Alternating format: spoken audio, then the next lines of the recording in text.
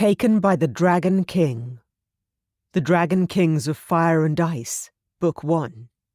By Amelia Shaw. Narrated by Catherine Bilson.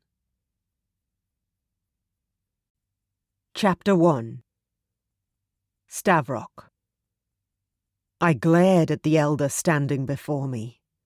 How dare he suggest something so barbaric?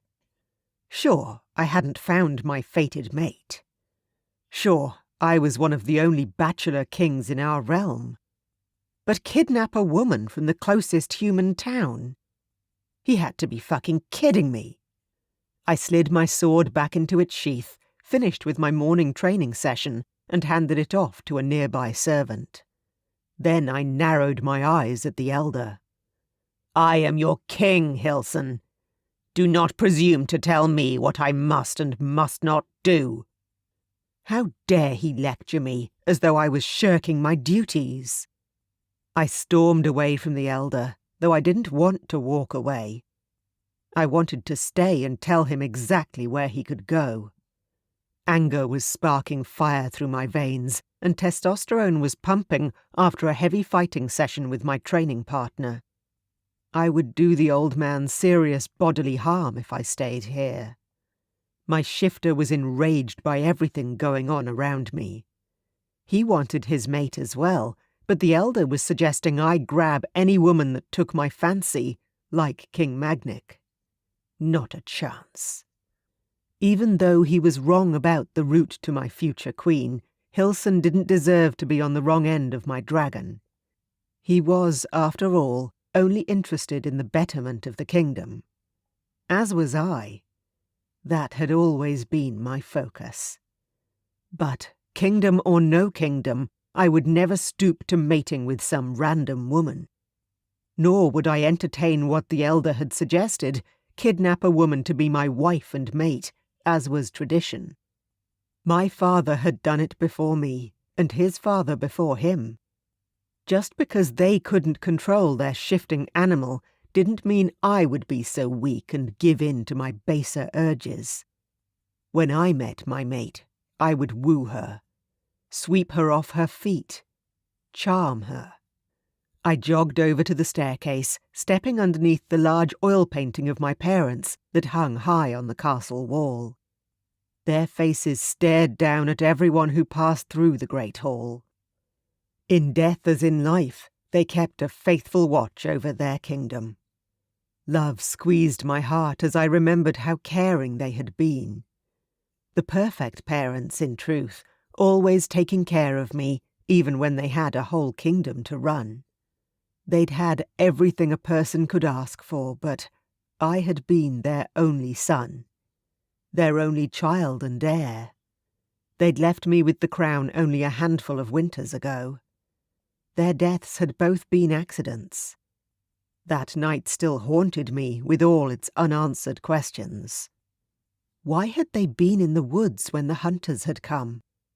And why couldn't my father, the biggest of us all and the greatest fighter I'd ever known, survive the fire that broke out after he carried my mother's lifeless body back to the castle? The courtiers whispered that he had died of a broken heart. My parents' faces smiled down at me, golden and glowing as the sun crept in through the windows. I looked away before the bad memories could steal inside my mind and tarnish the rosy hue of my perfect memories before that terrible night. I kept walking until I reached my bedchamber.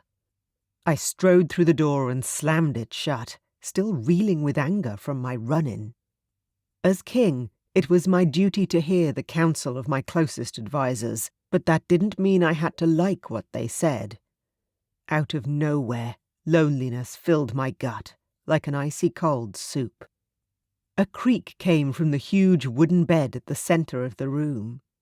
"Hello, my king," Daphne said, her tone seductive. Once upon a time, she would have induced me to fall into bed with her. Not tonight, though. I sighed. My loneliness could be assuaged for an hour, a day, but not for long enough. And not by this one. "Daphne, what are you doing here?" She was sprawled across my bed, dressed only in her underwear, though it barely contained her ample curves. I liked women with more flesh. Large breasts, huge ass. Something to hold during lovemaking and curl up against on long wintry nights. My mate would need to be big and lush, strong enough to carry my airs. But this woman was not the one for me. She pushed up onto her hands and pouted. "It's been so long, my king. Don't you crave me as you once did?" She reached out her hand, and I was tempted by her words. Tempted to lose myself in her body. To forget my aching loneliness and the long winding quest for my mate for a few lust-fueled hours. So far, the search for her had proven fruitless. "No, I'm sorry, Daphne. I can't." Her wide, hopeful eyes narrowed and her eyebrows drew together. A part of me was relieved that the savage side of her would always emerge sooner rather than later, especially when crossed. She could be so innocent and meek in bed. When she was getting her way, that was. Deny her wishes, and you would soon see the real face of Daphne Montani. Experience had taught me well in that regard. "How can you say that to me?" she said. "We've been lovers for all our adult life. You know you want me. No one can please you as I do." I chuckled at the arrogance in her words. She had no idea what I truly craved in the bedroom. She was a servant in my household, but nothing more. I wanted someone who would love me, submit to me, give only to me. Not to every man in the kingdom who looked her way. I didn't voice these thoughts, but I let a healthy dose of irritation bleed into my tone, hoping she would get the message. "Daphne, leave me. I need to take a shower, and if you stay, I'm afraid you'll see the rough side of my temper today." She opened her mouth, clearly gunning for a fight. I held up my hand, letting loose the growl that had been building in my throat from the moment I'd stepped into the room. "Daphne, I am your king. I am commanding you to leave me or face the consequences." With a growl of frustration, she sprang up from the bed and scurried out of the room. She knew my temper. They all did. I'd always had a stormy disposition, but the last couple of years had sent me over the edge. The loss of my parents, my lack of a mate. Most days I found it a challenge to rein in my moods, and no amount of anything, food, wine, or women, could sate my appetites for long. I walked into the bathroom and stripped off my sweat-soaked shirt. The scent of my heat rose around me, making me groan with the need to fulfill my destiny. To locate my mate. To fuck us both into sweet, sweet oblivion. Maybe then I could finally find some peace. I'd been told by my father that true happiness in the arms of your mate existed. He was the greatest king our clan had ever known. The most powerful. The most loved. But I'd never experienced such peace for myself. Unlike my father, my mate had not been born into the local town. I couldn't smell her, despite all the nights I spent prowling down every alleyway and corner. Wherever she was, it wasn't nearby. I'd been told, time and time over, that I would know her by sight, by taste, by smell. I sighed. Until I found her, I had to deal with the heated dreams, the frenzies of rage, and the arousal that no number of trysts with easy women could abate. I flicked on the hot water and walked beneath the flow, groaning out in the simple pleasure of the feeling. I cast my mind back to Hilson and the conversation that had interrupted my training session and had gotten me so riled up. Aside from his bullish demands that I take a wife, there were more immediate troubles that I had to attend. Our world was surrounded by the human world. We were enclosed, like a bubble hidden away from the eyes of ordinary souls, in a secret realm. A paranormal portal bridged the gap between us and the humans. The barrier kept us safe and hidden, deep in the mountains of Siberia. Our clan was one of 6 dragon shifter kingdoms that populated our hidden pocket of the world. We lived in peace, most of the time. Of late, there had been rumours of an uprising by Magnik, the king of the most southern tribe. He had always wanted the land surrounding my castle. It was rich in rare, precious ore. We were sitting on a potential fortune if we chose to mine it and sell it to the humans beyond the portal. But that wasn't my deal. I avoided trading with the humans as much as possible. I didn't trust them. I'd met one, once. They were selfish, without loyalty or bravery. It was for the best that our 2 worlds were separated and we were hidden from them. Before their death, my parents had made me vow that I would never mine the land that we'd owned for generations.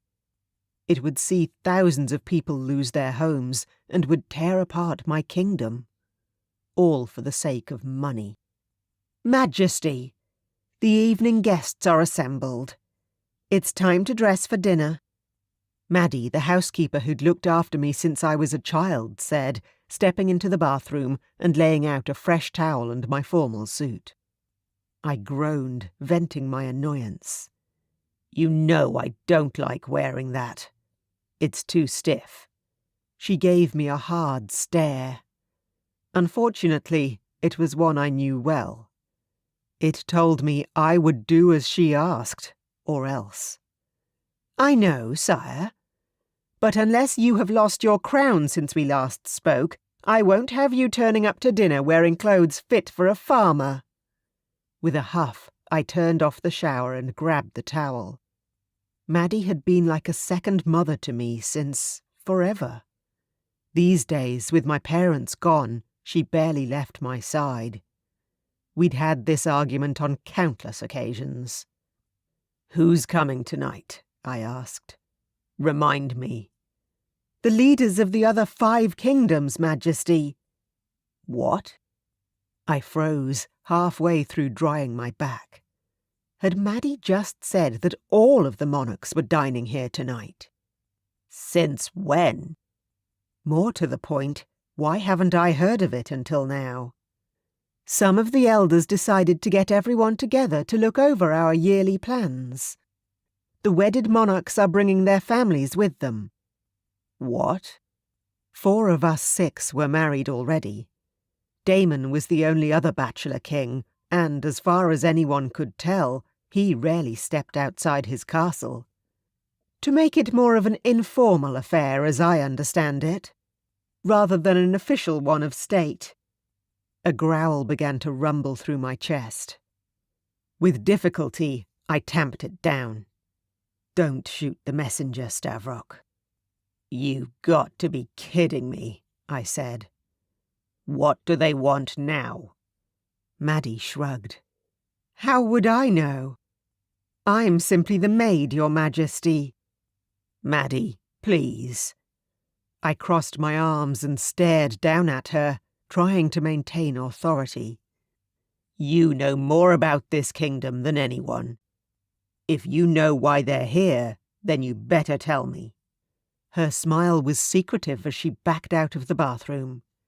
See you downstairs, sire. Chapter 2. Stavrok. I grabbed the suit Maddie had laid out for me and considered throwing it after her retreating form. Instead, I took a few deep breaths and pulled it on. Was this a setup?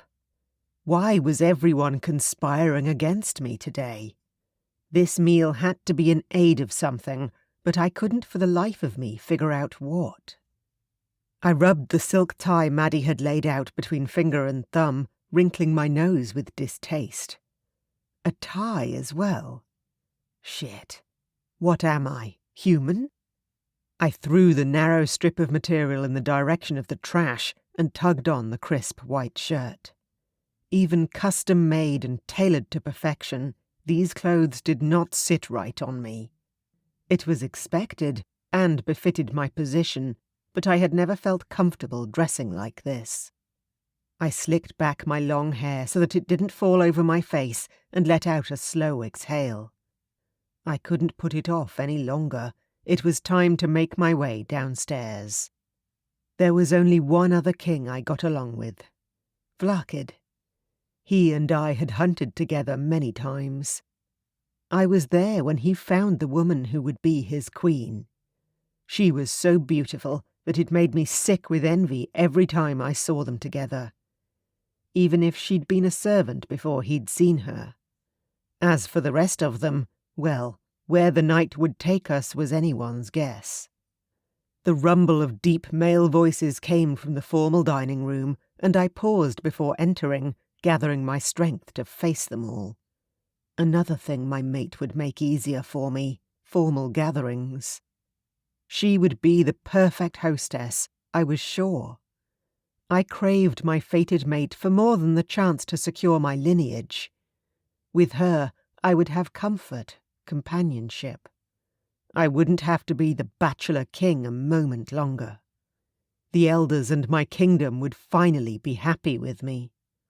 I pushed open the door, and everyone turned toward me. The men were standing, drinks in their hands. The women were already seated at the table. They were all dressed as I'd been instructed to, in their royal robes. Rich fabrics topped with furs, purples, reds and blacks.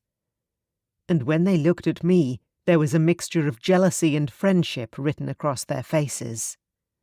The men I'd known my whole life.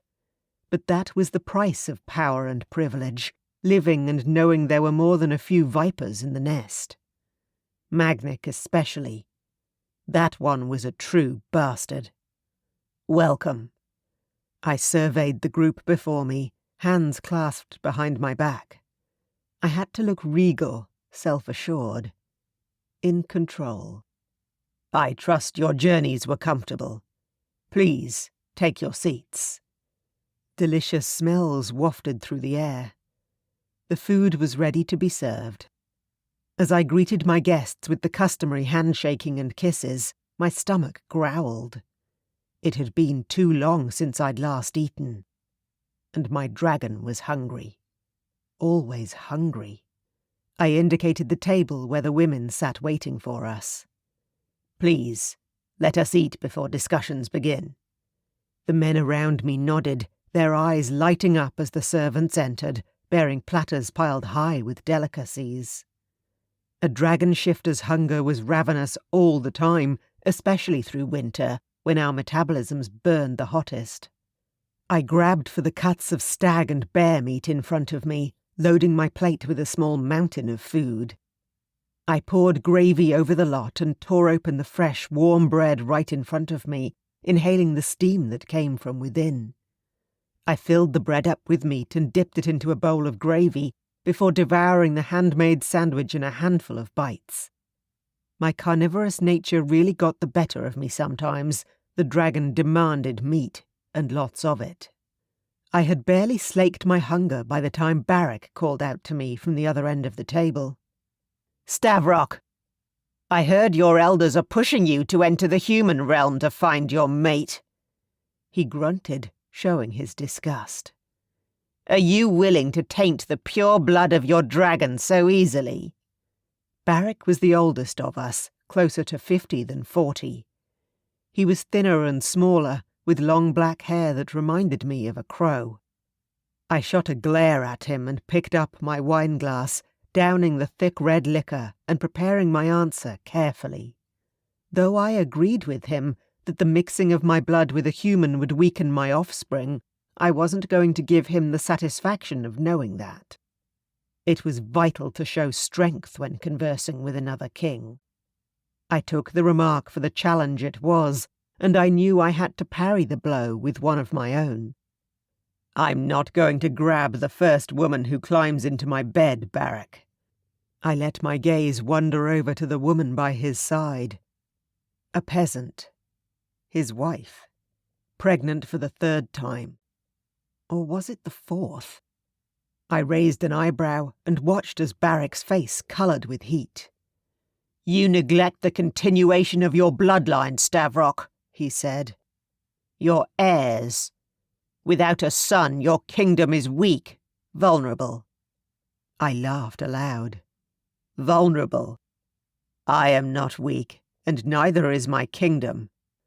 I will find my true mate, no matter how long I have to wait." I looked around the room at the 5 kings and 4 of their queens. Together, we ruled the kingdoms of fire and ice. It wasn't the official name of our hidden country, but it was a name I'd given to my snowy lands a long time ago, when I was a child, and it had stuck. "That may be a mistake, my friend. You're not getting any younger," Vlakid said to my right.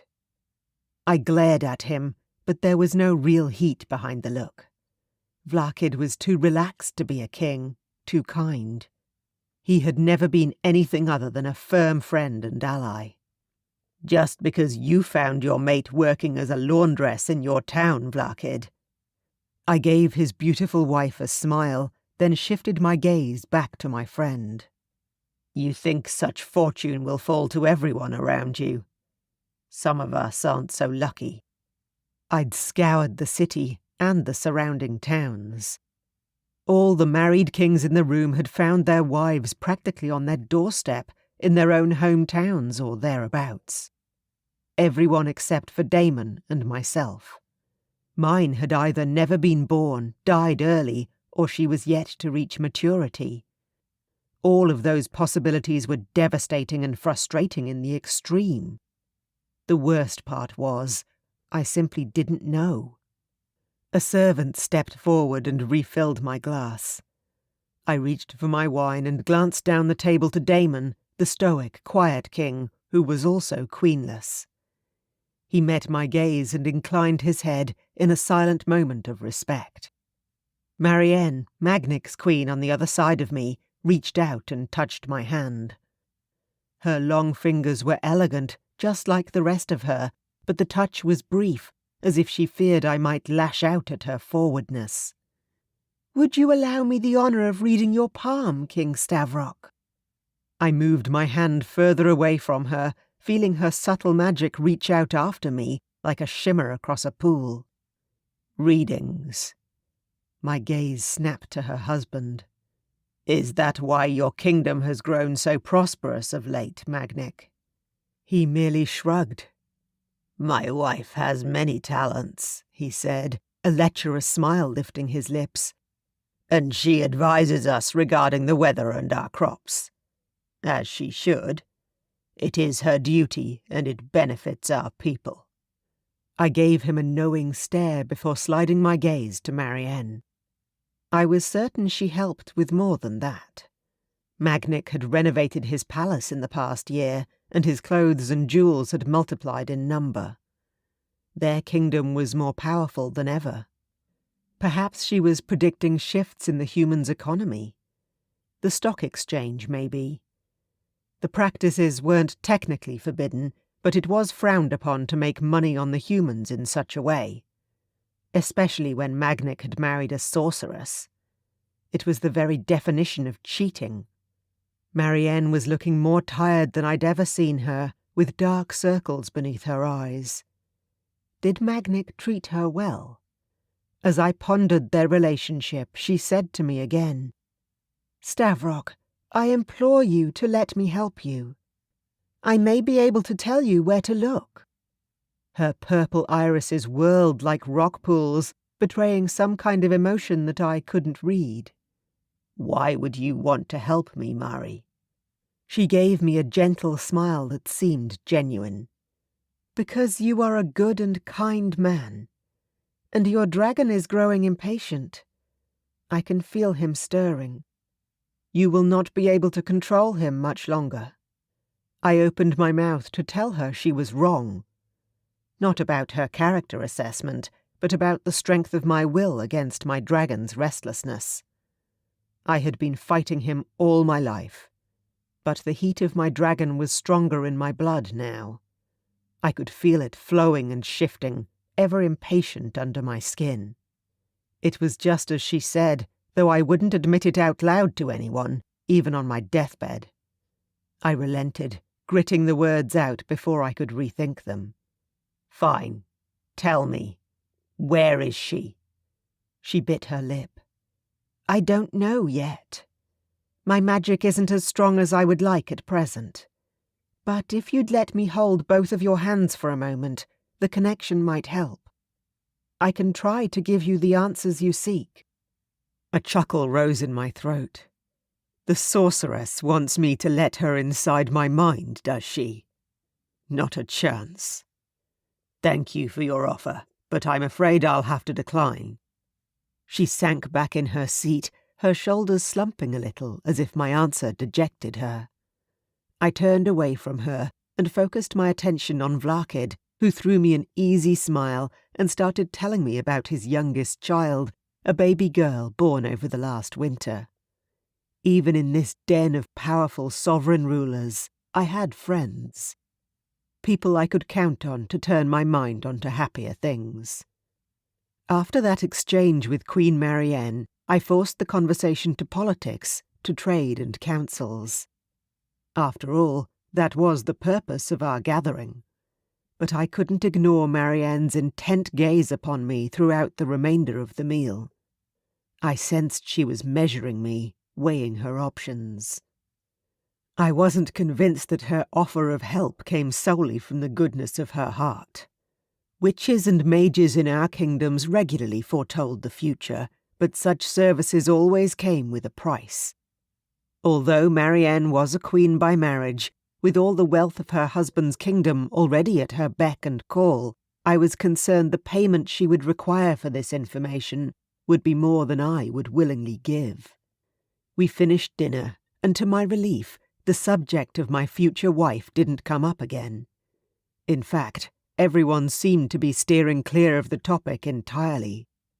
Perhaps they were fearful my temper might get the better of me. It was infuriating to be the object of such speculation, but I knew it wouldn't end until I found my mate. Why didn't they pester the solemn, quiet Damon? With his golden hair and bright blue eyes, it was a mystery why he was unmarried. And why he never spoke. We moved into the grand hallway. My guests glittered in their finery, the women's skirts swirled in the candlelight, and the children ran in and out of their parents' legs, shrieking with the excitement of staying up so late. I wished they would all leave. A pressure was starting to build behind my eyes. I just wanted to be somewhere else, alone. Preferably in a dark room. Queen Marianne strolled up to me, unspeaking. What did she want? Surely not to offer me guidance once again about my mate. Her foot caught on a crooked flagstone. As she fell, crying out, I grabbed her hands to steady her. I realized my error moments too late. Her hands clasped mine, holding tight, and electricity shot through my palms as her magic and my dragon wove together. Her head snapped up and our gazes locked onto each other. I saw what she saw. It raced from her mind to my heart and back again, flowing in an unstoppable current that pooled together, forming a clear image that was almost vivid enough to reach out and touch. It hit me like a thunderbolt. My mate was a human, alive and whole and beautiful, and entirely unaware of my presence over all these years. She was just waiting to be found, across the magical void that kept her land separate from mine. Chapter 3. Stavrok. A gasp filled my throat, making it feel as though a hand squeezed tight around my heart. The shock of the realization pounded through my brain, over and over. My mate. That was my mate. Or was it? What exactly had I seen? A picture Marianne had possibly forced into my mind on behalf of her husband. a cunning deception intended to destabilize a rival king. Or was that image the truth? I dragged Marianne to her feet and she came up, trembling. Her husband materialized beside her, pulling her away from me so quickly she stumbled backward and almost fell once again. The moment her connection with me was broken, my mind cleared, and all the feelings about the woman who was to be my queen, my fated mate, were gone. "Stop that, Marianne! You're embarrassing me!"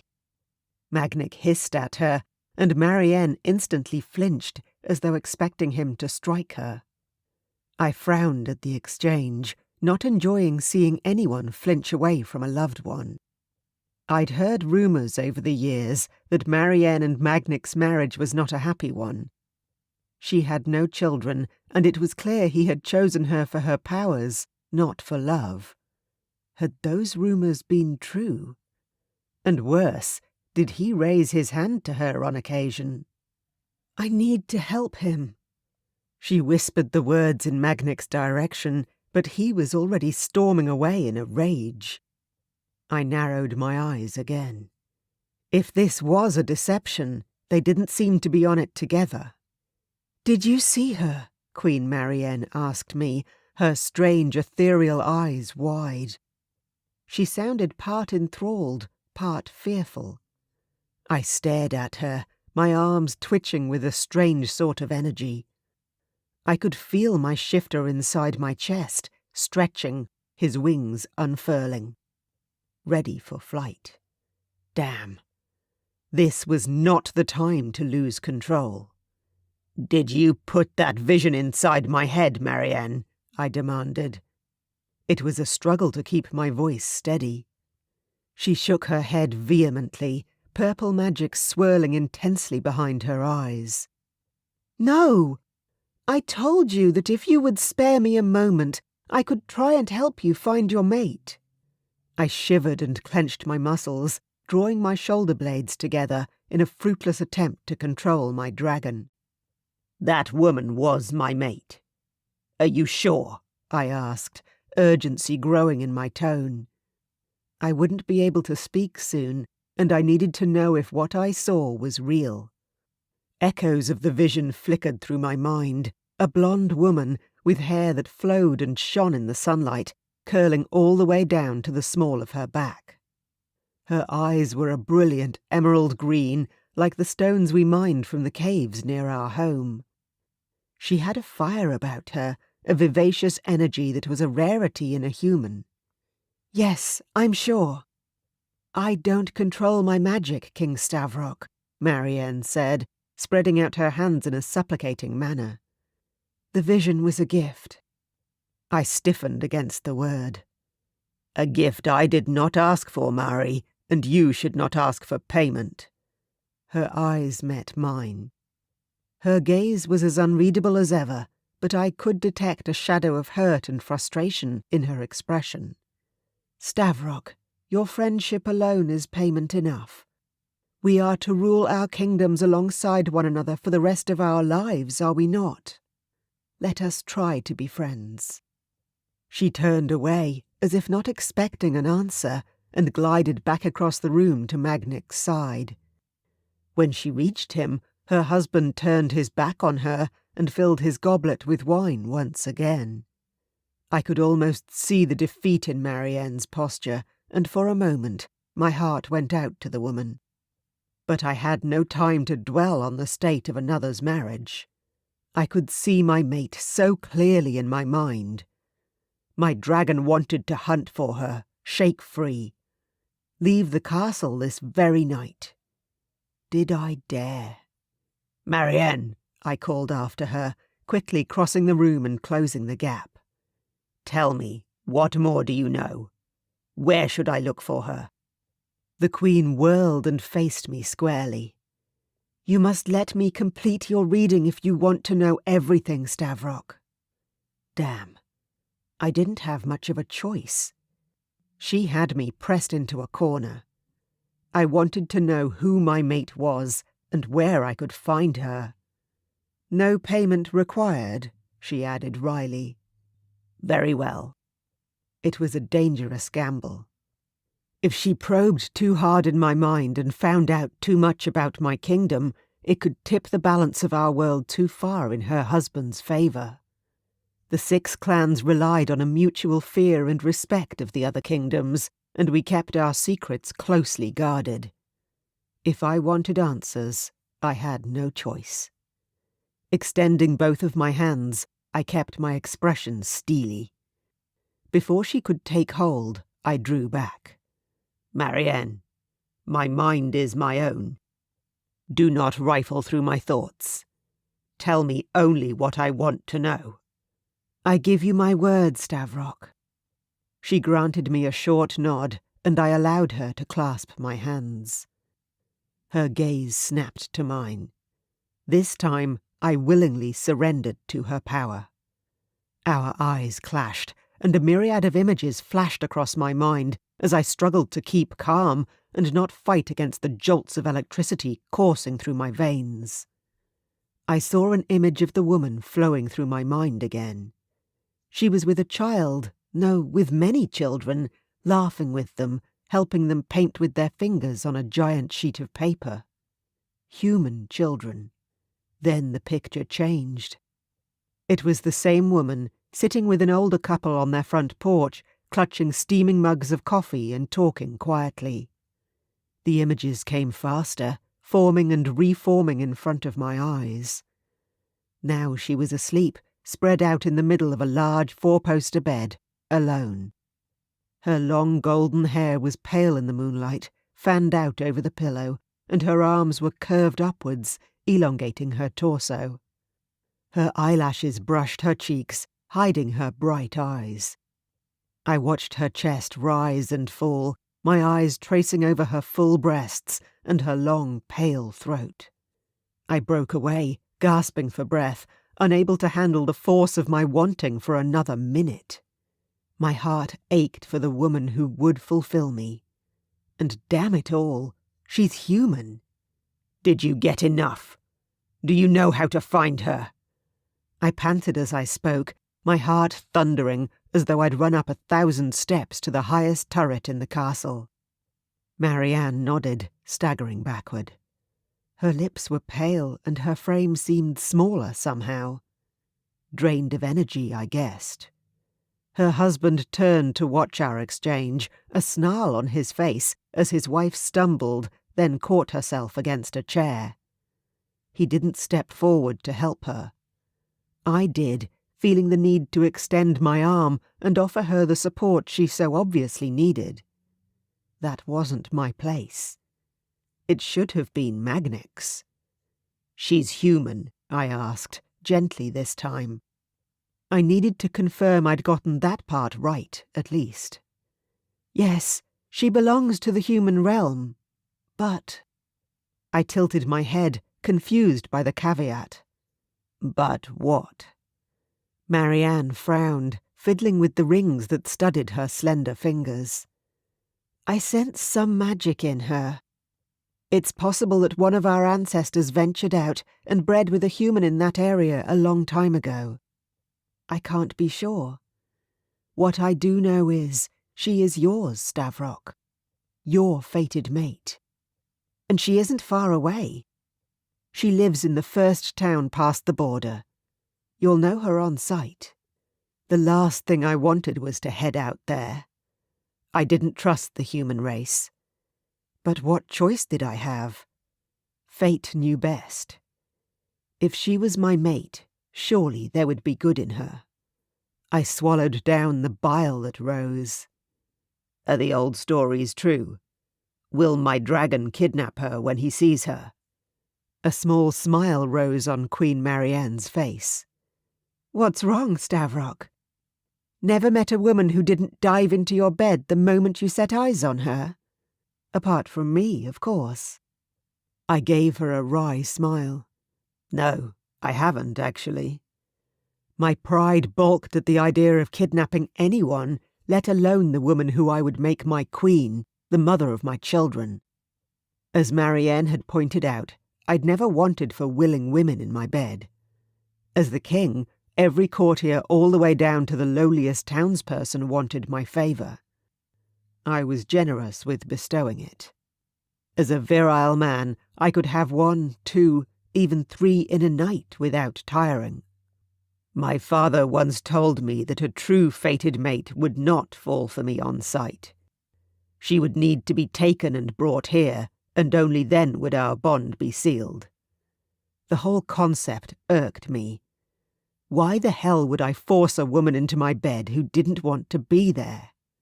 Marianne shrugged her slender shoulders. I can't help you any further, Stavrok. Your dragon will know what to do when the time comes. She turned to her husband, and I saw her recoil. Why, I wasn't sure. Come, my king. Let us return home. I fear I have overexerted myself. Then go sit down before you fall down, Magnic snapped. And you will wait for me. I am not ready to return home yet. I saw it again, the strain in her body, the faint lines that had appeared at the corners of her eyes and around the edges of her mouth. How much did it cost the sorceress to call upon her magic in such a way? She pulled out a chair and sat upon it, and I saw her fighting to keep her posture straight. Mari, I said, feeling pity when I looked at her weary form. I thank you.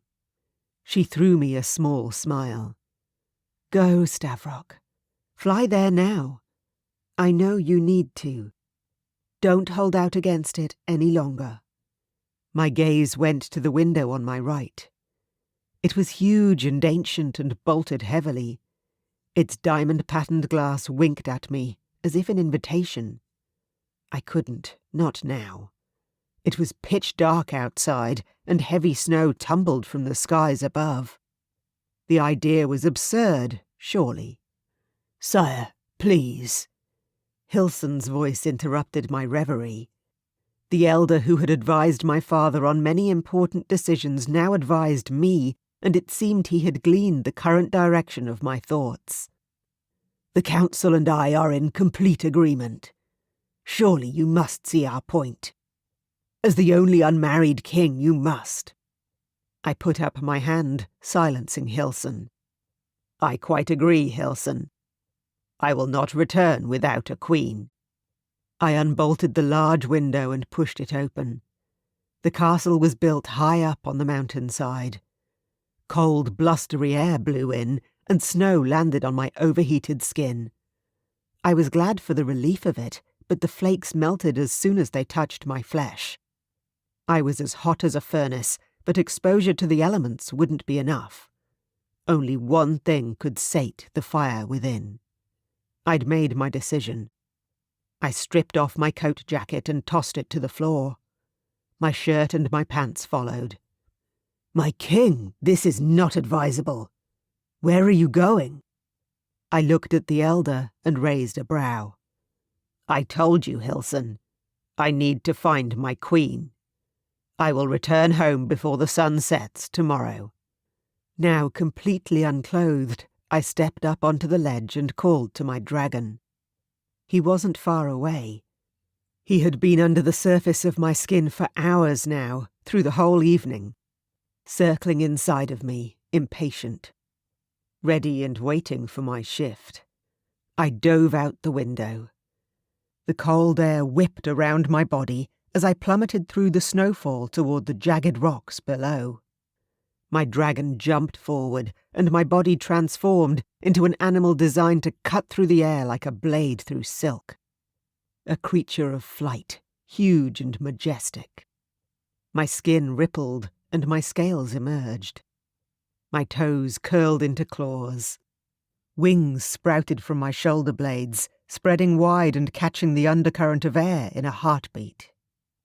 And with that, I was soaring, skimming along the ground before shooting up and over the castle in a wide arc. Fire lit up my throat, and there was a heavy ache in my heart. I needed to find my mate, my queen. The woman who was born to complete me. The one who would rule my kingdom by my side and provide me with my heirs, secure my dynasty for generations to come. children. Baby dragons. Hopefully, if a human could breed with a man such as me, there was only one way to tell. And that was to do what my father had always said I would do, and what I always hoped to avoid. I must find my mate and bring her back home with me, taking her away from her world and everything she held dear. Chapter 4.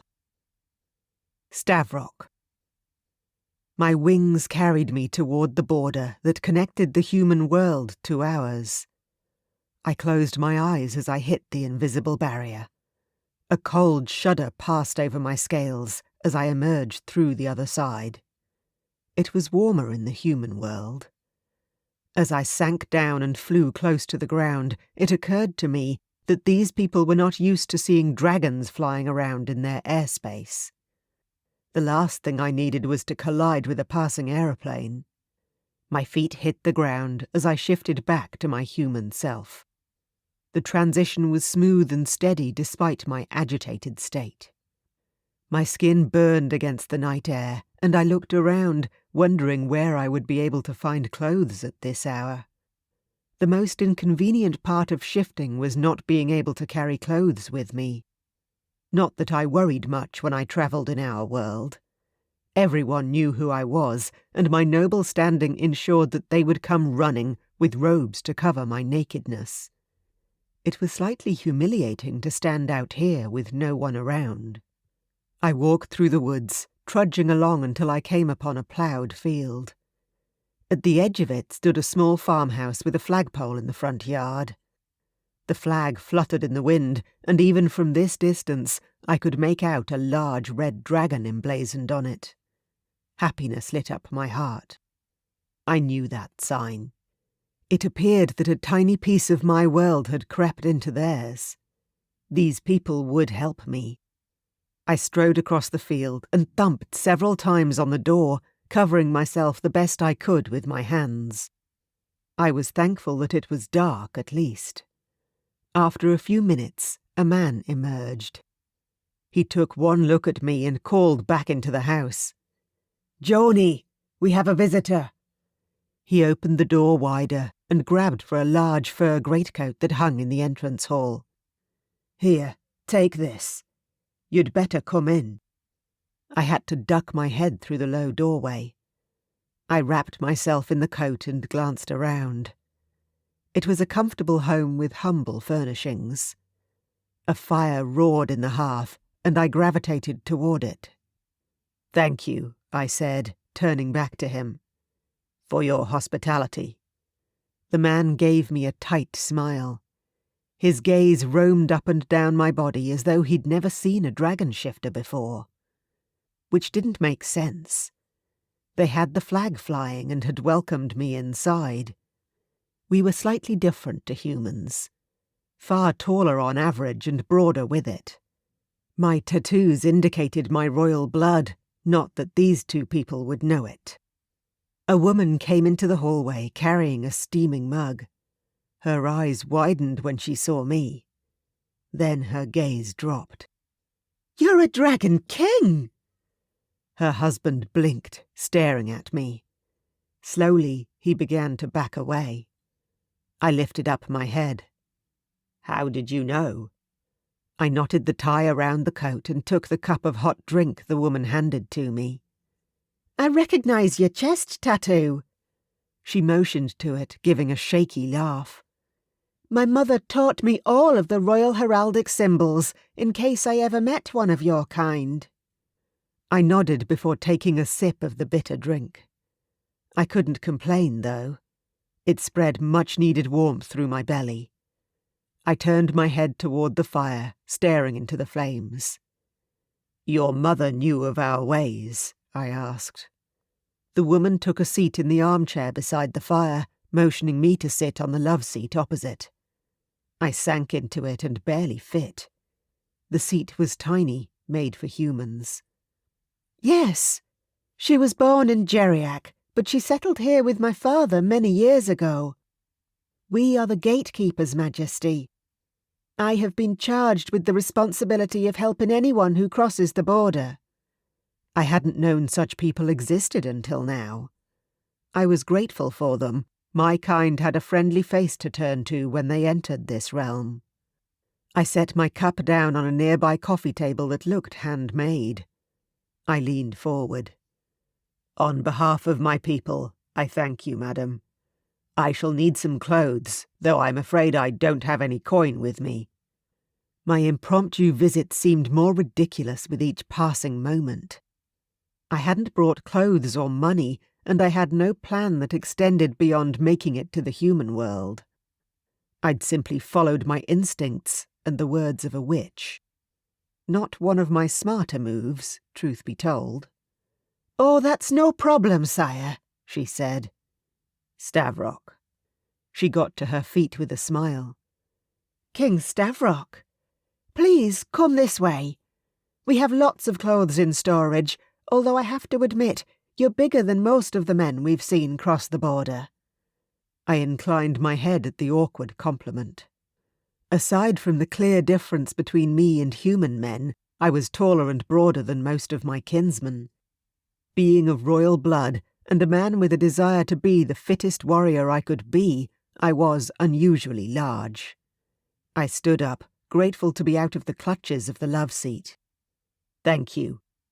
Anything you have will be appreciated."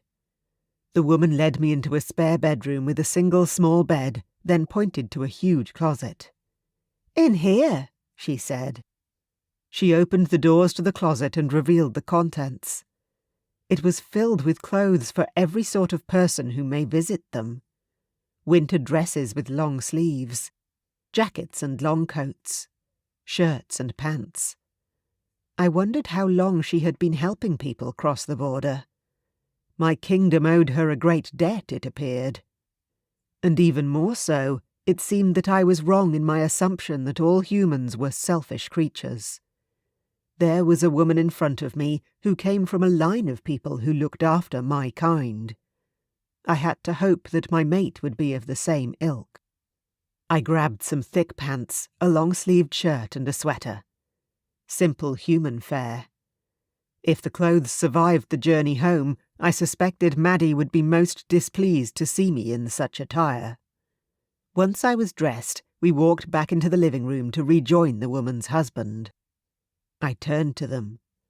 "Can I ask, how often do you see my kind pass through from the border?" I'd had no idea that humans even knew about us. Perhaps I was more out of touch with my kingdom than I'd realized. "Not often." She shrugged. "Maybe once or twice a month." "A month?" I struggled to keep my voice level. That was so much more than I'd anticipated. I needed to investigate this further. Were people so unhappy in the kingdom they would abandon it for this strange land? Or did they only visit for a short while, then return? Did they want for things that our world couldn't provide? Whatever it was, it couldn't stand. I cared for my people, and they cared for me in return. But those were considerations for another day. I had a big enough task ahead of me this night. "I'm looking for a woman," I said. "I need to get into the closest town as soon as possible." "Of course. We'll help in any way we can," the woman said. "Do you know her name or where she works?" I shook my head. "I know nothing except what she looks like and that she may have children. Or else she cares for them in some capacity. It wasn't clear. I'm afraid the manner of her discovery was unusual." I paused. "It's essential that I find her." The couple glanced at each other. The woman gestured that I should follow them back into the living area. I went with them. The man stoked the fire in the grate, his back toward me. I sensed his tension. My kind made human men nervous. Something in their biology saw us as a threat. The woman walked out of the room and returned with a plate of food, fit for a common man. "Forgive me, sire. We don't have anything special." I smiled and took a cake that she offered. "This is perfect." We sat and they turned to me. The woman leaned forward. "Perhaps if you described the woman, we might be able to help." "She has bright emerald green eyes and long blonde hair. She is striking and strong, and though I haven't met her, I believe she will have a temper that could shake the foundations of this house." The woman's eyes went wide. "We, know of such a woman. She lives in the next town over. She's quite famous around these parts." "For what?" I ask, fear sinking into my gut.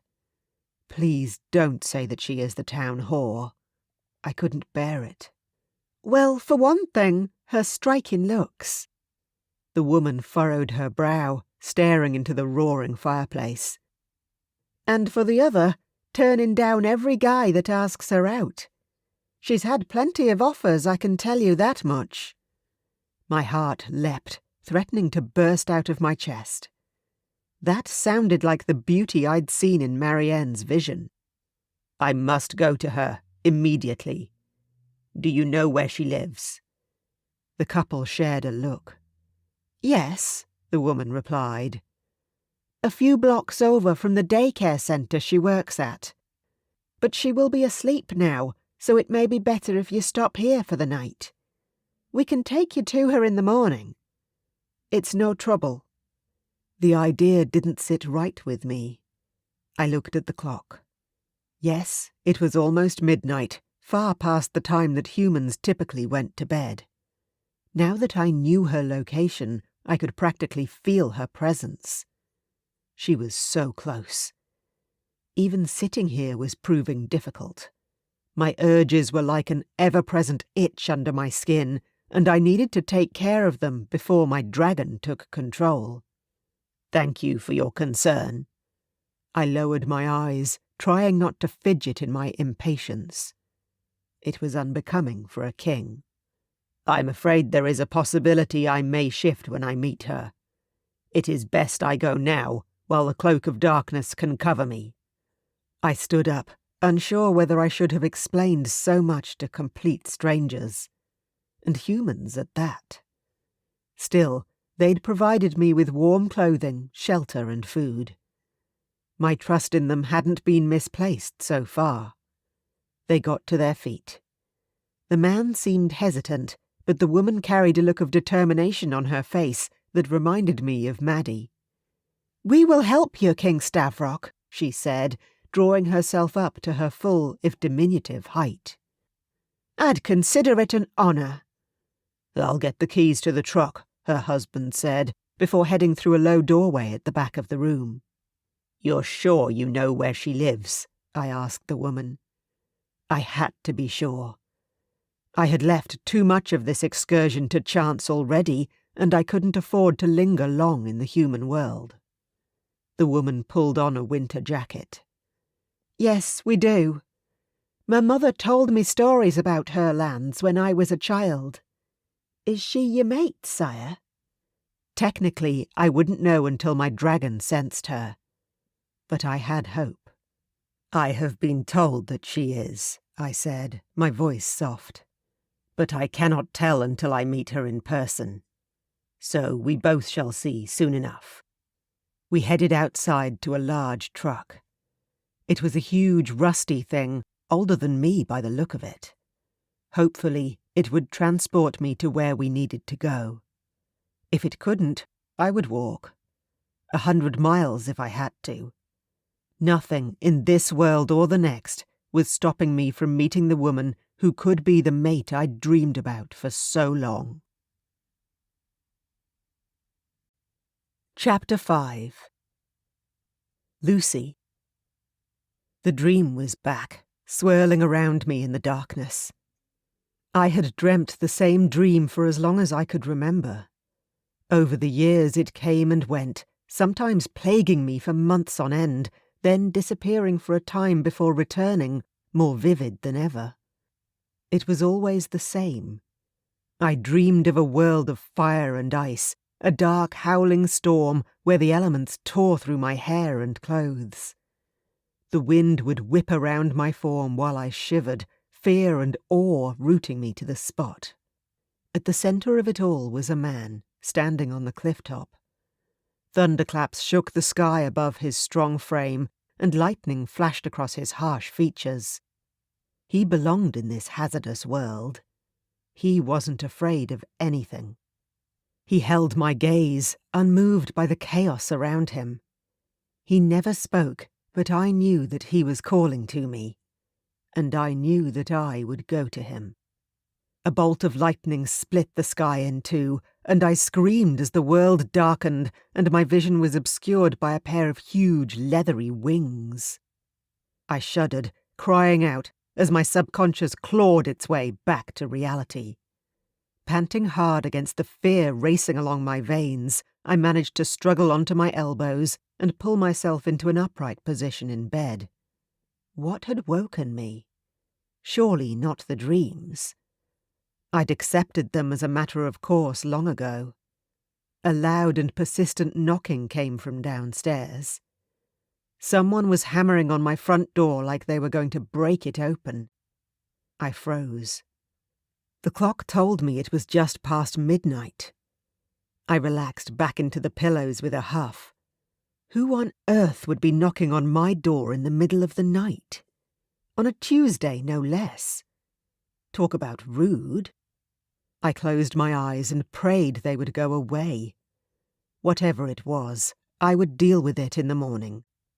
I had an early start and a bunch of rowdy kids to manage tomorrow. "Lucy! Open the door! Lucy!" The call was loud and insistent, but I didn't recognize the voice. I groaned as I pushed back my thick, warm duvet and fumbled in the dark for my dressing gown. There better be a major emergency to be disturbing my sleep like this. The noise was sure to wake the neighbours, which was the last thing I needed. I shoved my feet into my slippers, cursing under my breath, and padded downstairs. A glance through the spy hole told me my visitors were an elderly couple I knew vaguely by sight. I was more confused than ever, both by their presence and the fact that they apparently knew where I lived. I pulled open the door, trying to quell the worry that seeped through my chest. I drew my robe tight around me, shivering at the blast of cold night air. "Can I help you?" They moved apart, revealing a third figure in the group, standing in the darkness behind them. He was huge in stature, dwarfing the man and woman on either side of him. He stepped forward, his eyes fixed on mine. I knew him. I knew him! In the marrow of my bones. I felt a shiver pass through my body, and my breath caught in my throat. "Who are you?" My voice came out as a shaky whisper. He was the man who had haunted my dreams all these years. The recognition shocked me to the core. This figment of my imagination appearing on my doorstep in the dead of night, it was like falling under a spell. Those eyes. Those silver-grey eyes. Glowing, lighting me up from within. Calling to me. The man moved as if to step into my house, and I held up a hand in warning. "Don't come any further.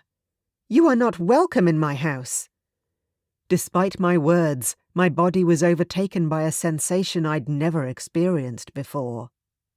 I ached, throbbed, lusted for this giant of a man.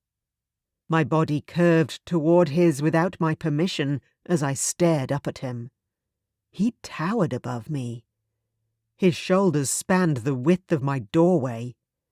He was the biggest man I'd ever met in my life.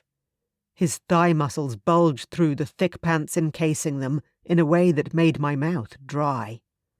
Despite the anger in my gut that roared like a fire in the dead of winter, honey melted in my core. A sure sign of a pure lust. I'd been turned on before, but not like this. This was different. This was terrifying. "Stop! Seriously!" I put up my hands to try and halt him as he moved into my house. The look in his eyes was strange. It was almost like he hadn't registered my defiance at all. I backed up and pressed my hands into his chest, glaring at him with all my might. My hidden desires, my carnal needs, spiraled up inside of me, and my hands clung tight to his sweater. I stared at his mouth and knew, deep within my soul, that this man was meant to be mine. No. It was impossible. This was a stranger. I should be quaking with fear right now, not flushed and heated with desire. I especially shouldn't be raking my hands over his chest, because I couldn't decide whether to push him back or pull him closer. "You're coming with me," he said. He bent down and lifted me up like I weighed nothing at all. The world tilted.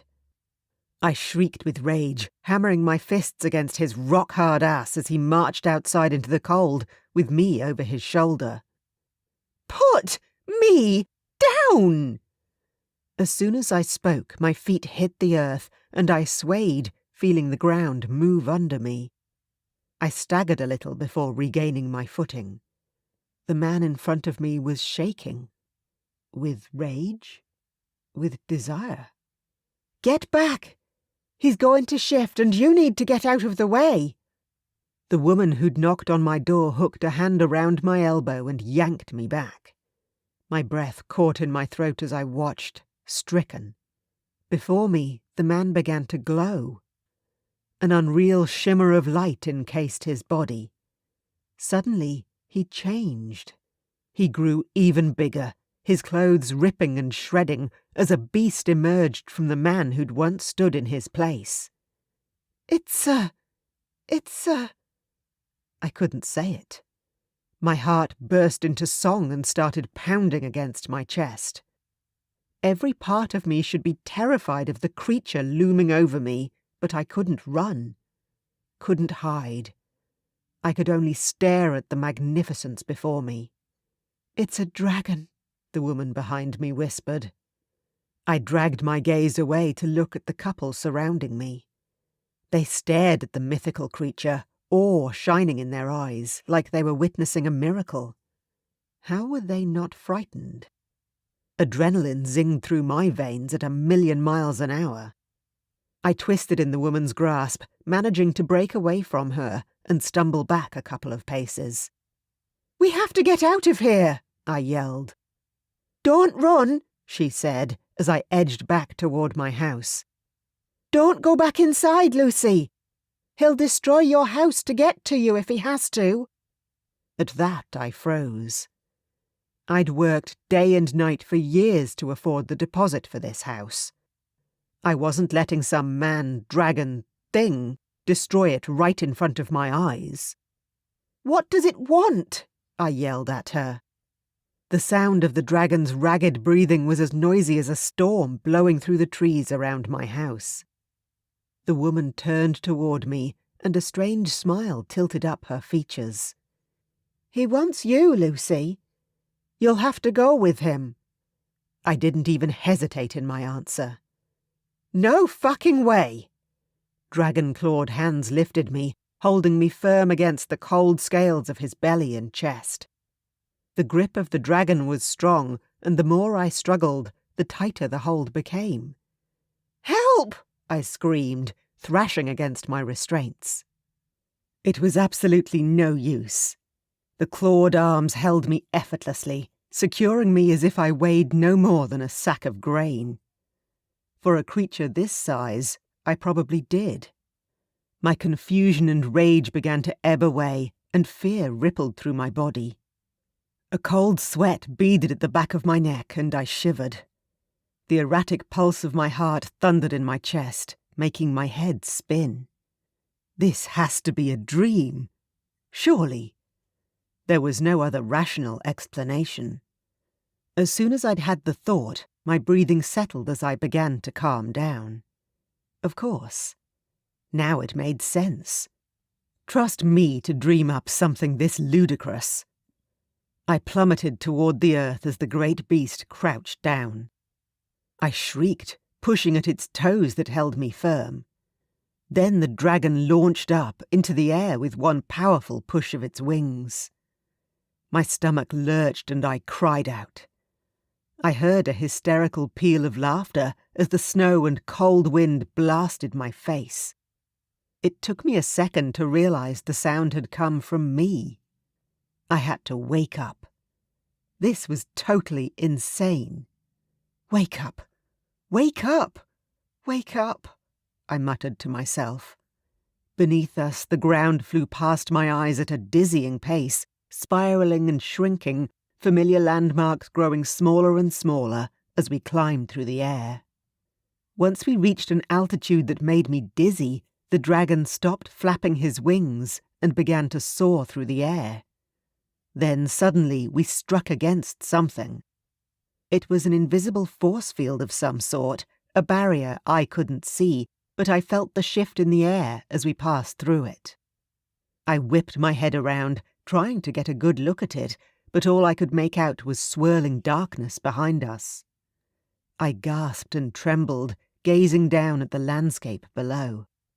I was in a different world now. Below us stood craggy, snow-topped mountains. I glanced ahead, and there in the distance stood an ancient castle nestled amongst more mountains. We flew over a dense, dark forest, and off in the distance there were dark, soaring shapes in the black sky. Oh my God! They were riding the currents of air, spiraling through the heavens before swooping down into deep ravines. In the far distance, there were echoes of an unearthly roar. More dragons. I whimpered. "Wake up, Lucy! You have got to wake up!" This couldn't be real. Maybe if I refused to accept what I was seeing, the images would dissolve and my conscious mind would take over. I squeezed my eyes shut, burying my face in the sleeve of my dressing gown, and pictured my bedroom. I was tucked up in bed, warm, snuggled under the covers. Yes, that's it. I had overheated under my duvet, and this nightmare was set to wake me up. Oh, come on. Just push back the covers and wake up. Stand up. Go to the toilet, wander to the bathroom. Just move. Anything to break this damn dream. I was used to having vivid dreams about this mystery man. They were such a constant in my life that I hardly thought about them anymore. But this was getting ridiculous. I had my eyes squeezed tightly shut. I dug my nails into the back of the opposite hand and prayed to every deity I could think of. Nothing happened. It didn't soften the grasp of the tight claws that circled my chest. It didn't lessen the bite of cold against my face and my hands. Thank goodness I'd remembered to put my dressing gown on before venturing to the door. And bed socks. Chapter 6. Lucy. The dragon pulled me tighter into his chest as the beating of its wings began to slow, morphing into a glide. I was glad for the gentler movement. The harsh motions were beginning to make me feel sick. I chanced to open one eye a slit, just to see what was going on. We were circling atop the huge castle over the tallest tower. Below us, people gathered, their heads upturned. From this vantage point, they looked the size of ants. If I could have slapped myself in the face, I would have done so. The dragon's wing movement slowed almost to a standstill as he lowered us down onto the flagstones of the tower. It was like he'd transported us back in time 1,000 years. I managed to get a better look now, and the people looked human. The men wore formal suits, and the women wore high-necked dresses with fur around the collar. They looked like any wealthy group of people, though prepared for the cold climate. The dragon set me down, more gently than I was expecting. My socked feet hit the flagstones, and I stumbled, disoriented, as he released his grip on me. He landed just behind me, the shadow of his wings falling across my body before they came to rest. A man rushed forward with a warm blanket, catching me before I fell, and wrapped me up. He was dressed like a butler from some television drama, right down to the high collar and gloves. My stress ebbed away slightly. I was impressed with the level of detail and accuracy my subconscious had managed to conjure up for this dream. "Here you go, miss," he said. "Quickly, come inside. You'll catch your death out here." I didn't argue as the warmth of the blanket engulfed me, and several hands tugged me forward. I glanced over my shoulder as I went, just in time to see the dragon transform back into the gorgeous caveman who'd kidnapped me. He stood in silhouette, and my face flushed as I realized he was naked. Whoa. I looked away and tried to focus on getting myself safely inside, but the image of his perfect body was burned into my mind. I'd never seen a man of that size. His muscles were huge, and his cock was bigger than any I'd seen. How was he real? I giggled to myself. He wasn't. I'd dreamed him up, obviously. To be my perfect man. All dark and mysterious, stealing me away to a foreign land. Taking me away from my boring life to a place where he would love me forever and keep me always by his side. What a joke. Should I just go with it and see where my imagination took me, or should I try to wake up again? Not that it had worked the first time. I shook my head. I could think about that once we were in the castle. The butler opened the door and we stepped inside. The warm air was a welcome change, and I shivered in anticipation of soon being toasty warm. "Are you all right, miss?" he asked. "Oh yes, I'm fine." I giggled, hearing the tone of my own voice and distantly admitting I sounded hysterical. "A man who turned into a dragon just kidnapped me from my home. How are you this evening?" The man cocked his head in such an elegant way that I burst out laughing. "I'm Lucy, by the way." I stuck out my hand. I'd been raised to be polite, after all. The man stared at it, like he wasn't sure what he was supposed to do before putting his palm against mine. "I'm James, miss. King Stavrok's head of house." "Head of house?" I asked with a slight scowl. "You mean like a manager?" Sounded just like a butler to me. James nodded once, then the rest of his words came flowing into my mind. "Hang on a second. Did you just say king?" "He did," a man boomed from behind me. I whirled around to face off with my fantasy kidnapper. I really hoped this wasn't one of those dreams where I got tied against some wall and ravaged. I had those on occasion, and they embarrassed me for weeks. "What is going on here? You need to explain, because to me, this is simply—" I searched for the word, my mind exploding in a shower of light as it battled to string a sentence together while he was still so close to me. "This is unacceptable." The man laughed. The deep, rich sound rippled over my skin like a lover's caress.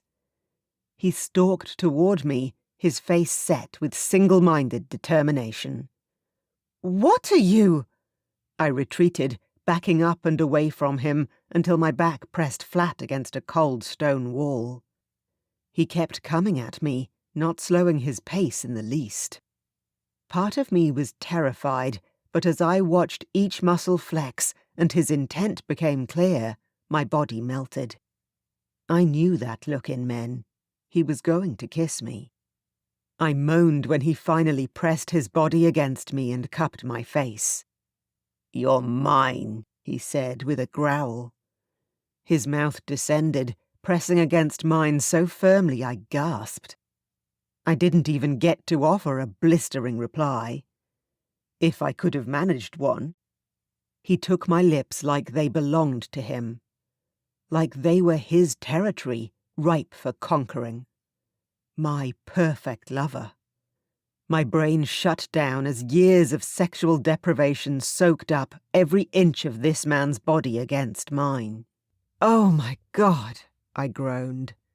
"This is the best dream ever." I rolled onto my side and wasn't surprised when he spooned me, his huge body making me feel small, safe, loved. The perfect end to the perfect dream. And tomorrow I would wake up in my safe little world where dragons didn't exist. Thank goodness.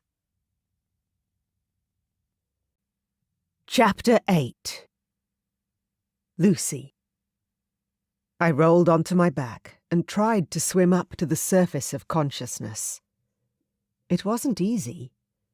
My mind kept dragging me back down and into the deep sleep I'd been enjoying. I'd had the craziest, most intense dream of my life last night. Part of me wanted to replay it before I woke up properly. I smirked to myself, eyes still closed. I had to get up for work. What time was it? Had I slept through my alarm? It wasn't a weekend, was it? I reached out and blindly groped around for my phone on the bedside table. The surface my fingers hit was smooth, cold, and unfamiliar, and there was no phone to be felt on it. With a huff, I managed to force my eyes open. I stared up at the ceiling above me. My eyes widened and my stomach sank as my gaze focused, the last vestiges of sleep evaporating. Was that a dragon carved into my ceiling? It was. Holy shit! I sat bolt upright and whipped my head around, looking left and right. This isn't my room. This was the room from the crazy dream I'd had last night. I looked to the other side of the massive bed and gazed at the indent in the pillow where someone had slept beside me. My hand flew to my mouth. It couldn't be. No, it wasn't possible. No matter how hard I blinked, the picture didn't change. My eyes weren't deceiving me. I was in a castle room, with a wolfskin rug laid over the flagstones and a small fire still simmering in the grate. The bed I was in was huge, with an intricately carved headboard. Was that an actual suit of armor in the corner? What the fuck is going on? The blankets fell into my lap and my naked breasts tingled in the air. I looked down at myself. My nude self. Where the hell had my pajamas gone? I leaned over the mattress and saw them on the floor next to the bed where I'd thrown them last night in my dream. Oh, no. I brought my arms together, reached my right hand over to my left and pinched the skin. Hard. Pain blistered my arm. Ow! I rubbed at the offending limb and bit my lip, moaning. If I wasn't dreaming, then last night was real. And that man I'd had sex with was real. More than that, he was a dragon. It sounded crazy even in my head, but I could hardly deny the evidence of my own surroundings. I threw back the covers and jumped out of bed, reaching for my pajamas and pulling them on as fast as I could. My belly was tight and sore. My thighs were still slick with last night's sexual escapades. Oh my God. How is this possible? I pulled at the tie on my dressing gown, tightening it around me. I rushed over to the wall and glanced out the narrow window. It was still snowing. Despite the warmth of the room, I shivered, remembering the wild journey last night.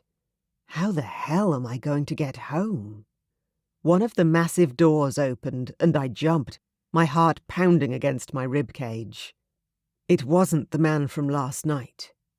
The king, I reminded myself. A young, rather beautiful woman stepped into the room. Jealousy welled up in me at the sight of her slight figure. Her beautiful face. "Oh, I'm so sorry, miss. Did I wake you?" she asked as she came forward.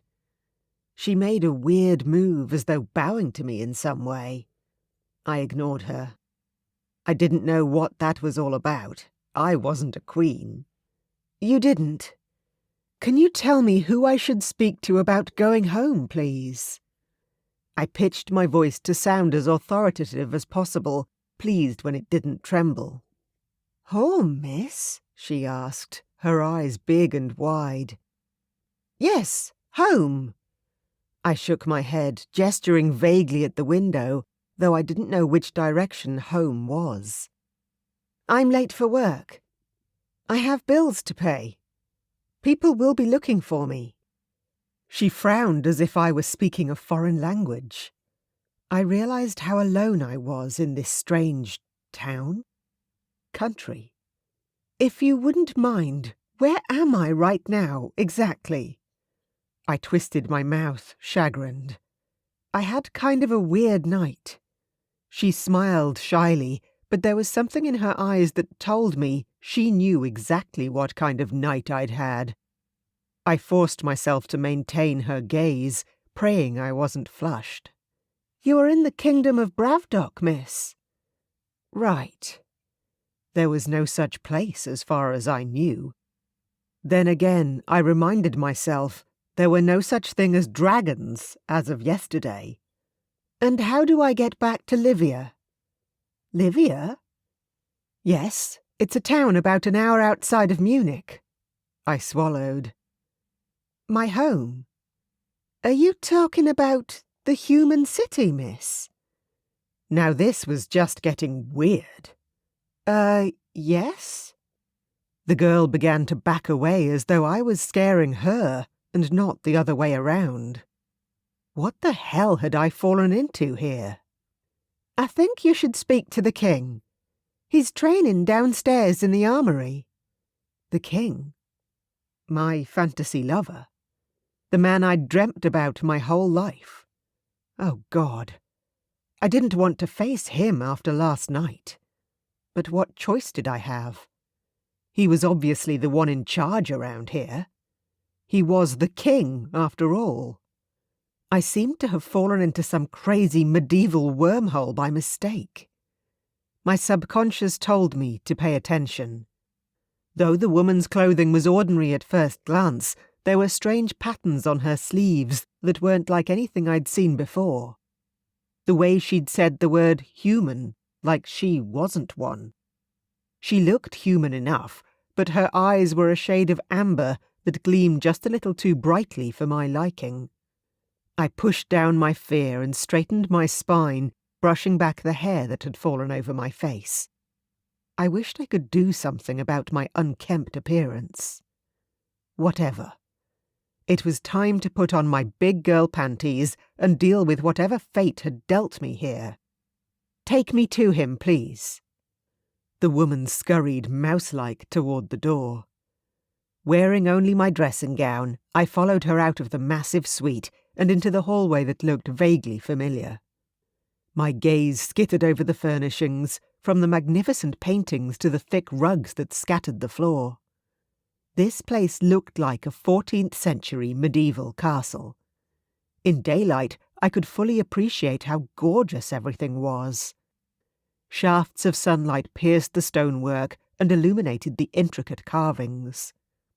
Dragons were everywhere, in the paintings, roaring from the carvings in the ceiling, even embroidered into the tapestries that covered the high stone walls.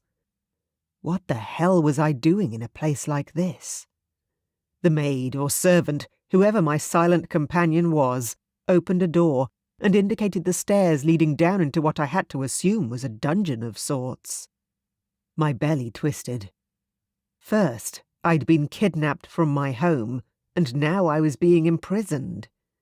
It just added insult to injury. "The king is down the stairs, just along the passage," she said.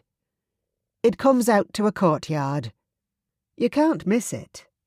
I stared, first at the dimly lit stairwell and then back at her. "You expect me to walk down those stairs by myself?" She nodded. "The king doesn't like to be disturbed when he's training with his fencing master, miss.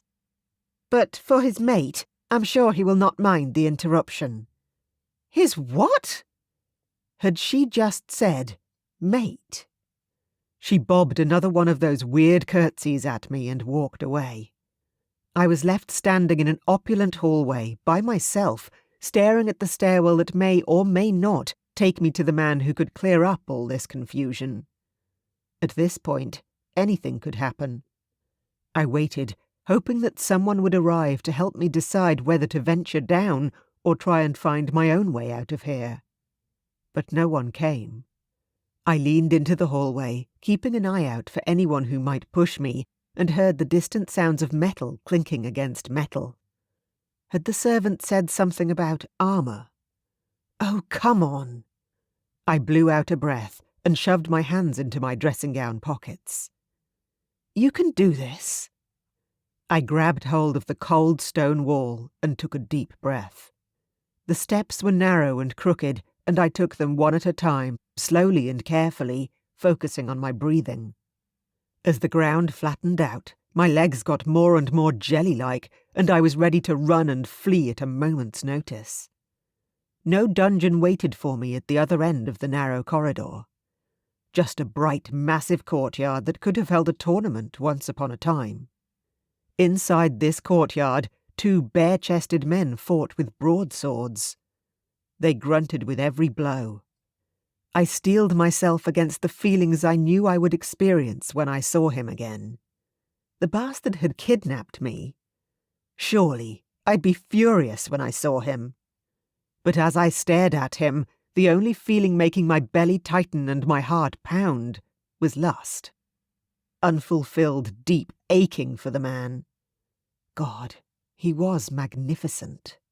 The muscles of his chest and back shone with sweat and bunched with every swing of his sword. The sunlight caught every movement, and his blade cut through the air like an extension of his body. He made every strike look effortless. When he saw me, he stopped the fight with a simple flick of his hand. The man next to him let his sword fall, and it clattered against the flagstones. His chest heaved with the stress of the fight. He wasn't as big as the king, nor as old, but he was more exhausted from the fight than Stavrok. My kidnapper turned to address me. "Good morning, my future queen. Did you sleep well?" The other man bowed to us, falling back to a respectful distance, before practically running away in his haste to get out of there. Maybe it was the look on my face that caused that. I wasn't sure, but I was glad that he was gone. This first conversation was going to be awkward enough as it was. I'd slept with this man, and I didn't even know him. I took a couple of careful, measured steps towards Stavrok, tilting my head. "What did you just call me?" I said, enunciating every word. I could feel the lust draining away. In its place, there was an icy amount of fury. Mate. Queen. Had I fallen into the twilight zone? Stavrok grabbed a towel from the ground and rubbed down his body, tussling his hair as he went. It had the effect of making him even more gorgeously rumpled. Damn it, concentrate. Answer me! Are you always like this first thing in the morning? He levelled a crooked grin at me, and I flushed, irritated. I stamped my foot. No, I am not. When I wake up at home, in my own bed, I'm pretty goddamn happy, actually. But when I wake up in a stranger's bed in a bloody castle, yeah, I guess I get a little grumpy. Ugh. Why do I sound like a petulant child all of a sudden? I took some steadying breaths and tried to suppress my anger as he chuckled to himself. Can you please just answer the question, King? Please. His gaze was open and friendly in the face of my hostility. Call me Stavrok.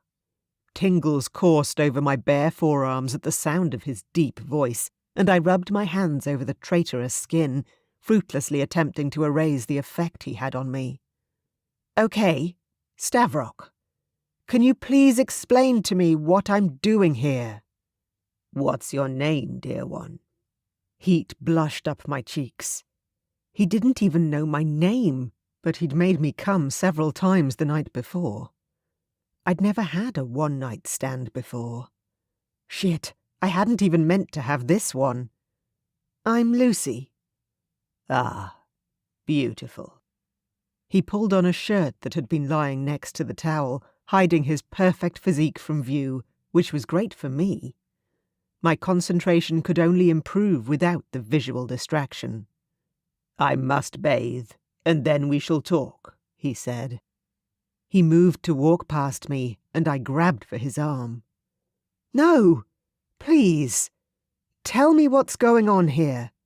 I want to go home. He turned and slipped his hands around my waist, squeezing me gently against him. That is not possible, my dear one. We mated last night, and you will stay here and be my queen. The fates have already decided. Despite the calm and happy feelings his touch brought me, his words shattered me. I broke away from him. What? No! You can't do that! You kidnapped me last night, and now I want to go home, said every kidnap victim ever. He smiled softly. I'm sorry, but that's not possible, especially as you may be carrying the heirs to my kingdom. Heirs? I squealed. How many did he expect me to conceive after only one night? Yes. Dragon shifters are known to have up to 4 babes at a time, but as you are human, it may be different with us. Dragon shifters? 4 babies? Oh my God, I have to sit down. My mind was whirling, the blackness beginning to cloud my mind. I was going to faint for the first time in my life. And then I did, and the whole world, such as it was, went black. Chapter 9. Stavrok. I rushed forward and caught my mate before she hit the ground. Humans, I muttered, shaking my head as I swept her limp form up into my arms. I didn't know if this swooning phase was normal for Lucy or an early sign of her pregnancy. Either way, I needed to call my physician to attend to her. I took the stairs 2 at a time, cradling her in my arms, and shouted for assistance. My voice carried down the corridor, and a couple of maidservants came running at once. Lucy has fainted. I hefted her up, my stance protective. I forced myself not to scowl.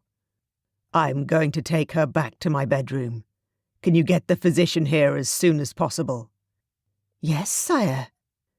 They bobbed a curtsy in unison and scurried off.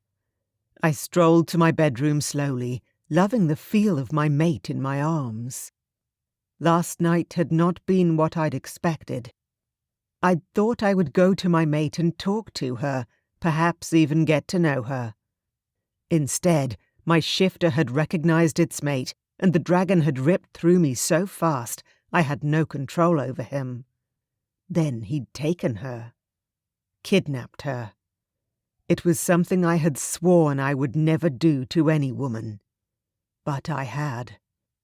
Just as my father had done before me, and my grandfather before him. This woman was my undoing, the thorn in my side.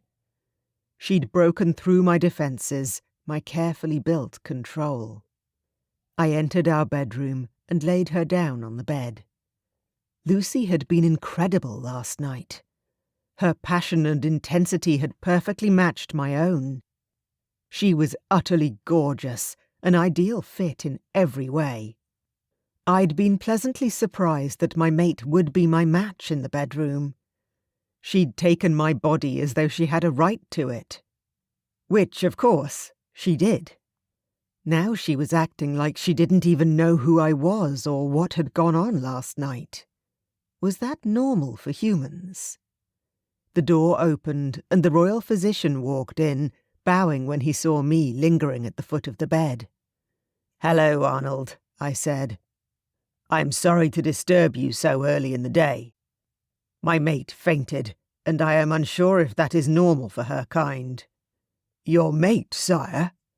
The physician's eyebrows shot upwards. I didn't know that you'd found your intended queen. I indicated the woman on the bed and didn't answer him past that.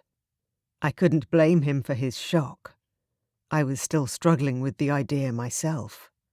Only yesterday, I'd been completely alone.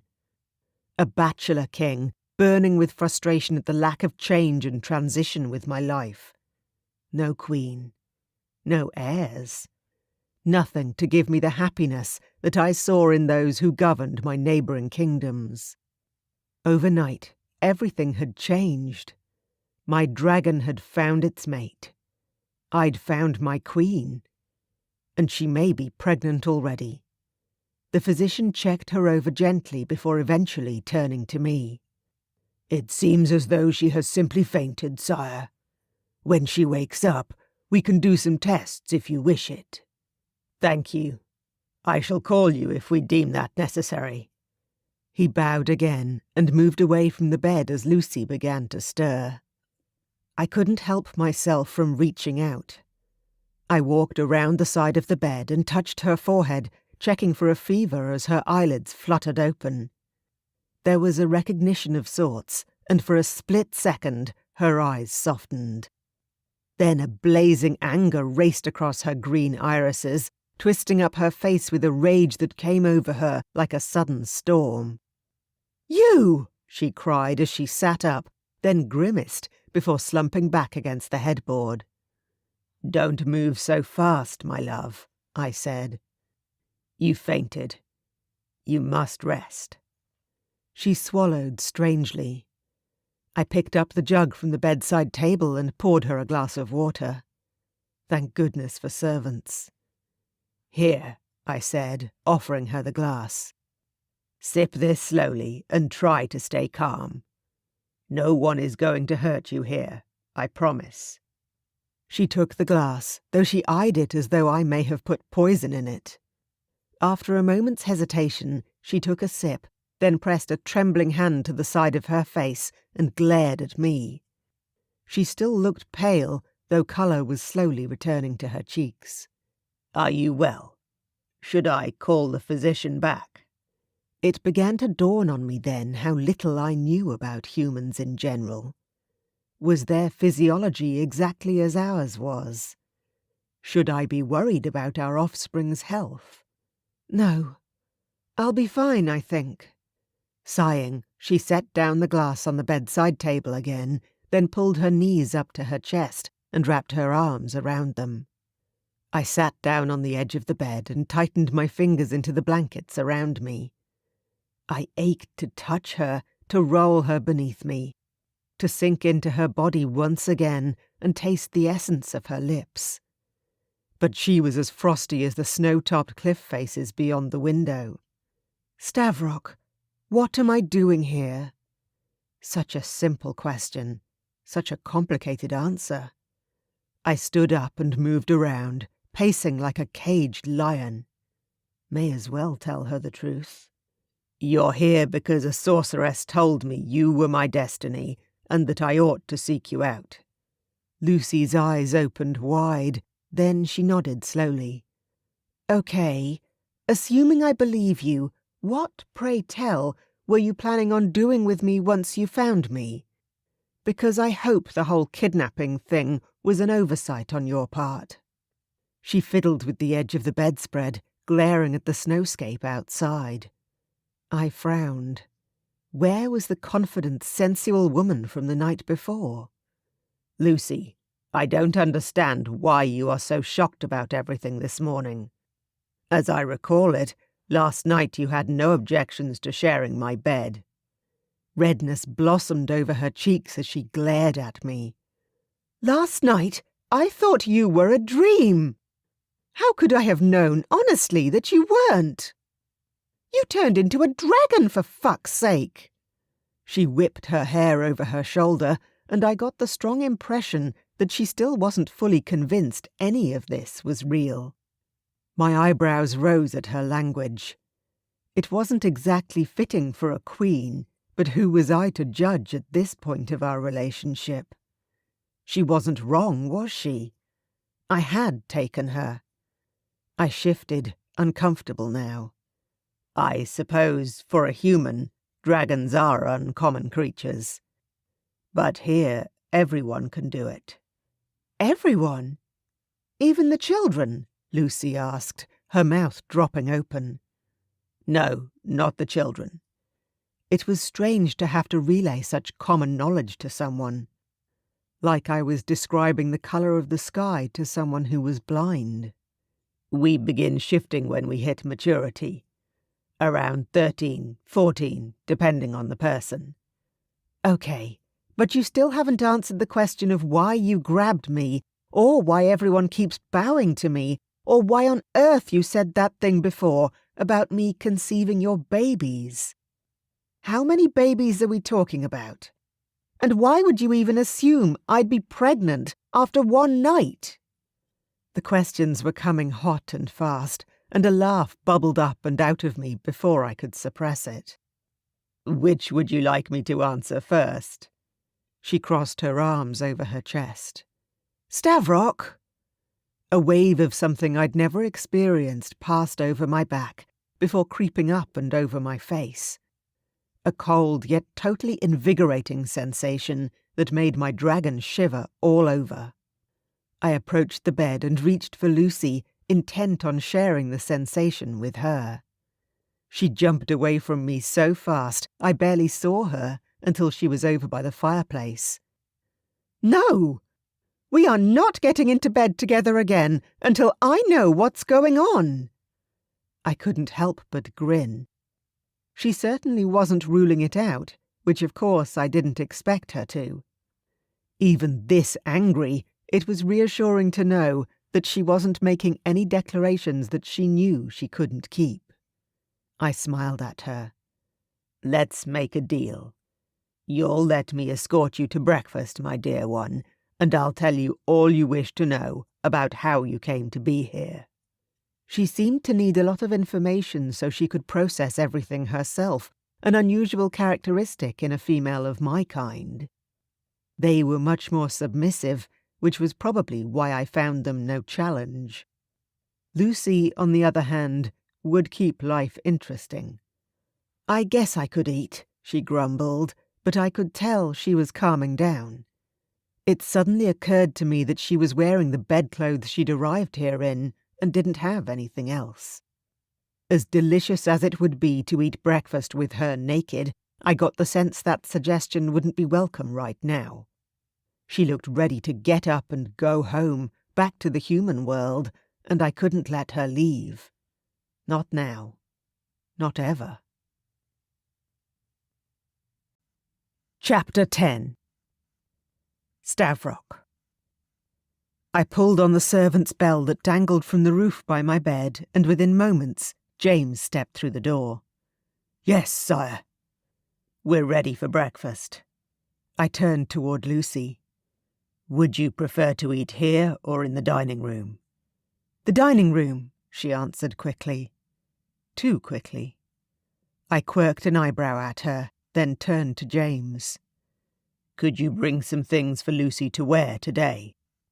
And we require the royal seamstresses to take her measurements. She'll need a full wardrobe. I won't be staying that long, Lucy interjected. I ignored her comment and waited for James to leave before turning back to her. I need a shower. Would you like to join me? She shook her head and I smiled. The blush to her full cheeks said otherwise, but I was happy to allow her the illusion of control and space while she became comfortable with me again. That didn't mean I couldn't tease her a little. I stripped off my sweat-soaked shirt and threw it to the floor. Next, I unbuttoned the fly and pushed my pants past my hips, letting them gather around my ankles. I glanced at the bed, but Lucy was turned away, focused intently on the scenery out the window. I grinned to myself. I worked hard every day to keep my body strong, fit, and ready for a war that could come at any moment.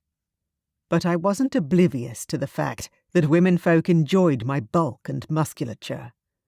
I wanted my mate to desire me in the same way. I certainly wanted her.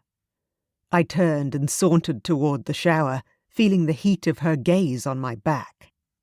I glanced over my shoulder and caught her looking just as she whirled away. I flipped on the shower head and stood beneath the warm water, letting the heat sink into my tired muscles. I'd found my mate. She was here. The idea was finally resonating with me on a deeper level. All those years of emptiness would be behind me. The only thing that remained was for Lucy to accept my world and all the changes that her new life would bring. I'd never thought my queen would be human, or that she wouldn't know our ways. The concept of shifting was completely foreign to her, coming as she did from a world without magic. The memory of grabbing her the night before now felt surreal, strangely out of body. Usually I remained lucid when the dragon emerged, but this had been different.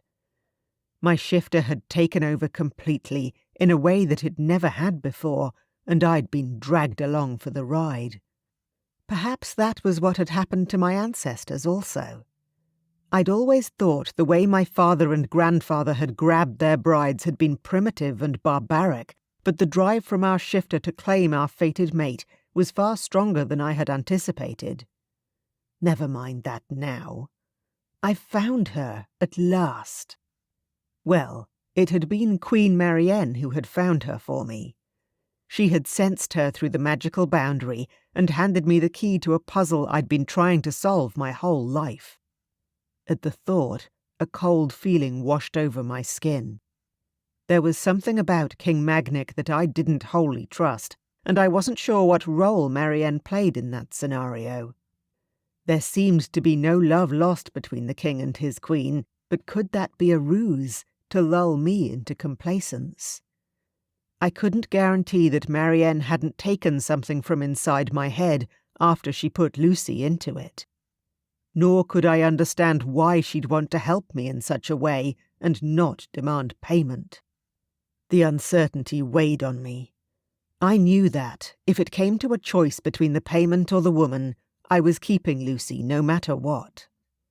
I could already feel our connection strengthening with each passing moment.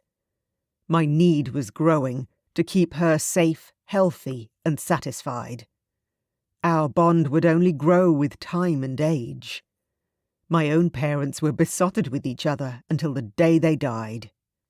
People were talking in the other room, and I switched off the shower, interested to see what my servants had brought Lucy and what they were saying. I toweled dry my body and grabbed a pair of comfortable pants from a nearby shelf. The high voices of the women overlapped one another, chattering and gossiping away 19 to the dozen. Lucy laughed at something one of them said, and my lips twitched up into a smile. She was my mate, which meant fate had chosen her to be my queen, to rule my people. I wanted her to belong here, to feel this was her home. I walked out of the bathroom to see Lucy standing in a simple shift dress, her luscious breasts pressed high and together, creating a cleavage that called to me to press my face against. "Sire, how many dresses were you wanting for your new mate?" the seamstress asked me. Lucy's gaze flicked straight to me. "What is this mate business? I don't understand it at all." She was holding her arms out and turning this way and that as the seamstress asked, her earlier protests at odds with her actions. "Get something on and we'll talk over breakfast," I assured her, before turning to the woman on the floor with pins stuck in her mouth. "As many as she will require. I trust she will let you know once she's had a chance to settle in."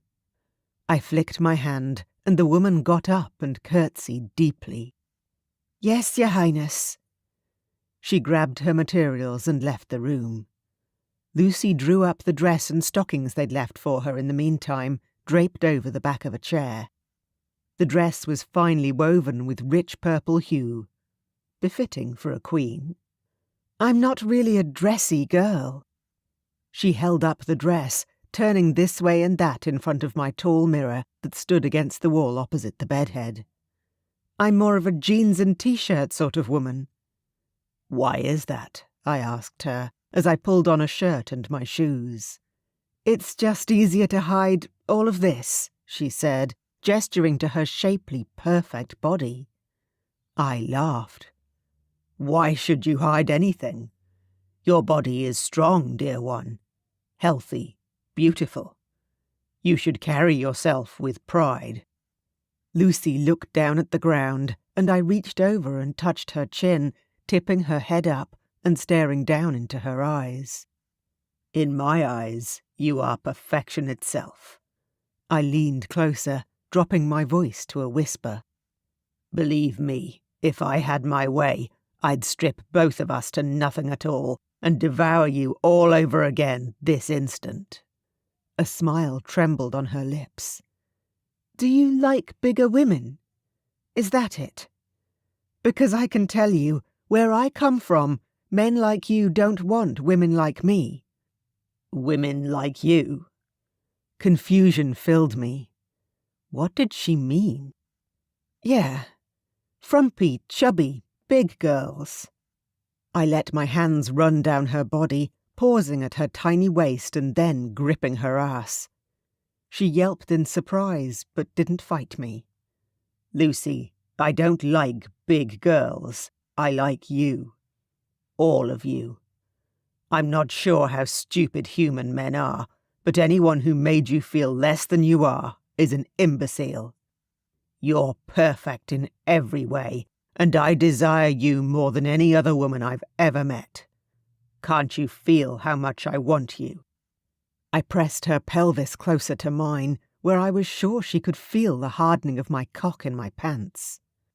She bit her lip in an innocent, vulnerable way and then whispered, "Thank you." It was too much for me. I had to kiss her.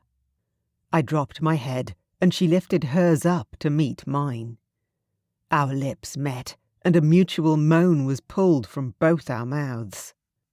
Oh, God. I wrapped my arms around her and pulled her closer, sliding my tongue into her mouth and tasting her. She gripped my face with her hands and held me to her, and I let the kiss go on and on. My cock throbbed, and my lust swirled in my heated blood, but I knew that the next time I took my mate to bed, it needed to be something she was desperate for. I'd never taken a woman against her will, and I never would. Finally, I pulled back and stared down at her beautiful face. Her cheeks were rosy, her green eyes dazed. Her lips were blood red from my kisses. "Shall we go to breakfast?" I asked her, and I could see her disappointment and rushed to reassure her. "I'd love to take you back to bed, so if you'd rather stay and make love first." She stepped away. "No, you're right. Breakfast. Talking. I'm sorry, but your kisses are just—" "Intoxicating," I finished for her. She frowned. "Is that how everyone else feels about them too?" I laughed. "Who's everyone else? The women of my past were not interested in my kisses. I was referring to your taste for me. If my kisses have half the effect on you that your kisses have on me, I'm surprised we're still standing here dressed."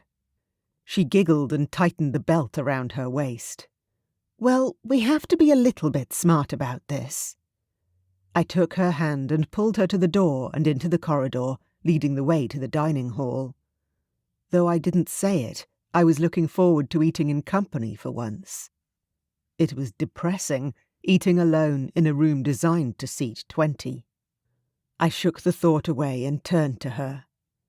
"Do you always do what is right, what is logical?" That was a great attribute for a queen, though I hoped when it came to the bedroom she would be more adventurous than that. "Yes, I try to. But I do have a bit of a temper, and I can sometimes be—" "Less than perfect?" "Yes, I know that feeling well." She smiled at me with an understanding that we hadn't shared yet, and there was a moment that I recognized of our souls linking and connecting. It stole my breath away. My God, What would I do if she left me now? I shook away the feelings of dread and loneliness that such a thought gave me. Here we go.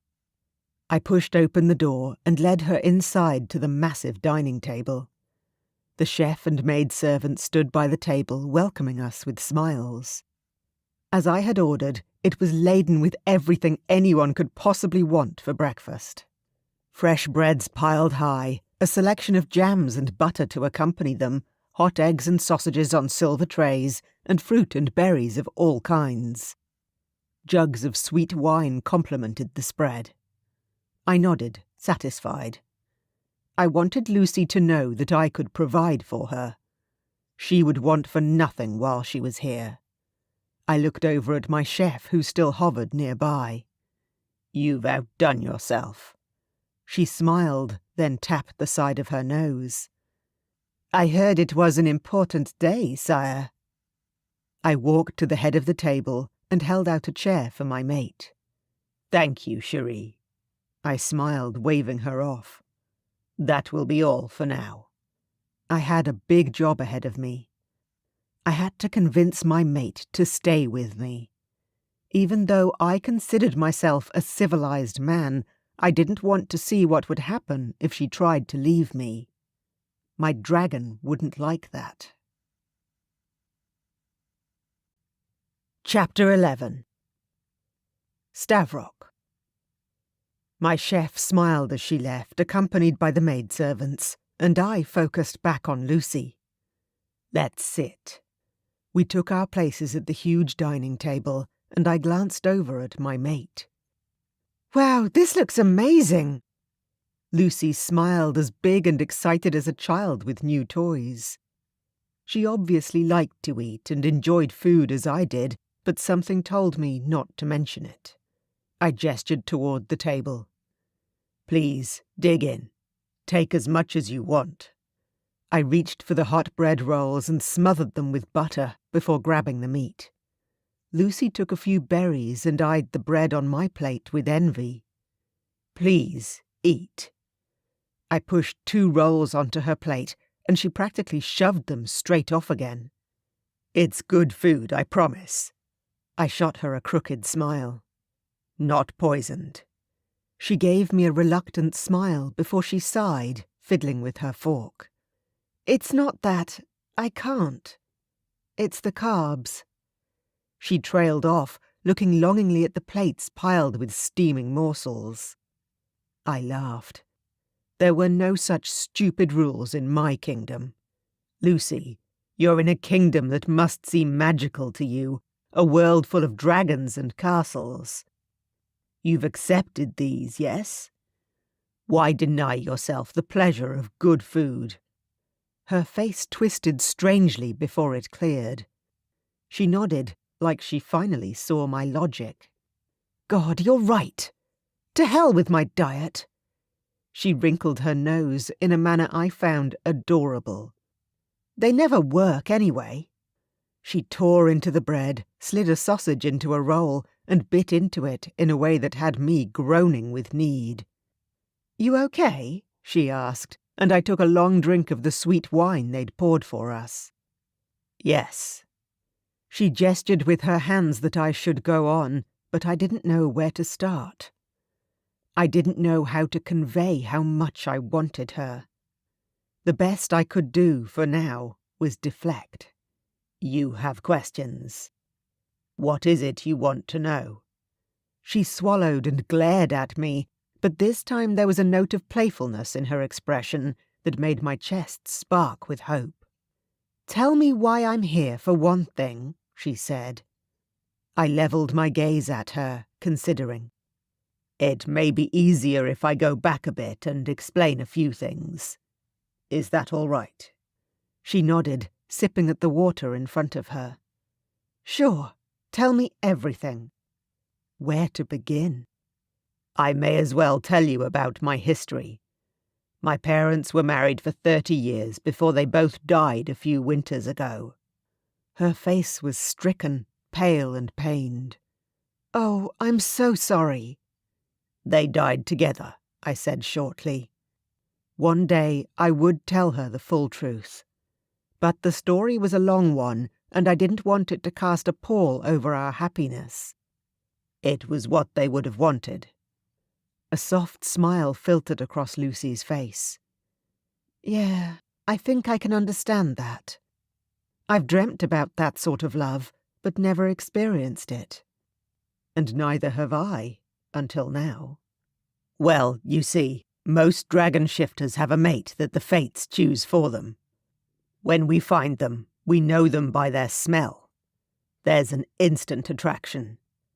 They are our perfect match in every way. I dropped my gaze. My parents had that. In fact, my father kidnapped my mother right out of her village and never took her home again. Lucy laughed. God, that must run in your family. I grinned at her. It does. My grandfather was the same. When our dragons see their fated mate, there is no holding him back. It was last night, uncontrollable. Hang on a second. Are you telling me that you think I'm your fated mate, or whatever it's called? She stared at me like I was insane. I don't just think it, I said, my voice solemn. I know it. The feelings I'm experiencing, the way I shifted with no control last night, my dragon recognized its mate. I've been waiting for you for a long time. I didn't want to say something corny like forever or my whole life, but now that I had her, I knew what it felt like to have that hole in my heart filled. I wasn't letting her go. But that's impossible! I'm not like you, she spluttered. I'm human, in case you haven't noticed. Yes, I know. I don't know what sort of offspring you will have, but fate has chosen you for me, and fate is never wrong. I smiled. I have every faith in you, Lucy. I didn't want to tell her that Marianne believed she had a dragon shifter ancestor somewhere down the line. That may be too much for the woman to take in right now, on top of everything else. Her face creased up, and I longed to pull her close and soothe her. But no! Stavrok, come on! You can't be serious about this. Fated mates, soulmates, it's not real. I don't know what you felt last night or why we... Her cheeks flushed. But it isn't because some mythical thing like fate made us do it. I just grinned at her.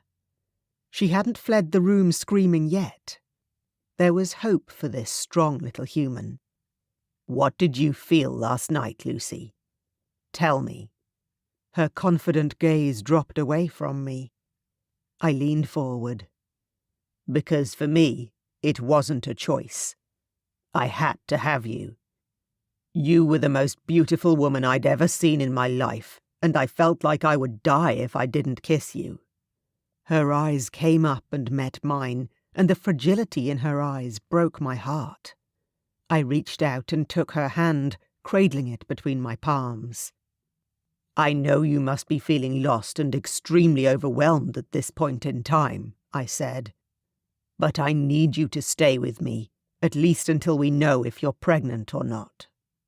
She stared down at her plate. Her eyes were filled with tears, but when she spoke, her voice was strong. Why? You must know that I can't simply vanish off the face of the planet. I have a job. I have friends. They'll all come looking for me soon enough. I admired her courage. Even lost and disoriented as she was, she held her ground. We have access to the internet in some parts of the castle. Perhaps you could email them and tell them you've jumped on a plane for an unexpected holiday. 2 weeks, that's all I'm asking for, Lucy. Can't you see that this is an opportunity to fulfill all of your wildest dreams? No woman had ever reacted like this to finding their soulmate, let alone finding out that their soulmate was a king. She would want for nothing for the rest of her life, and yet she was acting like I had given her a prison sentence. But my job? What if they fire me? I waved my hand around the room. Then I will fill your bank account with whatever money you need. That is of no consequence to me. You are my first priority now. Oh, I could tell she had nothing to say, and the topic of money seemed to embarrass her, which was interesting. If you need money, I began. Her gaze snapped to mine, and her tone was flinty. I don't need money, thank you. I've paid off most of my house, completely by myself. I tilted my head and gave her a broad smile. I had no idea what that meant. I was born into a royal family and would never have to pay for any piece of real estate for as long as I lived. You'll stay, then, I pressed. You said... Her voice was small, careful. If I'm not pregnant, I can go home. No. As much as my dragon resisted the idea of her leaving, she also hadn't asked what would happen if she was pregnant, and therefore I didn't need to tell her I would be using every opportunity to ensure it. Well, I said, trying to balance the truth with a comfortable white lie. Luckily, I didn't need to think of one because she kept talking. The odds that I'm pregnant are low. She tilted her head, counting the days off on her fingers. I'm quite late in my cycle, and at my age, we only slept together once. It's not likely, is all. I grinned at her. She clearly had no idea how strong the bond between us was. If there was any chance at all of her becoming pregnant, then she already would be. How old are you, Lucy? 33. And you? 42. She gaped at me. You don't look anywhere near that. I shrugged. Our shifter genes keep us young. So, my beautiful mate, the woman who will be my queen if you decide to stay in this land of fire and ice, do we have a deal? I stuck out my hand, and she looked at my fingers like they might bite her. You know that saying things like that to me, a perfect stranger, makes you sound totally insane, right? She asked. I wouldn't say we're strangers, Lucy. Not after last night, would you? She shook her head slowly. I guess not. I kept my hand out, wanting her reassurance that she wouldn't run away the first chance she got. Not that an unaccompanied human would get far in this climate, but she was far too precious to lose to our brutal weather. 2 weeks, you say? She pursed her full lips. And I get to use your computer? I nodded. She could do whatever she wanted if it was within the castle walls. Absolutely, I said. I want you to meet everyone in the castle. Then I'll take you out and show you our town. She put her hand into mine, and a current of awareness passed over my skin, making a growl rise in the back of my throat. All right, then. You have a deal, she said. Chapter 12. Lucy. The excitement fluttering through my belly was unlike anything I'd ever felt. It was like waiting for an exam, a first date, and the beginning of a roller coaster all at once. Stavrok spent the morning showing me his favourite parts of the castle. It was truly beautiful, like stepping into a fairy tale. He showed me his parents' portrait in the entrance hall and the family tapestry hanging beside it. He drew me close and whispered that my name would be embroidered there before long, the glittering golden threads entwined with his, and I fervently hoped he couldn't hear my pulse fluttering at the thought. We headed out, hand in hand, into the brisk morning air. I was glad for the thick scarf and muff a maid had brought me, because the weather was far chillier than I was used to. Stavrok walked me down the narrow cobblestoned path into the little town that lay below the castle.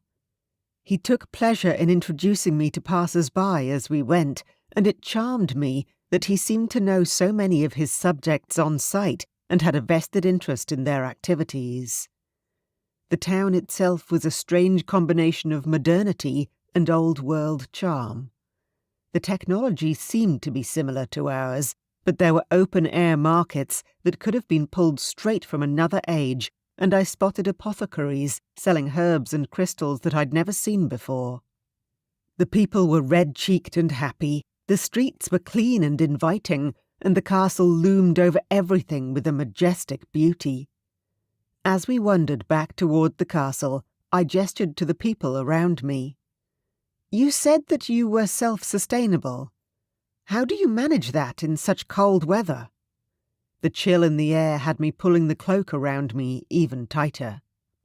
I didn't know how it was possible to go from my home, where we were enjoying a mild spring, to this place where there was snow on the ground and the tip of my nose was frozen. "We eat seasonally," Stavrok said. "Being dragon shifters, our diet does contain a high meat component. We only grow hardy animals that survive our winters."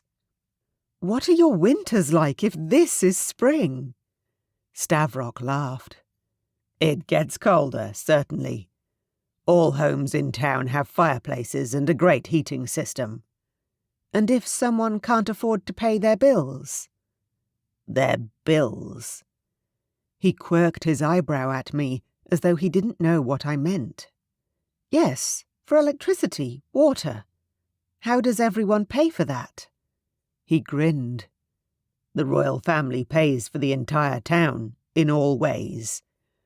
As long as the townspeople are doing their jobs, all the essential amenities are taken care of."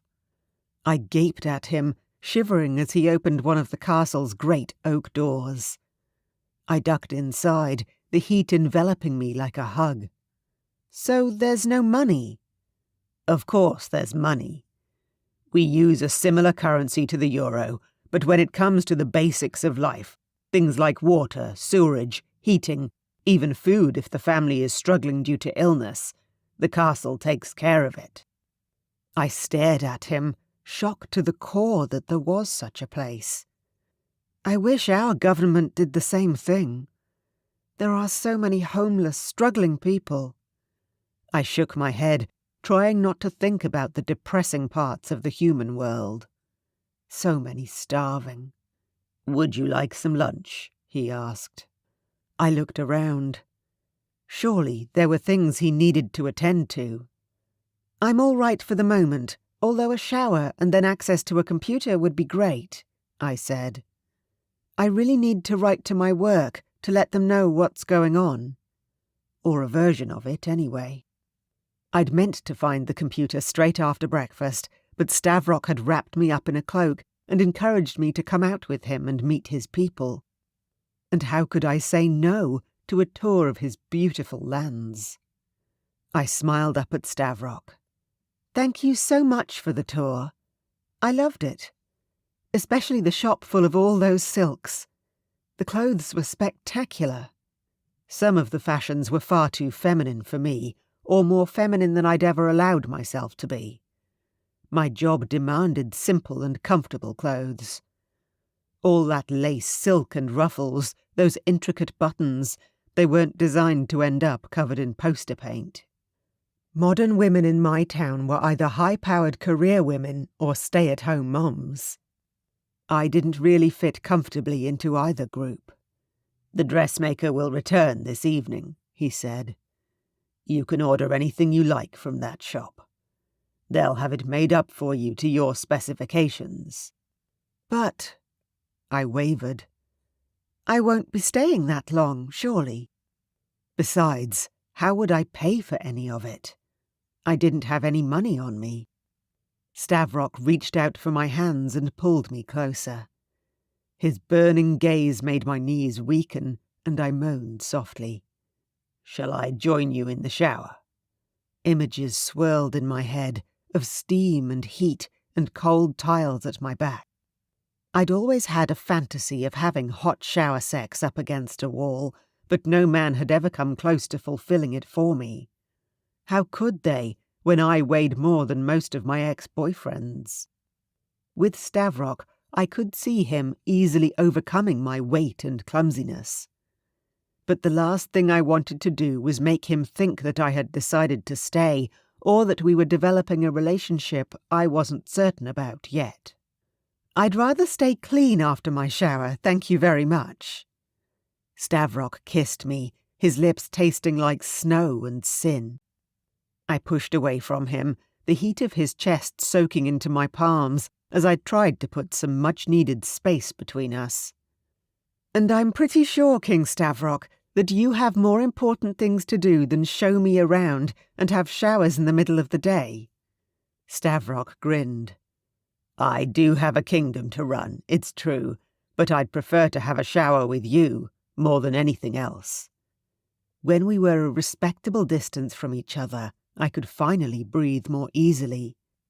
Please, let me do what I need to do, then I'll be more comfortable.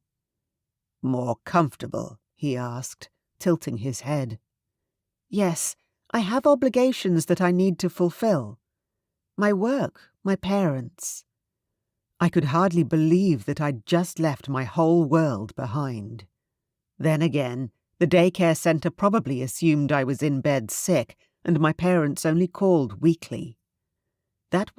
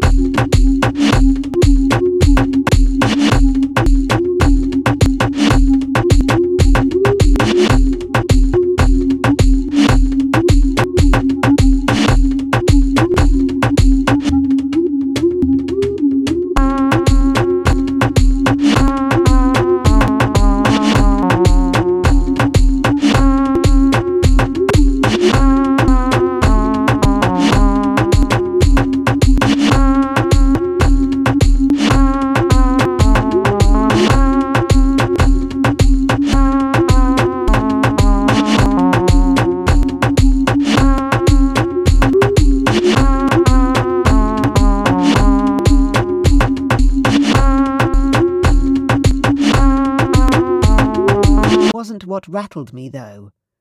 What disturbed me most was how little I'd thought about it all morning. I'd allowed myself to get swept up in Stavrok's icy world, seduced by more than the man himself. This place called out to me like a siren song. Even though it had only been one night, it was the other world that was starting to feel like the dream. Stavrok took my hand and held it as we walked through the castle. "Well, after you finish all of that, I will meet you for dinner. I think you may like my proposal." I wasn't sure I liked the sound of that.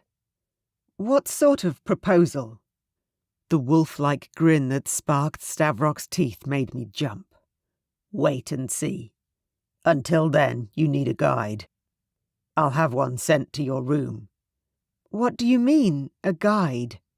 Like your chief of staff?" Stavrok backed away from me.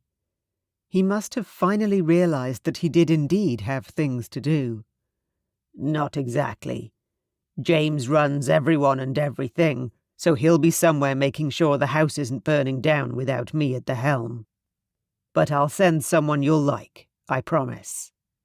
He waved and strode off, the sounds of his leather heels tapping along the hallway until he disappeared into a room. I sighed and let the happiness that I'd been holding at bay filter into my mind and fill me up. What am I doing? This is utterly crazy. I should be working out a way home, plotting my escape, but instead I was luxuriating in all this enjoyment. Worst of all, memories of the heated moments from last night kept cropping up in my mind at the most inopportune times. I wandered back to our room, Stavrok's room, and soon found myself alone in the large, hot shower. The bathroom was fitted out with every modern convenience. The towel racks were heated, as were the flagstones underfoot. The walk-in shower had a giant overhead waterfall built into the wall, and there was a huge bathtub sunken into the floor with jets embedded in the sides. And yet, this was a castle. If I didn't feel so awake, I could probably convince myself that I was still dreaming, because not much was making sense at this point. It took a while before I could properly feel my toes again, but when I did, I was glad of it. It was cold here, much colder than I was used to. These dragon shifters were obviously immune to it, but I was not. Maybe they ran hotter than I did. I swallowed, thinking of Stavrok's chest pressed up against mine. Even through my clothes, he was a total furnace. I would have to take precautions next time I went outside. Thicker socks, more layers. Maybe I could find some earmuffs. I giggled at the thought. Tilting back my head, I let the warmth of the water flow over me. What am I doing? Rearranging my life around Stavrok. I'd only known the guy for one night, and all his promises seemed way too good to be true. Fairy tales like this didn't happen to women like me. I should get out of here before I got too attached. I didn't want to get myself hurt. But what was I really rushing back to? A job that paid me just above minimum wage to help raise other people's children because I didn't have any of my own. "Hello? Lucy! Can I come in?" The sound of a young, chirpy female voice echoed through the room. Did she want to come into the bathroom? I wasn't sure how comfortable I was with that. "Just give me a second," I called. "I'll be out in a moment." I switched off the water and grabbed a fluffy towel from a nearby rack. I rubbed the towel over every part of me. The room was so warm I was comfortable, but the knowledge of a stranger in the adjacent room made me want to get dressed as soon as possible. Since my clothes were in the other room, I ventured out into the bedchamber wearing only the bath towel. A young woman, who reminded me of our daycare centre receptionist, greeted me with a beaming smile. Her curly brown hair tumbled over her slight shoulders, and her eyes were the brightest blue I'd ever seen on a person. Then again, those striking eyes seemed to be common around these parts. "Hello," I said, holding the towel tight against my huge breasts, which as usual threatened to spill out over the top. "Hey, I'm Cass, His Majesty's cousin," the woman said. "And you must be the famous Lucy. It's so great to meet you." Cousin. All right. I could deal with that. Chapter 13. Lucy. I lifted my chin and answered, "Yes, I am." Cass clapped her hands together like an excited child. "This is going to be brilliant! When Stavrok told me you'd arrived, I couldn't believe it. People have been waiting for my cousin to marry for, ages. Years. And now he's finally got his mate." I groaned and rolled my eyes. Why does everyone keep jumping forward, planning out my whole life for me? I met Stavrok last night. Last night! I'm not about to just marry him tomorrow because he thinks I'm some mythical mate thing. The girl's face bulked, her smile turning upside down as she went pale. "Oh." I clenched my teeth and forced some deep breaths. "Look, Cass, you seem lovely, and I would really enjoy a rundown of how things work around here if you can spare the time, but I'm human. And I'm not used to being told what I must and mustn't do, so if you don't mind." She giggled. "You sound just like Stavrok." That stopped me in my tracks. "In what way?" "He's always said he wouldn't marry just because it was expected, and that he wouldn't succumb to the fated mate's curse like his father did. But look at you. He snatched you out of a human town, didn't he?" I bit my lip. "Yes." "I knew it." She began pulling clothes from a huge oak wardrobe on the other side of the room. "The servants have left some things in here for you. Here, try some stuff on. I want to see." Cass wasn't looking in my direction, but I was still self-conscious. I didn't have much of a choice about changing in front of her, and as a fully grown woman, I knew I should get over myself. She was a girl. I was a girl. Before I chickened out, I dropped the towel to the ground and grabbed for the thick stockings and the long-sleeved shift that had been laid out on the bed for me. Layers, that was what I needed. Layers. Over the shift I slid on a soft, fine-knit sweater, following it with a low-necked garment that seemed to be a cross between a sweater and a dress. I smoothed it down against my body, finally feeling like I would be warm enough to face the rest of the day. I didn't want to venture outside again, though. I'd always imagined huge castles of this kind to be drafty and uncomfortable, but with the crackling fire in the grate, I felt cozy as hell. "That's better." I shuddered, remembering the icy air outside. "Goodness, it's cold here." Cass turned around with her big smile. "You'll get used to it soon enough." I gave her a smile in return, although my stomach twinged with unease. That was my worry.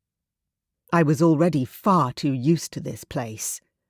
I kept letting my guard down without realizing, sliding into the role Stavrok seemed so eager for me to play. Cass was looking at me expectantly, and I shook my head to clear it. Did she say something? "Wow, you're miles away," she said, her eyes merry. "I said you look the part. You should ask Stavrok about jewellery. I know he has some of his mother's old pieces squirreled away. You'll be the belle of the ball when the other royals come to dine here." "What do you mean?" I asked, but Cass was too busy rummaging through the contents of the wardrobe. As king, it was clear Stavrok had duties to his kingdom and people. I wondered what my duties would be here if I stayed here. Hostess? Peacemaker? Diplomat? I swallowed. I wasn't qualified for this.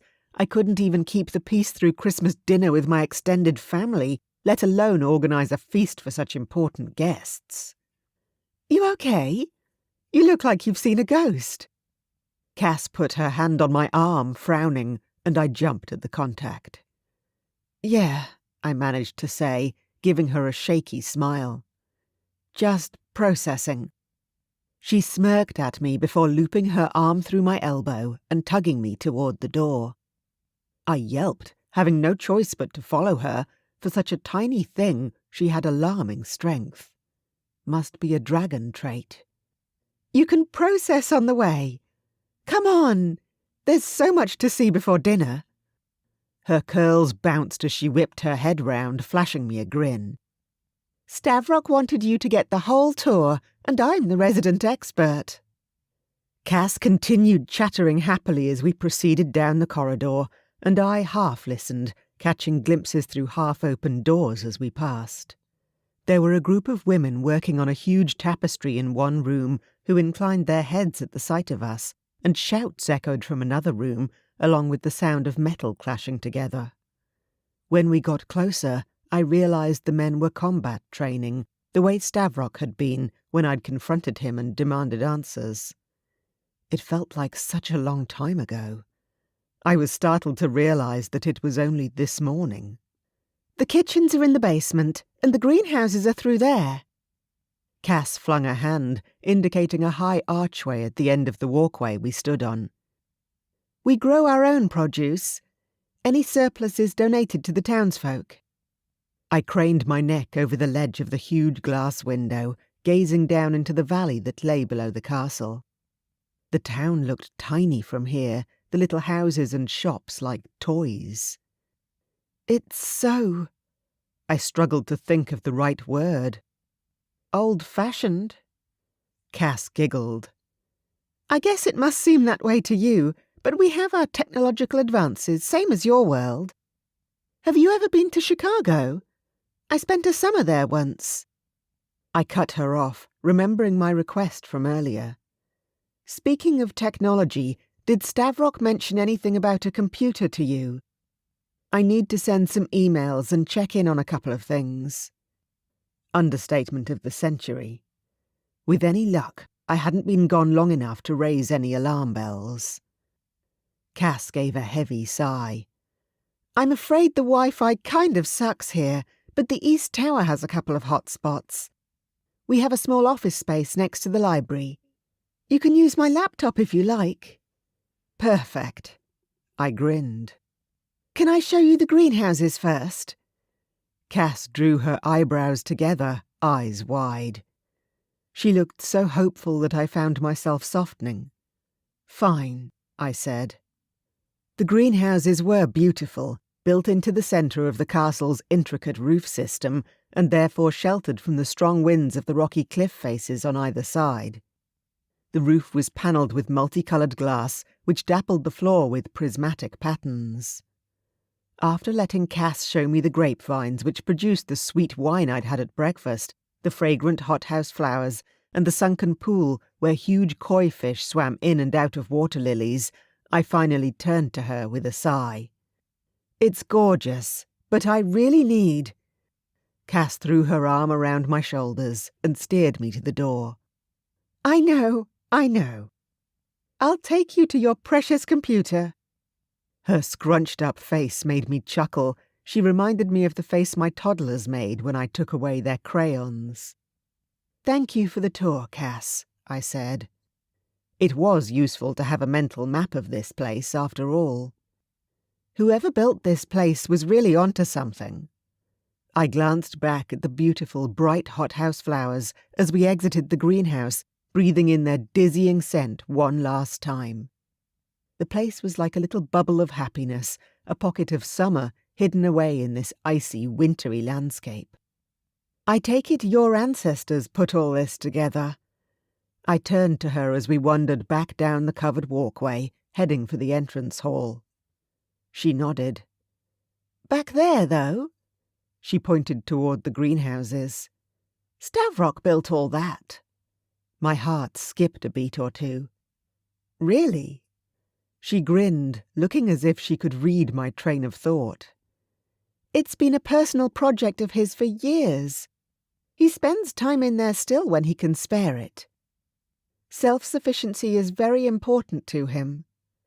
I struggled to square my image of Stavrok, stoic, strong, the pinnacle of masculinity, with the leafy oasis at the heart of the castle. Still, I knew that first impressions didn't count for everything. Maybe there was more to him than met the eye. Cass was watching me carefully. I know our ways must seem strange to you, Lucy. The human world is a far cry from ours. We passed through another corridor, one with doors that opened into a large hallway where people sat along long tables, chattering as they worked. When I looked askance at Cass, she smiled softly. Everyone in this place plays a part, Lucy. Our kingdom is run not by dominance and fear like some of the other kingdoms, but by understanding. Stavrok protects everyone, gives them the chance to hone their skills. She pointed to an old woman who spun thread on a giant spindle while a young girl watched her closely. They provide for us and themselves, and the kingdom prospers. In return, he will defend us to his dying breath. I gazed at the scene, lost in thought. This was what Stavrok was offering me, a world where I could flourish and nurture those around me, where I could be safe, where our children would grow up happy and loved. I swallowed. You say that like it's different here. She took my arm again, and we continued walking. I guess it is. Stavrok can be fearsome, but there are parts of this world where true darkness lingers. Cass bit her lip. It was strange to watch her mood change. The happy, cheery young woman from before disappeared in front of me, like a shadow passing over the sun. What do you mean, darkness? I asked. I thought about what she had said before. Dominance and fear. Clearly, those other kingdoms Cass mentioned didn't run on the same playbook that Stavrok and his people did here. King Magnic rules the kingdom nearest to ours. Cass frowned out of a window as we passed it, like the man himself might suddenly appear. He's a tyrant. He only cares about wealth and power, and his people suffer for it. I was silent. My heart hammered as I thought about having to come face to face with such a man in the future. If I stayed with Stavrok, surely I'd need to see him at some point. After all, what did I have to protect myself if I needed to? No magical powers, no mysterious shape-shifting ability. I was just an ordinary human. Cass must have seen my face, because she nudged her shoulder into mine. Hey, don't worry about that now. Come on, we're almost there. I wanted to get her to tell me more about the kingdoms, about how things were done around here, but I forced myself to focus. One thing at a time. She led me into a gigantic library full of floor-to-ceiling bookcases. We wove through the shelves, and I gaped up at the ornate gilded books that lined every wall. A spiral staircase in the corner led up to a small balcony, and through another door we came upon a smaller anteroom, complete with a desk, office supplies, and... bingo. I made a beeline for the computer that sat on a small desk in the corner of the room, and Cass giggled. It should be all set up for you, she said. Give me a shout if you have any problems, yeah? I'll be right outside. I threw her a smile, grateful for the chance to be alone with my thoughts for the time being. I opened my email and began to scan my inbox. My depressingly empty inbox. I had one unanswered email from the daycare centre asking me if I was sick. It wasn't like me to just not show up for work, and I detected a note of worry in the message underneath the polite annoyance. I thought hard about what Stavrok had said. I knew the impromptu vacation excuse wouldn't cut it, but... I began to type, my fingers flying across the keyboard. The more I typed, the more I thought about my life back home. What I would be returning to once I got out of here. The small house where I lived alone. My day job where I cared for other people's children. The occasional drink I treated myself to, down at my small town's only bar. Spending the night getting hit on by guys who were only after one thing. Rinse and repeat. Laying out the facts it made for a pretty bleak existence. Not that it was all bad. I liked my job well enough. I got on with my colleagues. I saw my parents every week or so. It was all perfectly fine. I looked at the message I'd written, a simple, short email explaining that I had been taken ill suddenly. It didn't sound that convincing, but I hit send anyway. I thought again about Stavrok, about the way he talked, offering to lay the world at my feet if that was what it took to get me to stay. I had to admit it, there was something charming about his unwavering belief in me. His certainty that the fates had brought us together, and he wanted to build a life with me. Granted, if a guy back home had told me he would father my children after only one night together, I would have turned tail and run. But this wasn't my home. The rules were different here. Every time I thought I was beginning to understand them, something new came along and turned everything on its head. I had to keep my wits about me. But it seemed like the longer I stayed here, the deeper down the rabbit hole I fell. Chapter 14. Stavrok. I looked over the perfectly set table. The candles were in place, and all the silverware was laid out precisely. Normally I didn't care about such things, but now I had someone to impress. The double doors at the other end of the dining room opened a crack, and I straightened my spine, hands behind my back. I had elected to wear a simple navy shirt and slacks for tonight's meal, a nice halfway point between my training gear and the formal wear my advisors forced me into for diplomatic visits.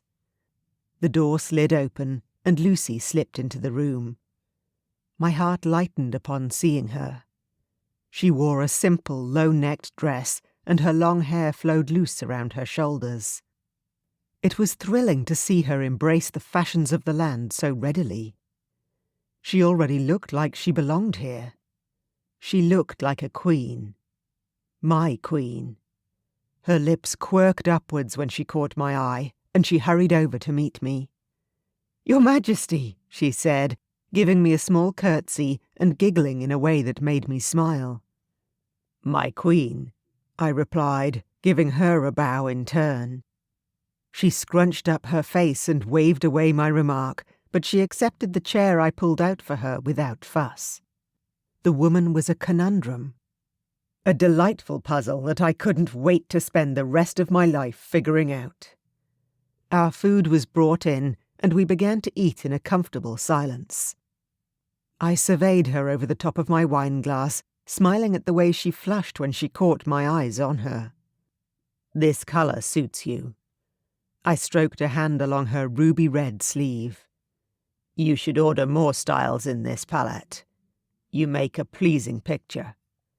"Is that so?" she said, raising an eyebrow at me, but I could tell she wasn't angry at my remark. On the contrary, she looked strangely shy, as if she wasn't used to men complimenting her in this way. I couldn't fathom the motivations of human men. To me, she was a feast for the eyes. "I trust your day was pleasing," I said, taking a bite of tender lamb shank and eyeing her. She nodded. "Your cousin's fun." "Cass." I smiled warmly. "I'm glad you like her. She's like a little sister to me, talkative and always underfoot, but she means well. I hope she showed you all this place has to offer." "She did." Lucy met my gaze, her tone careful. "I got the works." "Good." I clinked my glass against hers. I wasn't hiding the fact that I wanted her to stay with me after all. "Did you find the computer you requested?" "I did, thank you." She cast her eyes downward, fiddling with her dessert fork. "I've tied up all the loose ends. So I'm all yours." I grinned at her and she snorted. "For now." She pointed her fork at me before taking another bite of lamb and groaning. God, the food here is amazing. Care to join me for dessert? I said, lowering my voice a shade. She held my gaze. Her beauty was highlighted this evening, bathed by the candlelight's warm glow. She bit her plump lip, and it grew redder and fuller. Of course.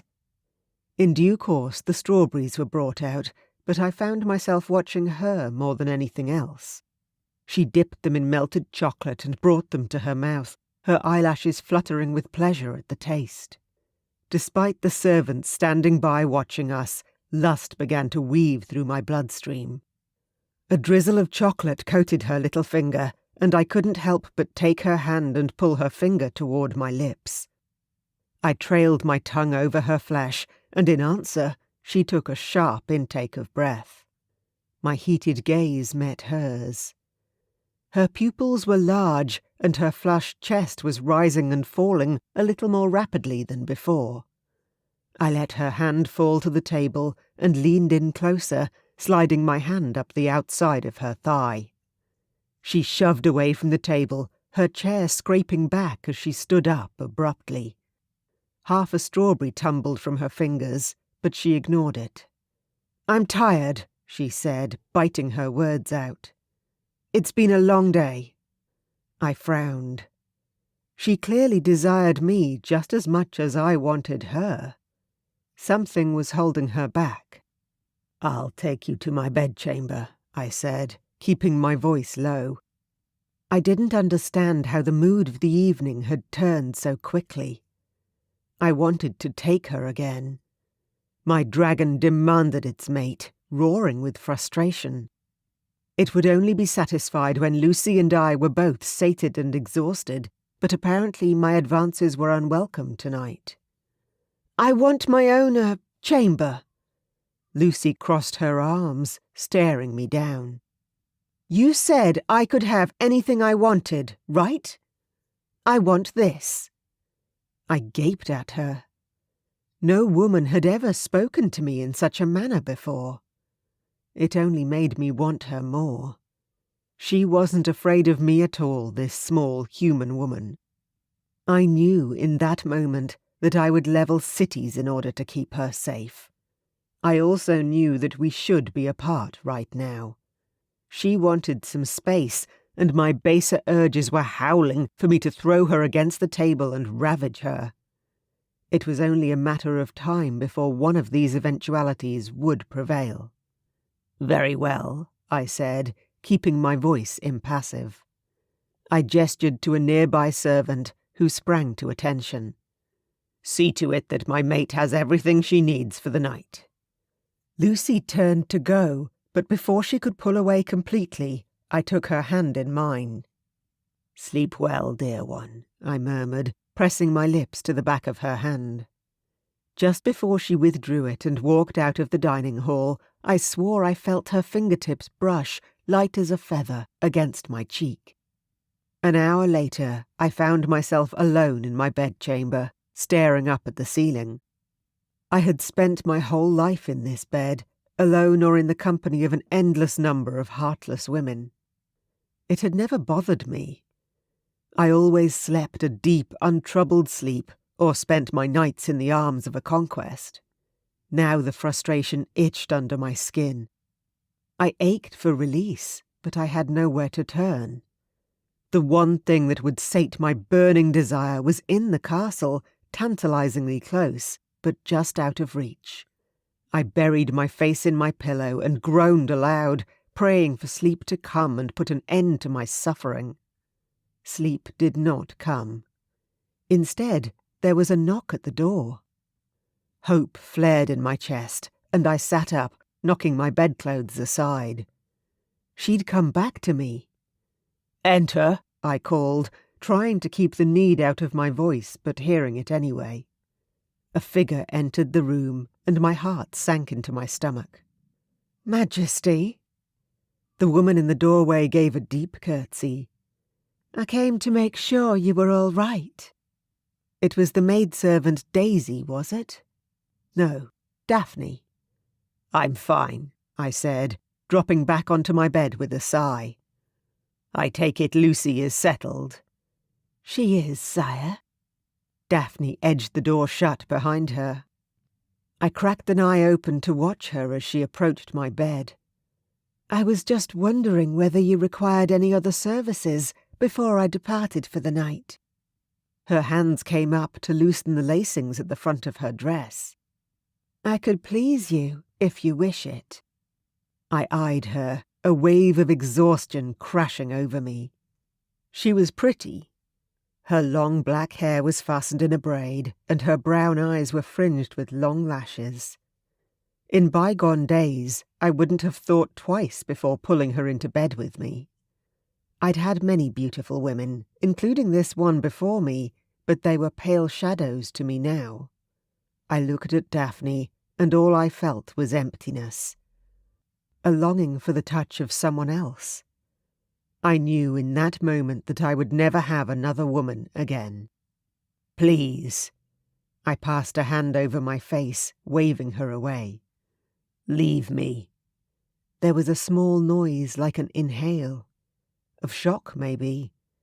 Perhaps the girl hadn't been expecting me to reject her so easily. Tough. Things were different. I'd found my mate now. I knew what true pleasure looked like, a real deep intimacy that was already blooming into love. I didn't hear her leave. Sleep pulled me under like a tidal wave, and I succumbed to it with open arms.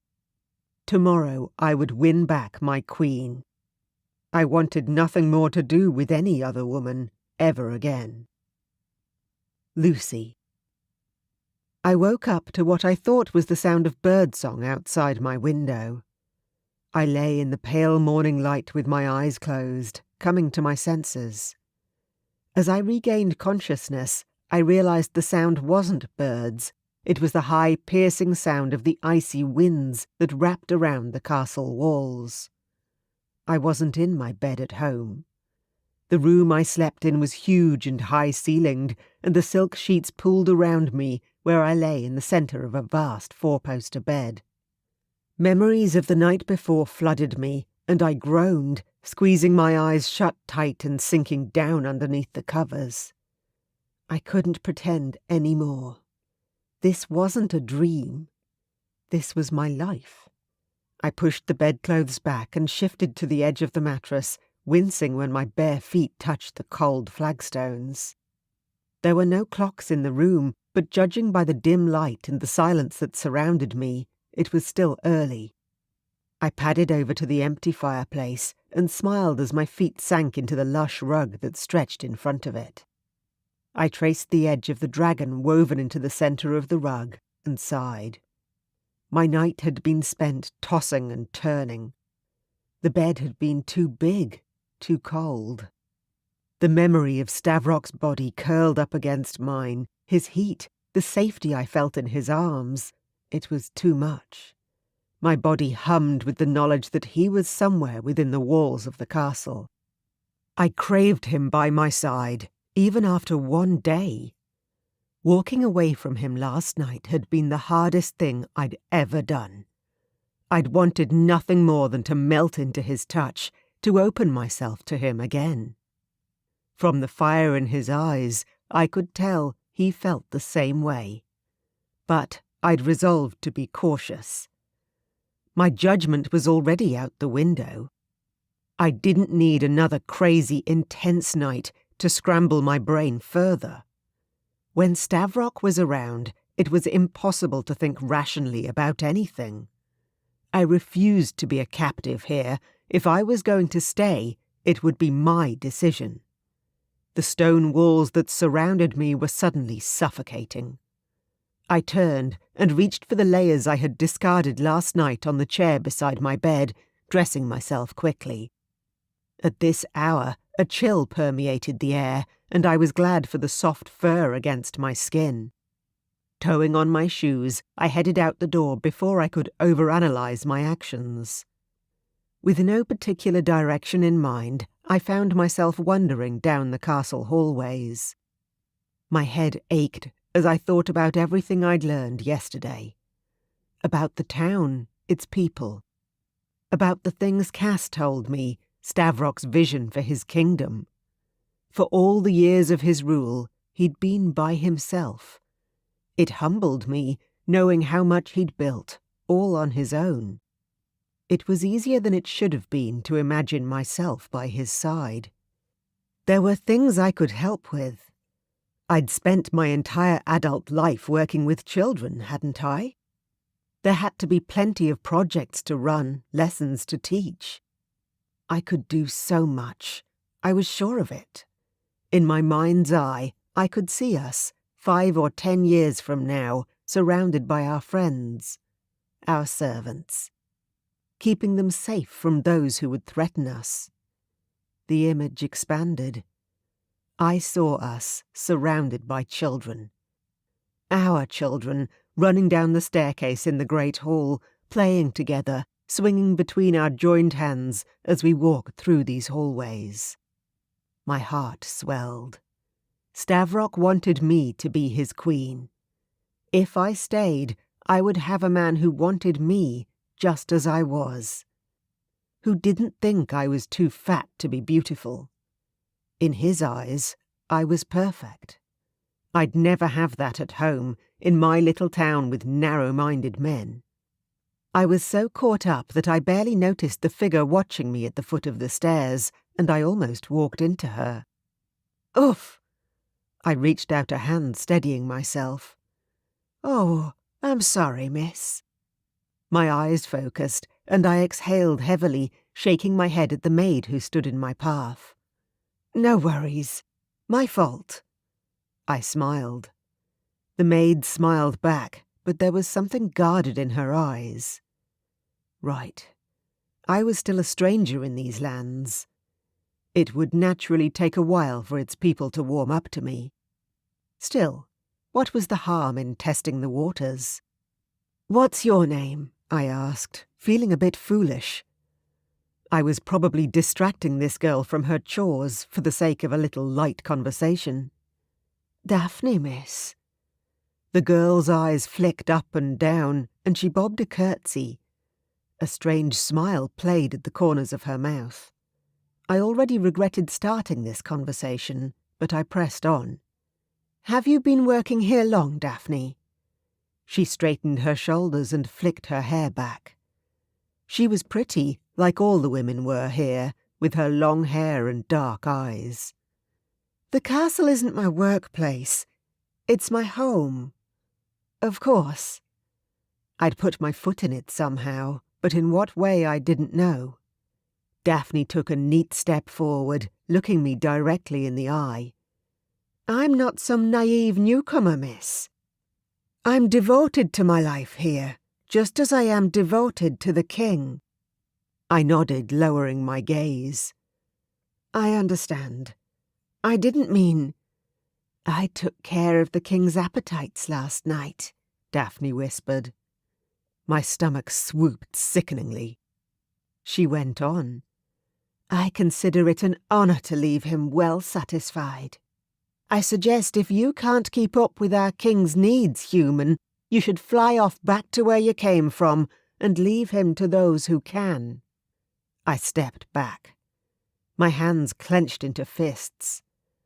I wanted to slap the smug look off her face, but I managed to control myself, taking short, sharp breaths as I struggled to regain my composure. Daphne's face settled into a placid smile. Will that be all, miss? I was trembling with anger, but I knew when I was beaten. The people here would never accept me. I wasn't one of them, and I never would be. The women would hate me for being an outsider, for being the one to lay claim to their king after all these years. The unfairness of it screamed out at me. It wasn't my choice. Stavrok had found me, chosen me, brought me here to rule by his side. But you claimed him too, a small voice said in the back of my mind. He's yours now, fate or no fate. Everyone can see it. Apparently, fate had a twisted sense of humour. I'd screwed up any chance I'd had of making things work between us. I'd driven him into the arms of another woman. I gave her a short nod, and she turned tail, leaving me standing at the foot of the staircase with a swirling mind and a heart that was, despite all my best efforts, broken. Chapter 15. Lucy.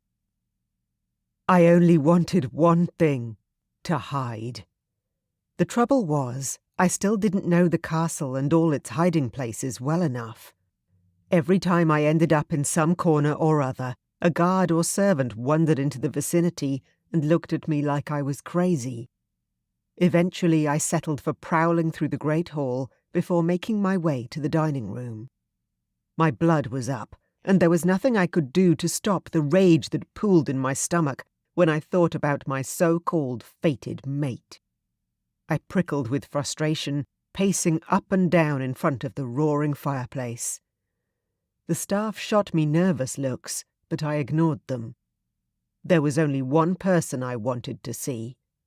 When the man himself finally appeared, I had worked myself up into an anger that threatened to crack the very floor beneath my feet. Stavrok was about to find out that this human woman had enough of a temper to take on a dragon. He closed the door behind him and stepped into the room.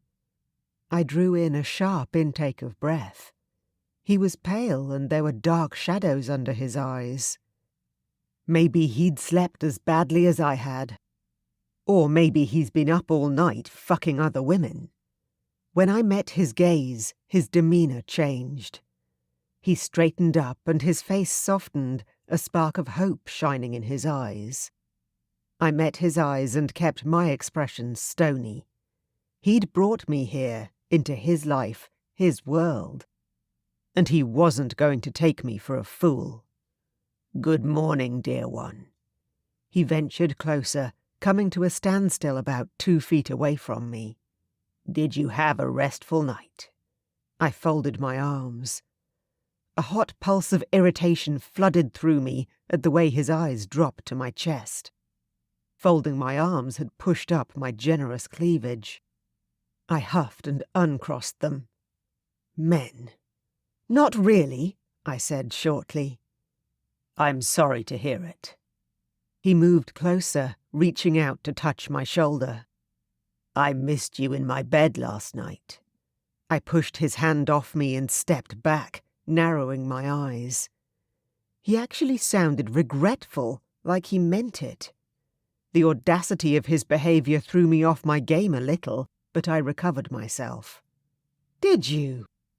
I smouldered up at him, and he frowned, like I'd unbalanced him. "Good." "Did you miss me, my king?" "More than you can know," he replied, before tilting his head.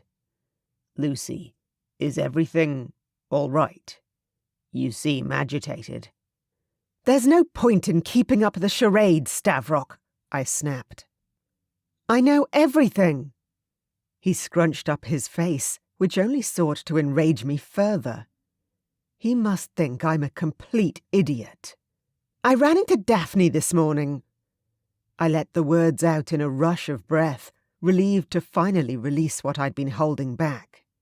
"She told me what happened last night." His gaze darkened, and I felt vindication sing through my veins. "Finally, we're going to have this out."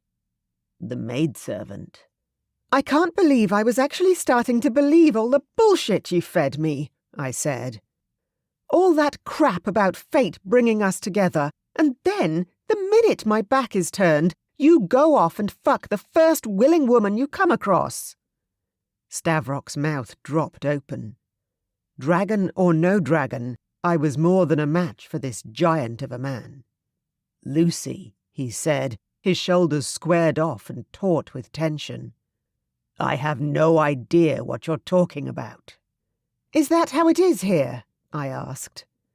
A part of me thrilled at the heat building up between us. I wanted more of it.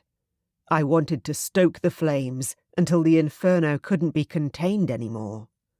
"You fuck other women whenever you please." "What exactly am I here for, Stavrok?" To give you airs while you take your pleasures elsewhere? I pressed a hand to my stomach, feeling a wave of something pass through me. I continued on, undeterred.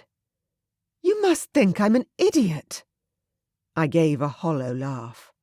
Well, I might not be anything special. I might not be a magical shapeshifter, but I know when I'm being played. You think I took Daphne to bed last night? Stavrok's voice had dropped so low I could feel it in my chest, even from this distance. Lucy, I slept alone. She offered herself to me, yes, but I... There it is, I cut him off. Finally! I took a perverse kind of pleasure in getting the truth out of him like this, bit by bit. It was like touching a wound that hadn't healed yet. I couldn't stop the pain, but I liked being the one in control of it. Nothing happened, Stavrok said, his voice booming off the walls. Whatever she told you, it's a falsehood. I want no woman but you, Lucy. I scoffed, but tears pricked my eyes. I dashed them away. On some level, I knew this rejection was going to happen. Maybe it was better it happened sooner rather than later. A man like this, strong, handsome, virile, what did he want with a woman like me? He could have anyone he wanted. He was the kind of man that beautiful women threw themselves at on a daily basis. I swallowed around the lump in my throat. I don't believe you. What would you have me do to prove it to you? He asked. Have I not already offered you everything I have? Have I not laid it out at your feet from the moment we first met? I shoved down the small piece of doubt that threatened to crack through my defences and took a step toward him. If it's not this one, it'll be another. Sooner or later, you'll see. See what? How much you're missing, I said, running my hands through my hair so that it tumbled loosely around my shoulders. The women here, I can't give you the things that they can. I'm not a shifter. I'm not beautiful. I'm not enough for you. You should never have taken me, Stavrok, because now I'll always know what it's supposed to feel like. I rushed forward and pushed at his chest with my fists. I gasped as he caught my wrists in his large hands and tugged me forwards until I curved into his body. I'll always know how it's meant to be between two people, and I'll never feel like this again. You've ruined me. He snarled, his eyes flashing. In the depths of his gaze I caught a glimmer of the dragon that slumbered inside of the king. Stavrok's hands tightened around my wrists, and his thunderous expression morphed into something deeper, raw and urgent. Lust raced through my veins as he pressed up against me, backing me into the wall and holding me there with ease. If you don't believe me, he said, his voice shooting through me, low and dangerous, I'll have to show you. I groaned and sank back. Anger and adrenaline pulsed through me, but it was impossible to keep up the fight when he had me pinned against the wall. I was surrounded by him. His skin pulsed with heat, and his fingers shifted and flexed against my wrists. He must have felt my heartbeat fluttering just beneath the surface of my skin, because his eyes flicked upwards, assessing my ragged breaths, the way my chest rose and fell, the flush that spread out from my décolletage. Yes. The word tripped out of me, unbidden, and his eyes narrowed. He dropped my wrists and his hands fell below my waist, pulling up my skirts with an urgency that I hadn't seen from him before. He hitched my legs up until he had me braced against the wall. My eyes rolled back, and I groaned, trying to pull him even closer. Chapter 16. Stavrok. Golden sunlight streamed in through the window. I stretched, eyes still half closed, and reached out a hand. A smile grew on my face when my fingers brushed up against the form, warm and solid, curled up beside me. Lucy. I had worried the previous day had been an illusion, a fever dream of sorts, conjured up by my fractured brain to mask the pain of my mate rejecting me. It appeared not. The real thing lay beside me, golden hair splayed out over the pillow. One hand curled upwards beside her slumbering face, and I couldn't resist brushing those soft fingers, watching her hand twitch and her eyelashes flutter. She looked like a princess, straight out of the stories my mother used to read to me as a child. Her gorgeous green eyes opened, and her lovely features softened when she saw me. Sleepily, she raised a hand up to push a lock of hair off my brow. At the gentleness of her touch, I bowed my head, pressing a kiss into her outstretched palm. "What a gentleman!" She giggled. "Good morning." "It is indeed," I murmured, pressing myself up against her side and combing my fingers through her hair, enjoying the soft texture. She snuggled closer. I was gratified by the contact and pleased at the assurance of the motion. She had no problem dragging my free arm tight around her waist, and I growled in satisfaction as I traced a hand over the curve of her waist. "What are your plans today?" Lucy whispered, pressing a kiss into my neck. I stroked her arm absently, thinking. "Matters of state. A few meetings this afternoon. Nothing urgent." She hummed approval and nuzzled into my neck. I wondered if the scratchiness of my stubble bothered her, but I didn't voice the thought. I was enjoying her kisses too much.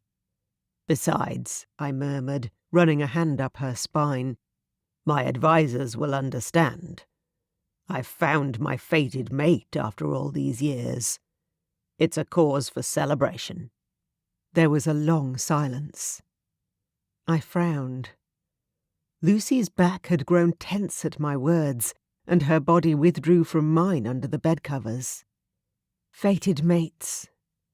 She didn't turn her head, and her voice was quiet, but I was hanging on to every word. "You really believe in that stuff, don't you?" My frown deepened. I pulled my arms back, and she flipped onto her back, staring up at me with a blank expression.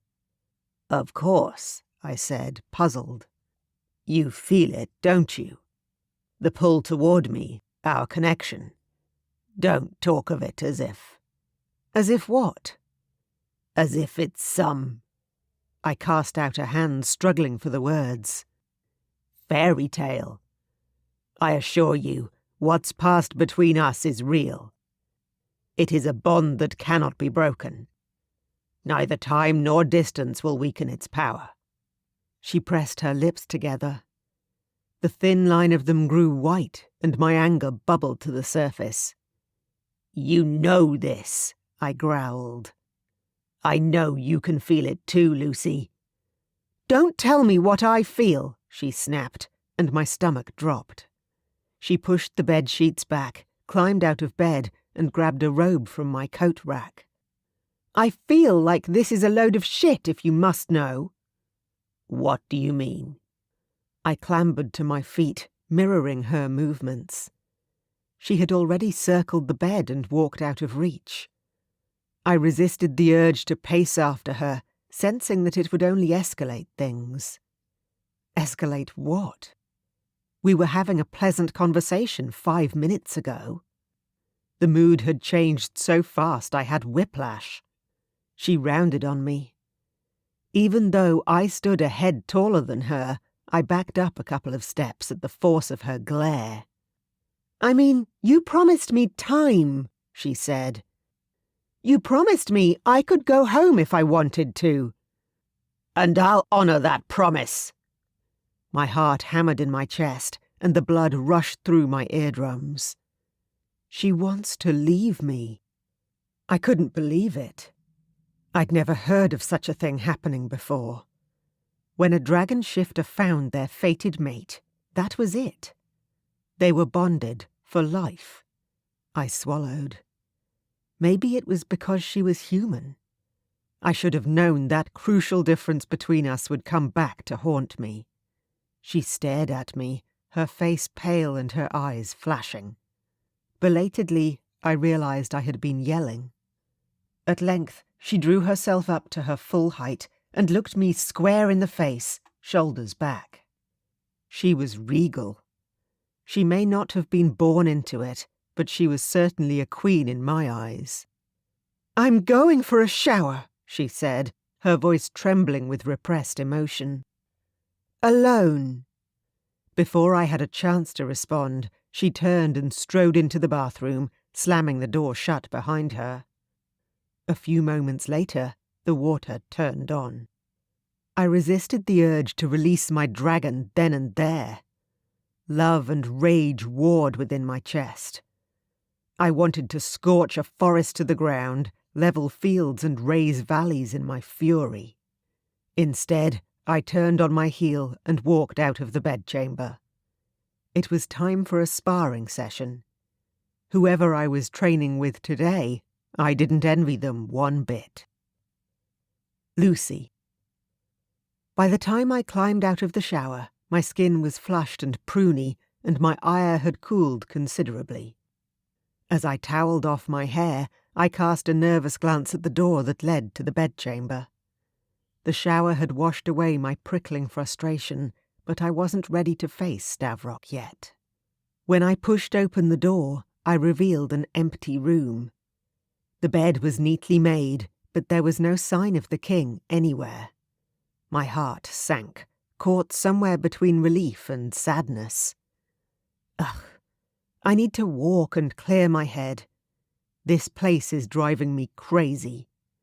I slipped on a simple velvet dress, and after a moment of hesitation, a fur mantle that I found hanging in the vast wardrobe. It was fancier than anything I owned back home, but it was soft and warm. I smoothed the fur around my shoulders, turning to assess myself in the mirror. A knock at my door. "Lucy! Are you awake yet?" I smiled to myself. "Yep. Come in, Cass." The door creaked open and Cass slipped inside. She bounded over to me and bobbed up behind my shoulder. She grinned at me in the mirror, and I managed to smile back. "The royal furs," she said. "It suits you." I let out a groan of dismay, and her brow furrowed. The gesture reminded me of Stavrok, and my mood sank even further. "Oh, no." She bit her lip, eyes wide. "What's wrong?" I took her arm, shaking my head, lost for words. Where to even begin? "I'm going for a walk." I led her to the doorway, out into the corridor. "And you're coming with me." "Okay." Cass's voice trailed after me as I strode down the corridor, not bothering to slow my pace for her. She trotted after me, panting. "Do I get to ask what this is about, or?"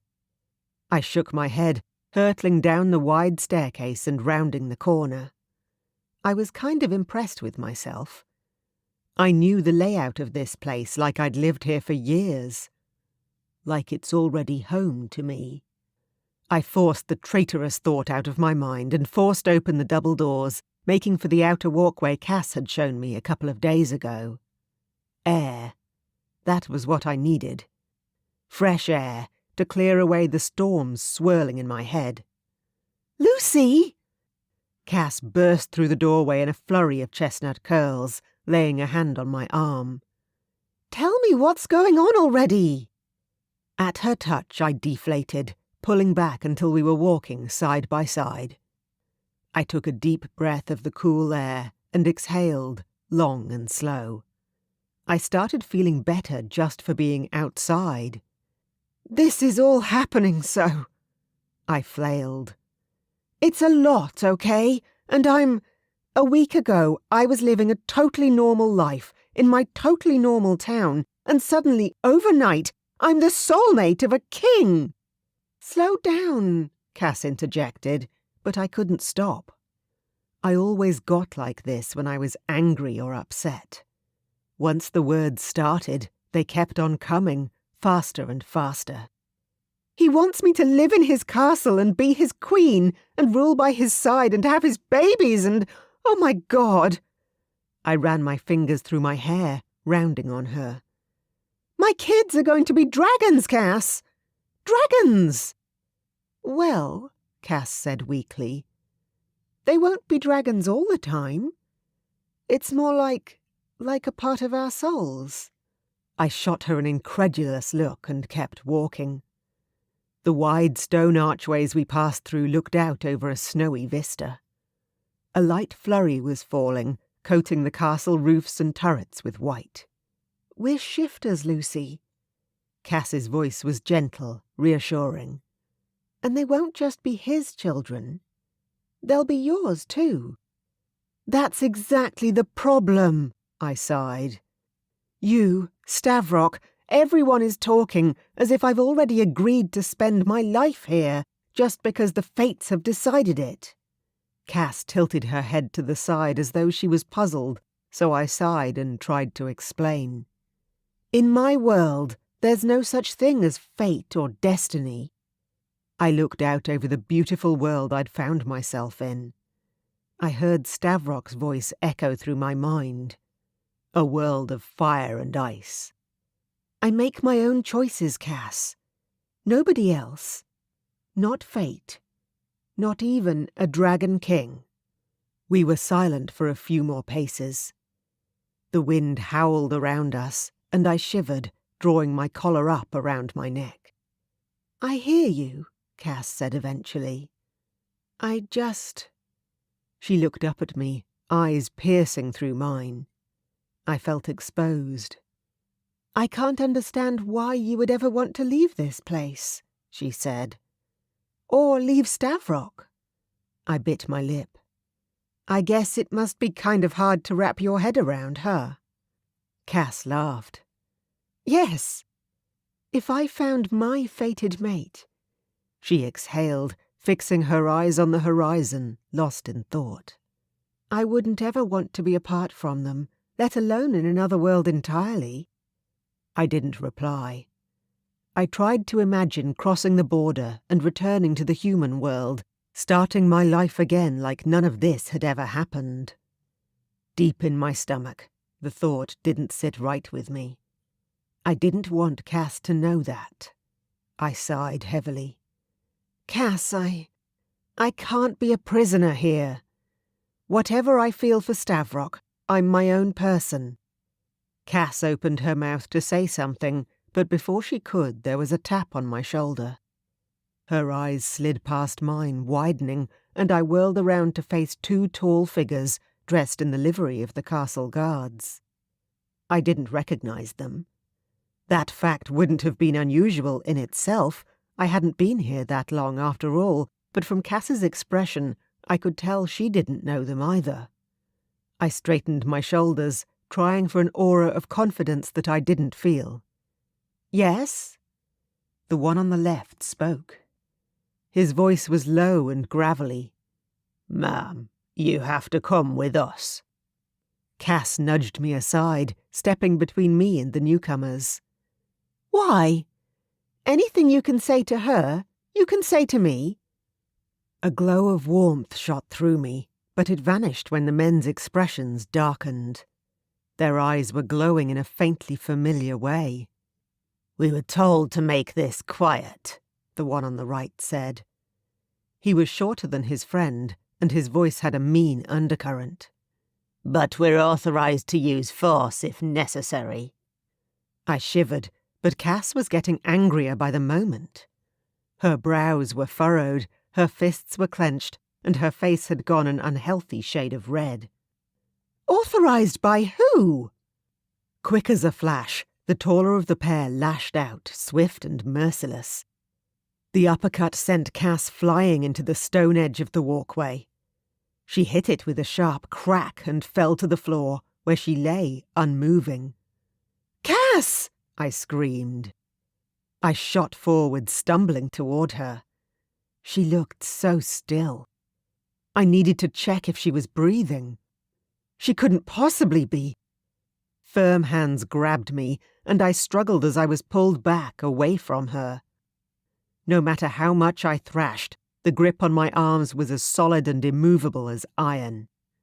"No! Let me go! I twisted around, desperately casting around for anyone who might be nearby. Stavrok!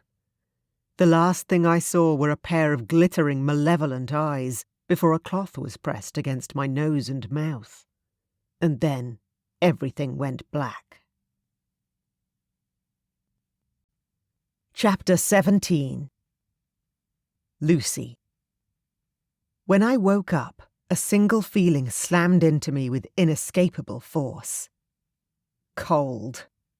I moaned and shuddered, curling into my side and wrapping my arms around myself in a futile attempt to warm up. I'd been cold since I arrived in the land of fire and ice. But for the first time, the real Arctic temperatures of this world were hitting me. I'd seen the fire firsthand, and now I was getting the ice. I inched my eyes open, squinting as my eyes adjusted to the dim light. I was in a cavernous, windowless room. Damp trickled down the stone walls, and a torch flickered in a hollow crevice, casting long shadows over the uneven floor. I pushed myself up onto my hands, trying to keep my rising panic in check. I was lying on a thin wooden bench pushed up against the wall. There were iron brackets bolted into the stonework just above my head. Wow, I really don't want to know what those are for. I curled my legs up beside me on the bench, my eyes flickering back and forth, taking stock of my surroundings from the limited vantage point. Dark, damp room. Stone walls. Were those chains coiled up in the far corner? I didn't care to get up and check. I dropped my head, pressing my cheek against my knees. It looked like I'd finally made it to the dungeons after all. A cold, creeping misery swept through my chest, and I groaned. Had I crossed Stavrok one too many times? We'd fought badly this morning. Granted, it was just a continuation of the argument from the day before, but still. He was the king. He must be unused to dealing with the sharp end of a temper like mine. But to go so far as throwing me in the dungeons over it? That just didn't square with the picture I had of him. He could be fierce, sure, but he treated me with a deference and respect I was unused to in a man.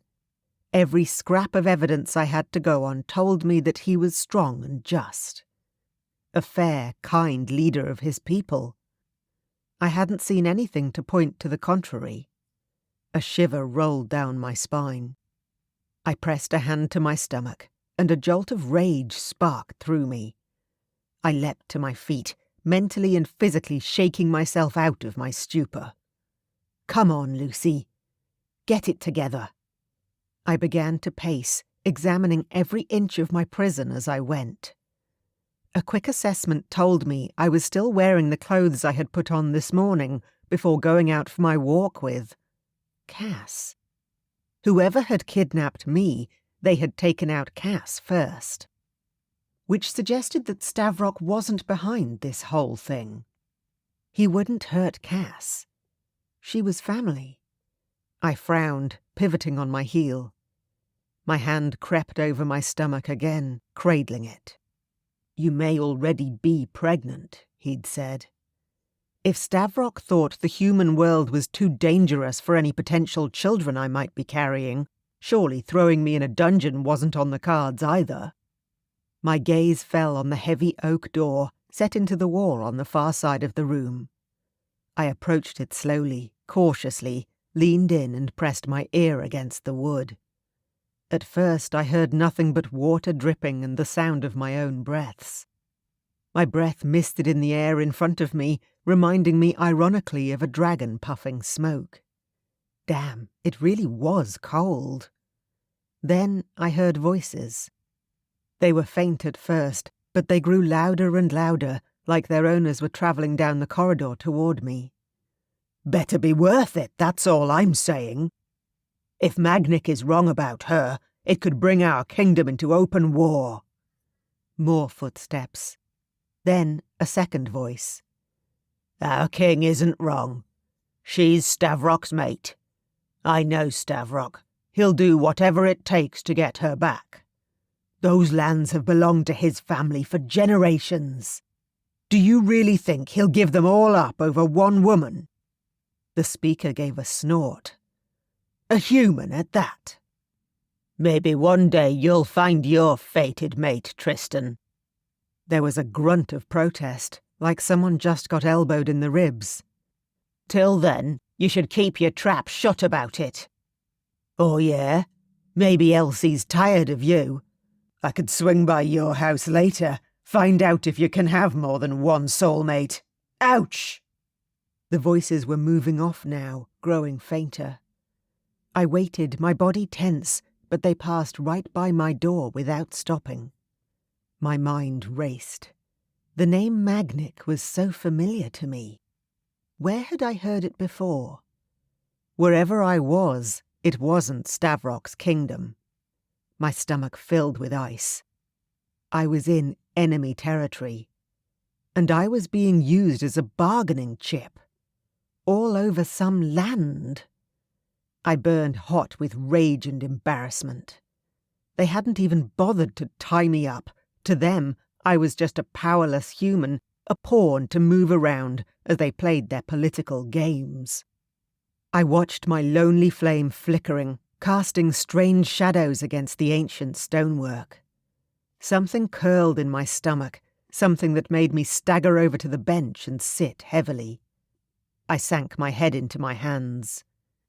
It was a new sensation, something I hadn't felt since arriving here. Dread. Stavrok. I spent the morning working out my frustration in the courtyard. The familiar heavy clash of metal against metal, the adrenaline pounding through my veins, the satisfaction of besting our strongest fighters, all of it soothed me, and by mid-morning I found that my temper had cooled. I waved off my sparring partner, standing alone at the centre of the courtyard and staring up at the sky. It was a cold, bright day, and I inhaled deep lungfuls of the fresh mountain air before stooping to pick up a water jug and gulping gratefully. The fight had cleared my head, like it always did. As I wiped down with a spare towel, my thoughts turned to the events of the morning. Already I regretted the way things had gone with Lucy. I should have calmed her the way only a soulmate could. It seemed that I couldn't help myself with her. When we fought, all the adrenaline I had as a warrior sprang to the fore, mixed in with a hot, tantalizing undercurrent of lust. Lust which she met in equal force every single time. Our bond was a powder keg, and I kept lighting the fuse. My limbs shifted, restless.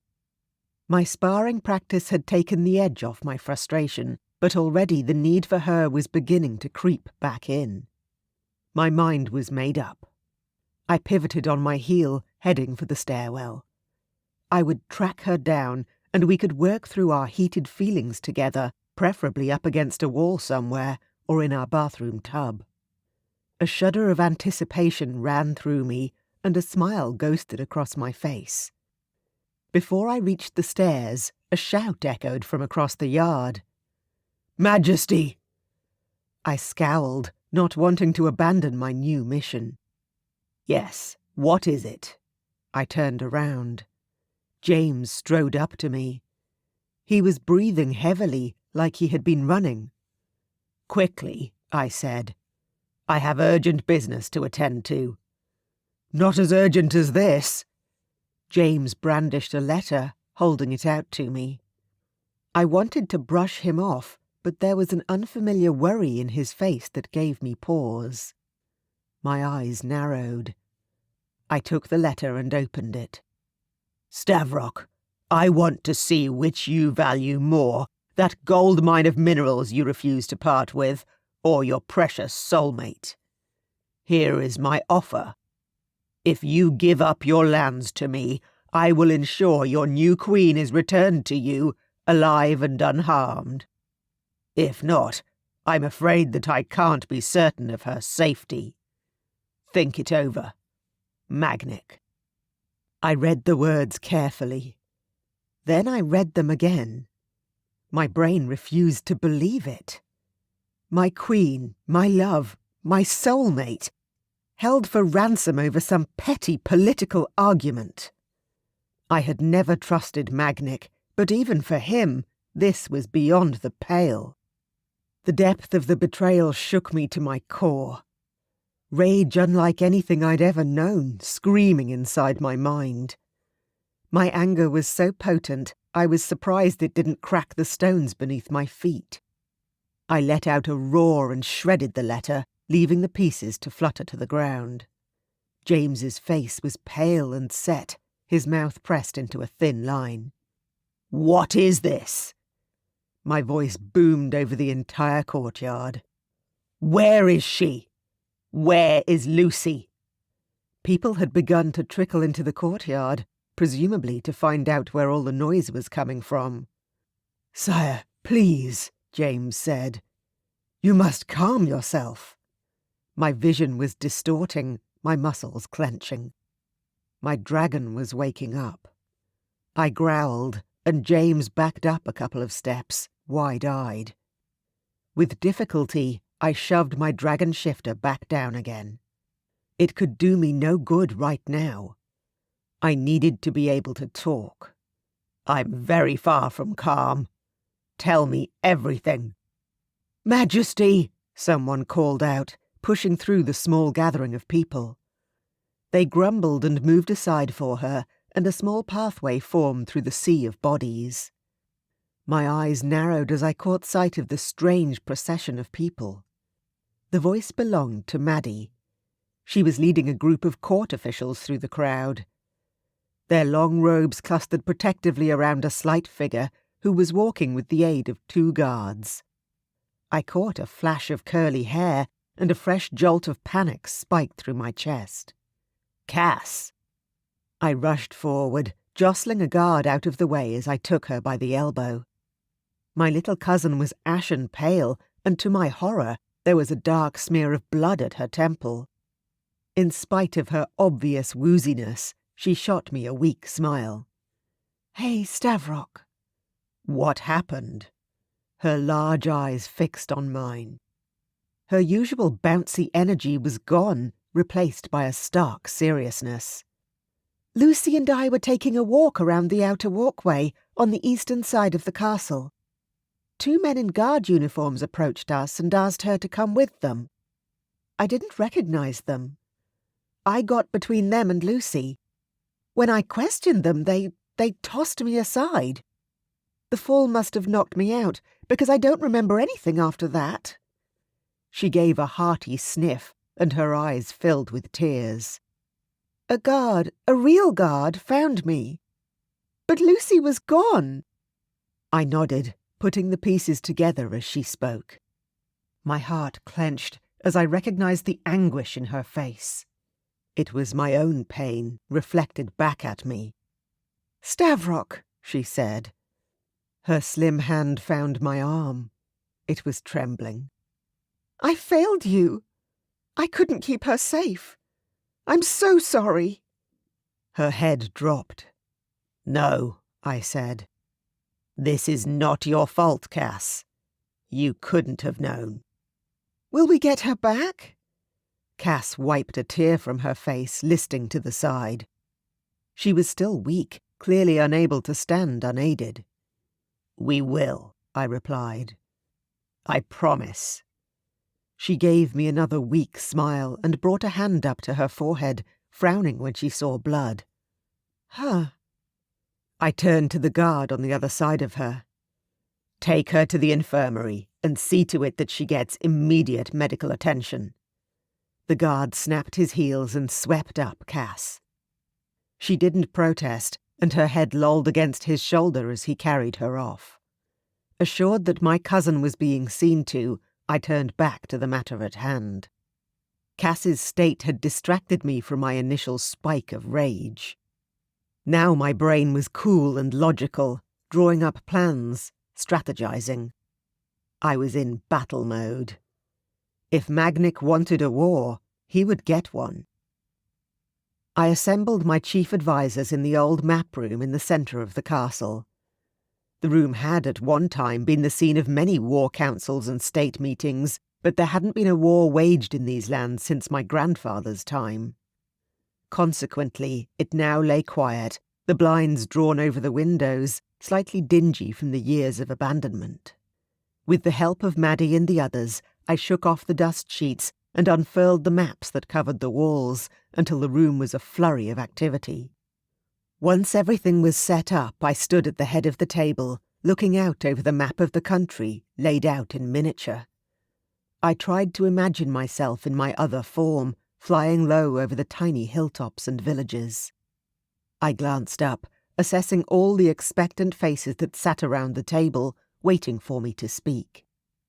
Maddie lingered in the corner of the room, her hands placed neatly behind her back. I nodded at her, grateful she had stayed. In many ways, she was my only true ally in this room. My hand dipped down, and I traced the carved, ridged hilltops that represented my ancestral lands. Magnic has offered me a deal. If I give up these lands, he will guarantee Lucy's safe return. The council absorbed my words. Looks of despair and anger passed over the heavily lined faces of the older men. They were my father's age or older, old enough to know the stakes of Magnic's offer and the value of the land beneath our feet. They knew the magnitude of what lay ahead of us. Slowly but surely, I raised my head. I felt the weight of kingship settle across my shoulders, as heavy as it was on the day of my coronation. I'm not giving up anything to Magnic, I said, low and certain. Not land, nor territory. And certainly not my queen. What are you going to do, sire? The question didn't come from any of the elders at the table. It came from Maddie. She gazed at me with hope and pride, like she could see something shining out of me that nobody else could. The only thing I can do. I'm going to launch an attack on Magnic's lands. There was a rustle of movement around the table as the elders put their heads together and murmured to each other in low voices. Your Majesty, it has been over a century since any of the kingdoms have gone to war, Hilson stated. It could be, catastrophic. For his people and ours. I bowed my head in acknowledgement, although frustration beat against the inside of my chest like a drum. I was done with waiting around. I just wanted to get Lucy back, as soon as possible. Even if I had to tear down every wall of Magnic's castle with my bare hands. Believe me, I am aware of the horrors that war will bring. I barely managed to keep the growl out of my voice. But Magnic has left me with no choice. He struck first. He broke into my castle, hurt Cass, and stole away the woman I love. The other council members looked grim, but I could see I was winning them over. My soulmate. You all know as well as I do how long I've waited for her. I wish it hadn't come to this, but I won't rest until she's back where she belongs. I knew in my heart I was right. There was no other choice. I raised my chin, addressing the room. Magnic must pay for what he has done.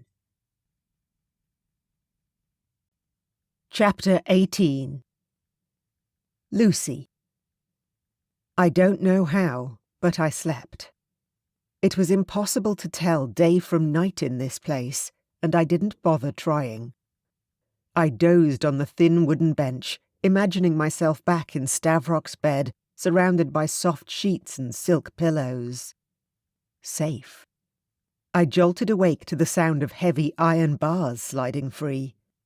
The huge door swung open on its hinges for the first time since I'd arrived. My chest tightened and fear trickled down my spine. A small, slight figure walked into the room. A woman, carrying a tray of food and a jug of water. It would be impossible to mistake her for a servant. It wasn't just that her gown was a rich, deep blue colour and her hair elaborately decorated with crystal hairpins. There was something regal about her bearing. This woman was nobility.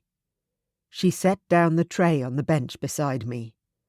I flinched, wondering if she might hurt me, and she quickly stepped back, her eyes wide and her expression sympathetic. In fact, she looked about as nervous as I felt. I gathered my wits, forcing myself to sit straight. "Where am I?" I asked. "Where's Magnic? This is his dungeon, I presume." Her eyes met mine, and I was immediately drawn into her gaze. The irises were a startling shade of violet, and there almost seemed to be swirling mists in their depths, like there were hidden secrets in this woman that cried out to be explored. I blinked a few times, dispelling the sense of mystery. She smiled in a tentative manner, as if unsure of my response. "You're in Magnic's castle. Our castle," the woman said. Her voice was hesitant, apologetic. "Our castle? Who are you, his henchman?" I snapped. "No offence, but you're not exactly threatening." The statement was only half true. The woman was tiny, definitely a lot smaller than me, but those eyes hinted at an untold amount of power. "I'm Marianne." Her voice was soft. She didn't seem perturbed by my sharp tone. "I'm King Magnic's wife." For some reason, I hadn't expected that. Magnic was a monster, and this woman, Marianne, did not fit with my idea of a monster's wife. "Has he sent you here to get information?" I guessed. "Because I don't know anything.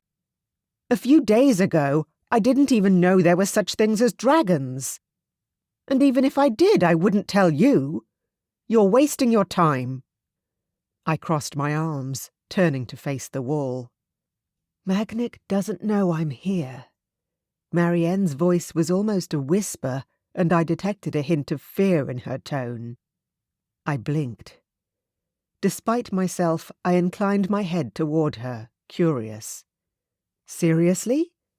Won't the guards tell him you stopped by?" A wry smile ghosted across her face. "They didn't exactly notice me come in." She held out her arm, and I watched as the air rippled around her fingers. Her outstretched limb grew fainter, fading until it became indistinguishable from the stone wall behind her. "Whoa," I breathed, turning back properly to face her. "You're like a chameleon." She laughed. The sound was light, it sparkled like silver bells.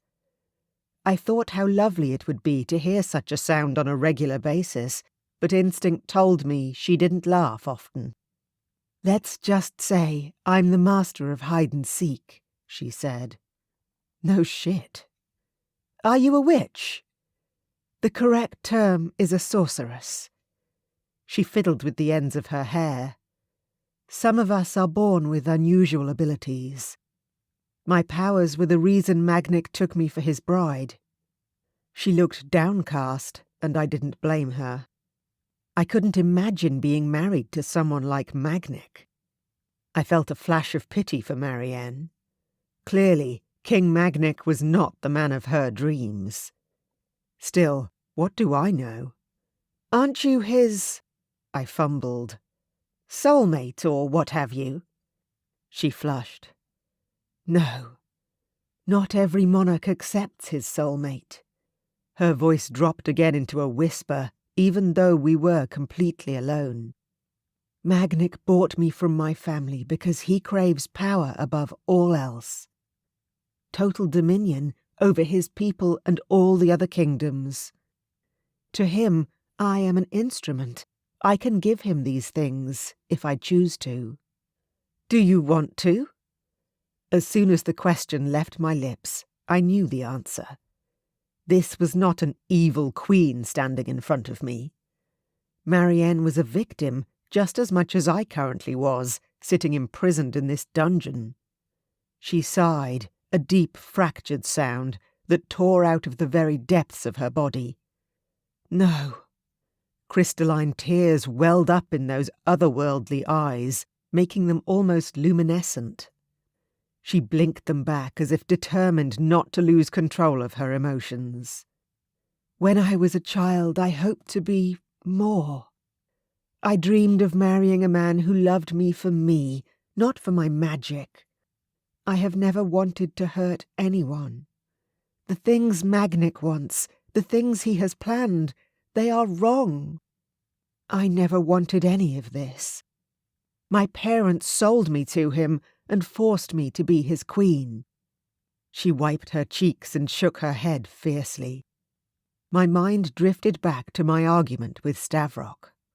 It could have only been a few hours ago, but it felt like a distant memory. I frowned. I think I know how you feel. Kind of. I'm not really here by choice either. This is all brand new to me.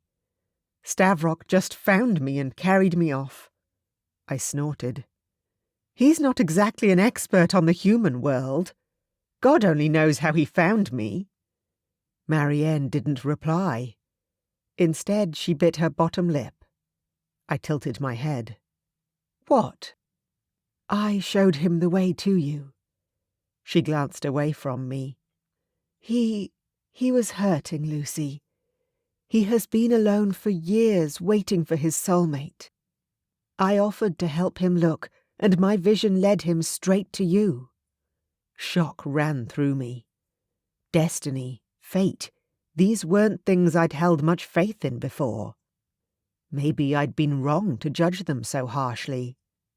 "Are you telling me that it's true?" I croaked. "I am Stavrok's soulmate." She gave me a puzzled frown. "Yes, of course. I'm surprised you even have to ask. The fates have crafted you for each other. You're a perfect match." I thought about fate. I pictured a golden thread weaving through my life, connecting me to everyone I met. Stavrok, Cass, and now Marianne, seeing me in her vision and us meeting again like this. Marianne reached out a hand toward me, then dropped it again.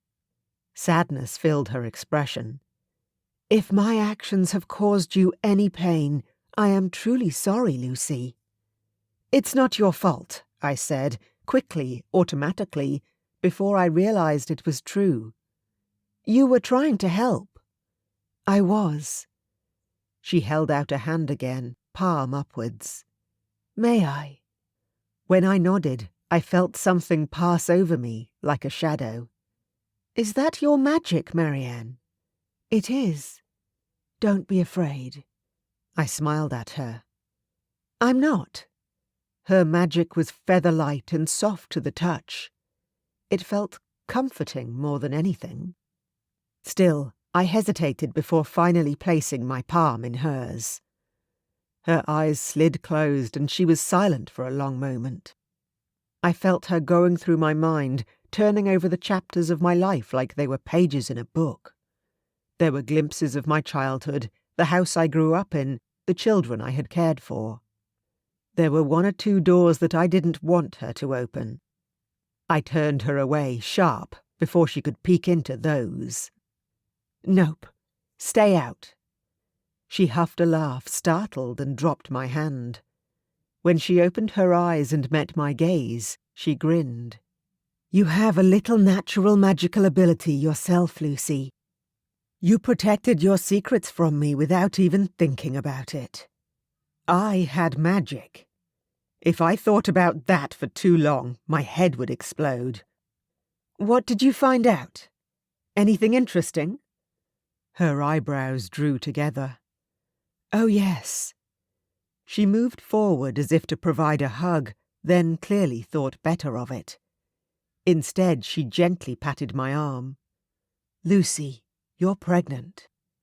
I went cold. "What?" She didn't say anything else. She didn't have to. As much as I wanted to protest, I knew somewhere deep in my core that she was right. I had known for a while. I just hadn't been able to accept it. It was way too soon for any symptoms, and Stavrok and I had only slept together twice. I groaned. Stavrok. This was what he'd wanted all along. To my surprise, I felt a pang of something when I thought about him. I miss him. This was all wrong. We should have found out this information together. I would have broken the news quietly, in bed or over the breakfast table. It would have been our little secret, a private joy we could have shared before we told the rest of the kingdom. But he was God only knew where, and I was here. Oh, shit. You realize that, once Magnic discovers your pregnancy, your value to him will only increase, Marianne said. She looked as panicked as I felt. An unwed soulmate is one thing, but the mother of Stavrok's heir? That's quite another. I grabbed at her hand, still resting on my arm, and clasped it tightly. Please, I'm begging you. I know I'm asking for a lot here. And I know you have no reason to do me any favours, but from one woman to another. I took a deep, shaky gulp of air. Please don't tell him. Of course I won't. Her gaze was solemn. I won't speak of it, Lucy. I promise. I let out a breath I didn't even know I'd been holding and released her hand. Thank you, Marianne. Call me Mari, please. She glanced at the door as if she was worried her husband might burst in at any moment. I'll do my best to protect you.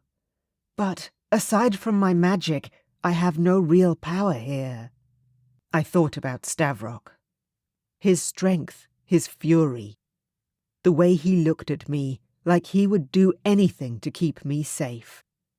I thought about the child or children that I carried inside me. His children. I appreciate your kindness, Mari. I hoped her magic, along with my soulmate bond with Stavrok, would be enough to protect me and the baby. Stavrok will be here soon to rescue me, and then all will be well once again. I had to believe that, because the alternative was not an option. Chapter 19. Stavrok. In my dragon form, I glided through the air, zeroing in on my destination. There was no time to waste. Messages delivered to the other kingdoms had ensured that they would stay far away from this fight. They had agreed, some more warily than others, but it wasn't their feud. My own guards were on standby and would head this way the moment I sent the signal. But I hoped I wouldn't have to. This was personal. Between Magnic and me. The peace that had protected us all for so long now hung in the balance, fragile as a gossamer thread. It was my duty to settle this. The lives of my people, of our whole world, hung in the balance. Magnic's castle sat lower than mine. It was nestled into the black mountainside like a forbidden secret. It was small as far as dragon castles went. The front of the structure hid an elaborate sprawl of tunnels and caves that wound deep within the mountain, making it almost impossible to attack through traditional means. The castle itself was just a facade, a deception. Just like Magnic himself. I let the air currents carry me closer, barely moving my wings. I hoped the cloud cover would serve to conceal my approach, but I knew that every eye in that castle would be trained toward the sky. Magnic would be waiting for me. Well, I was coming for him. My hackles were up. Why bother hiding any more? I let out a roar of displeasure that echoed around the rocky hilltops. A tongue of scalding flame shot from my mouth and illuminated the heavens like a lightning bolt. If they didn't know I was here before, they certainly did now. I wasn't some common thief creeping into enemy territory under the cover of darkness. I was King Stavrok of Bravdok, son of Titan and Eris. I was coming to take back what had been stolen from me. Fire would rain down from the sky on whoever got in my way. I swept into a low dive. My wings stretched wide, cutting through the air with ease. I cast a dark shadow over the ground as I flew. I sent a silent prayer out into the swirling storm, hoping against hope that Lucy might somehow hear me. "Wherever you are, love, I'm coming for you." I let out another billowing fireball, sweeping in a wide arc as I neared the castle's main watchtower. Tiny figures stood on the parapets, aiming large crossbows into the sky. Directly at me. I roared, and my wings arched backwards. I was close enough to watch as their eyes widened with fear. They loosed their arrows, striking against my chest, snagging against my wings. In human form, they would have killed me 100 times over. As a dragon, the arrows were as harmless as flies. I shook myself, dislodging the arrows from my leathery wings.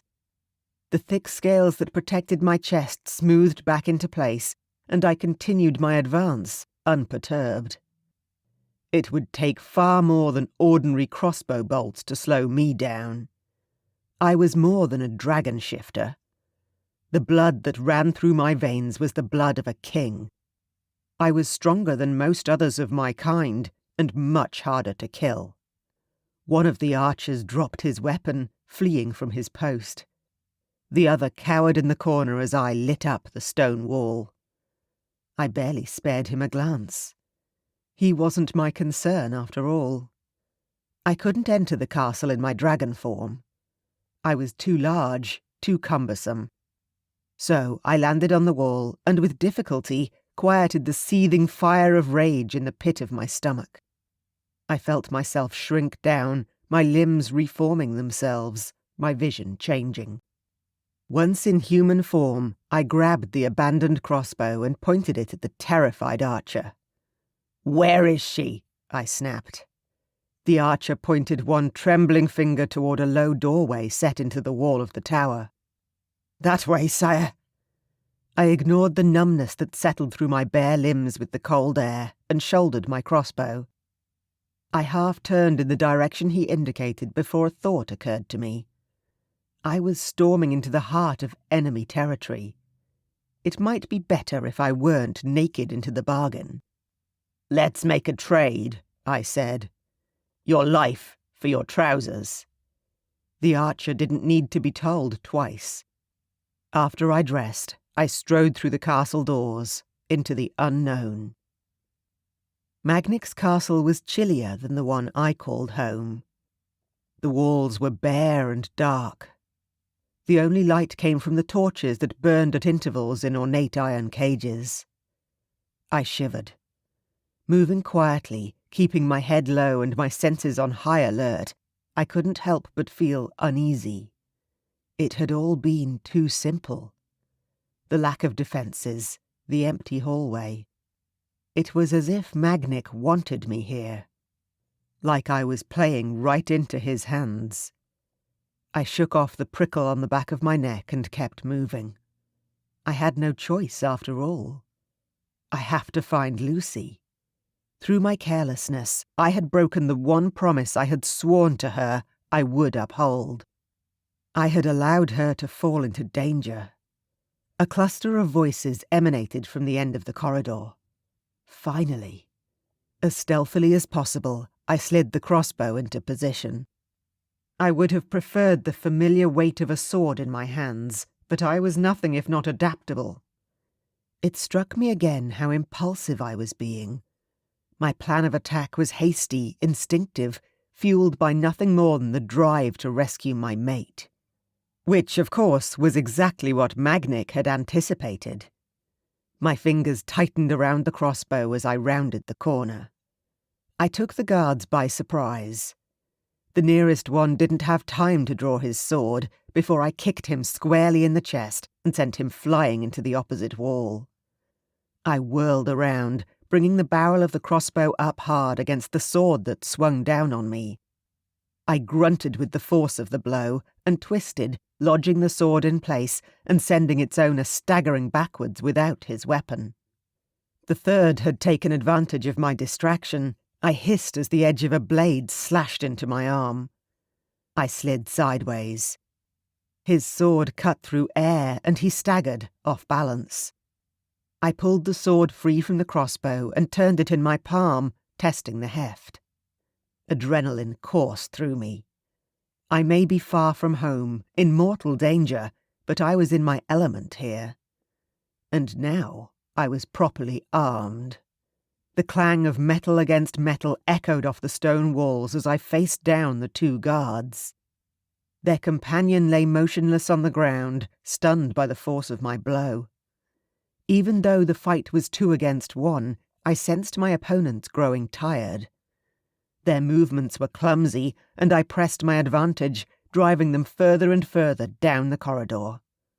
Was this the first real fight they'd ever been in? I wheeled around and slammed the hilt of my sword against the head of one of the men. He went down easily.